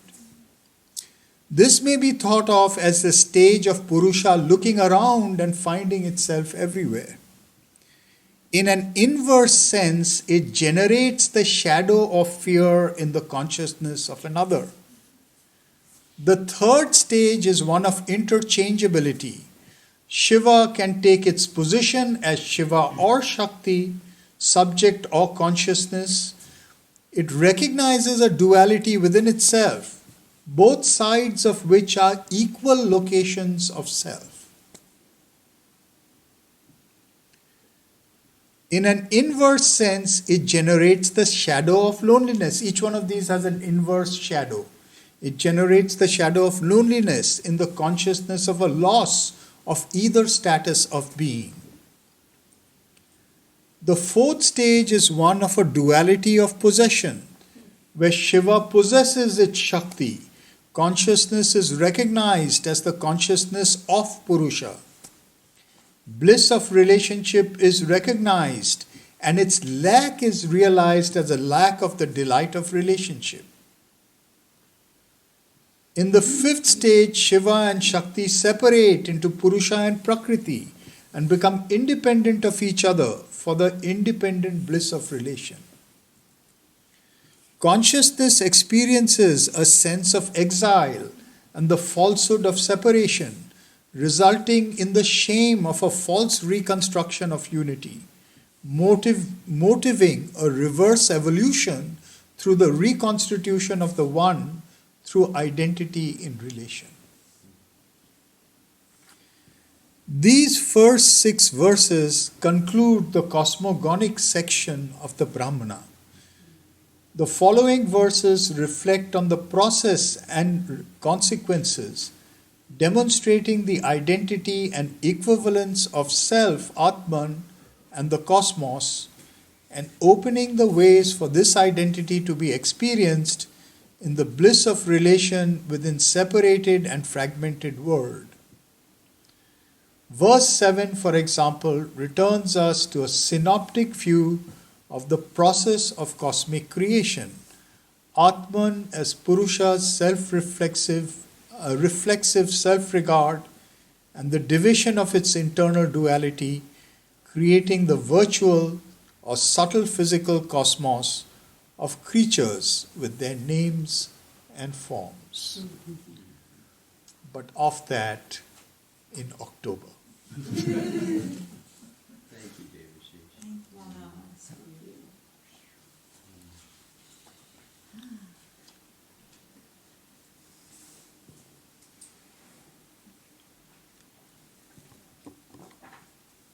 And it's still there. That's the amazing thing. Right. Right? We don't even know. Yeah. What's capable. What's to come? This term you use, close embrace, in the translation, Sri Aurobindo uses that in Savitri in Book Right. 7, Yeah. still quivering from her lover's close embrace, I think is the line. Yeah.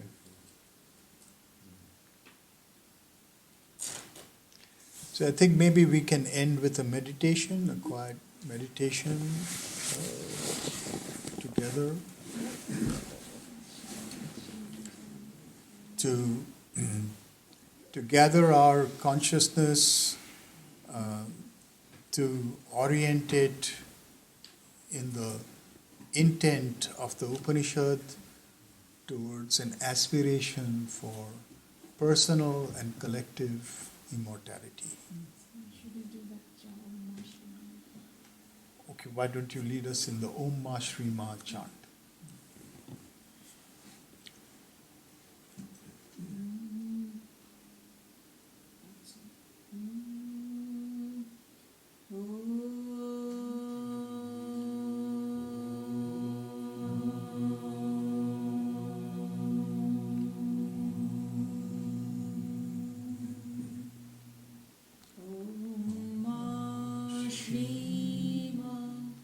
Jai Jai Ma.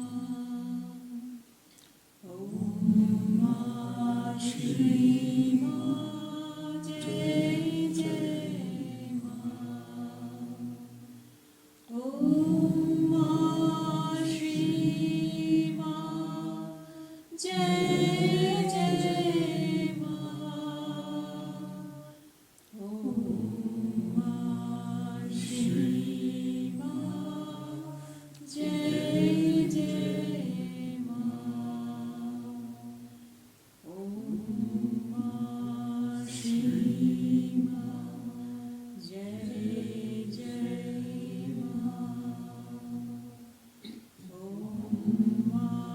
Om Ma Shri Ma. Jai Jai Ma. Om Ma Shri Ma. Jai Jai Ma. Om Ma Shri Ma. Jai Jai Ma. Om Ma Shri Ma. Jai Jai Ma. Om Ma Shri Ma. Jai Jai Ma. Om Ma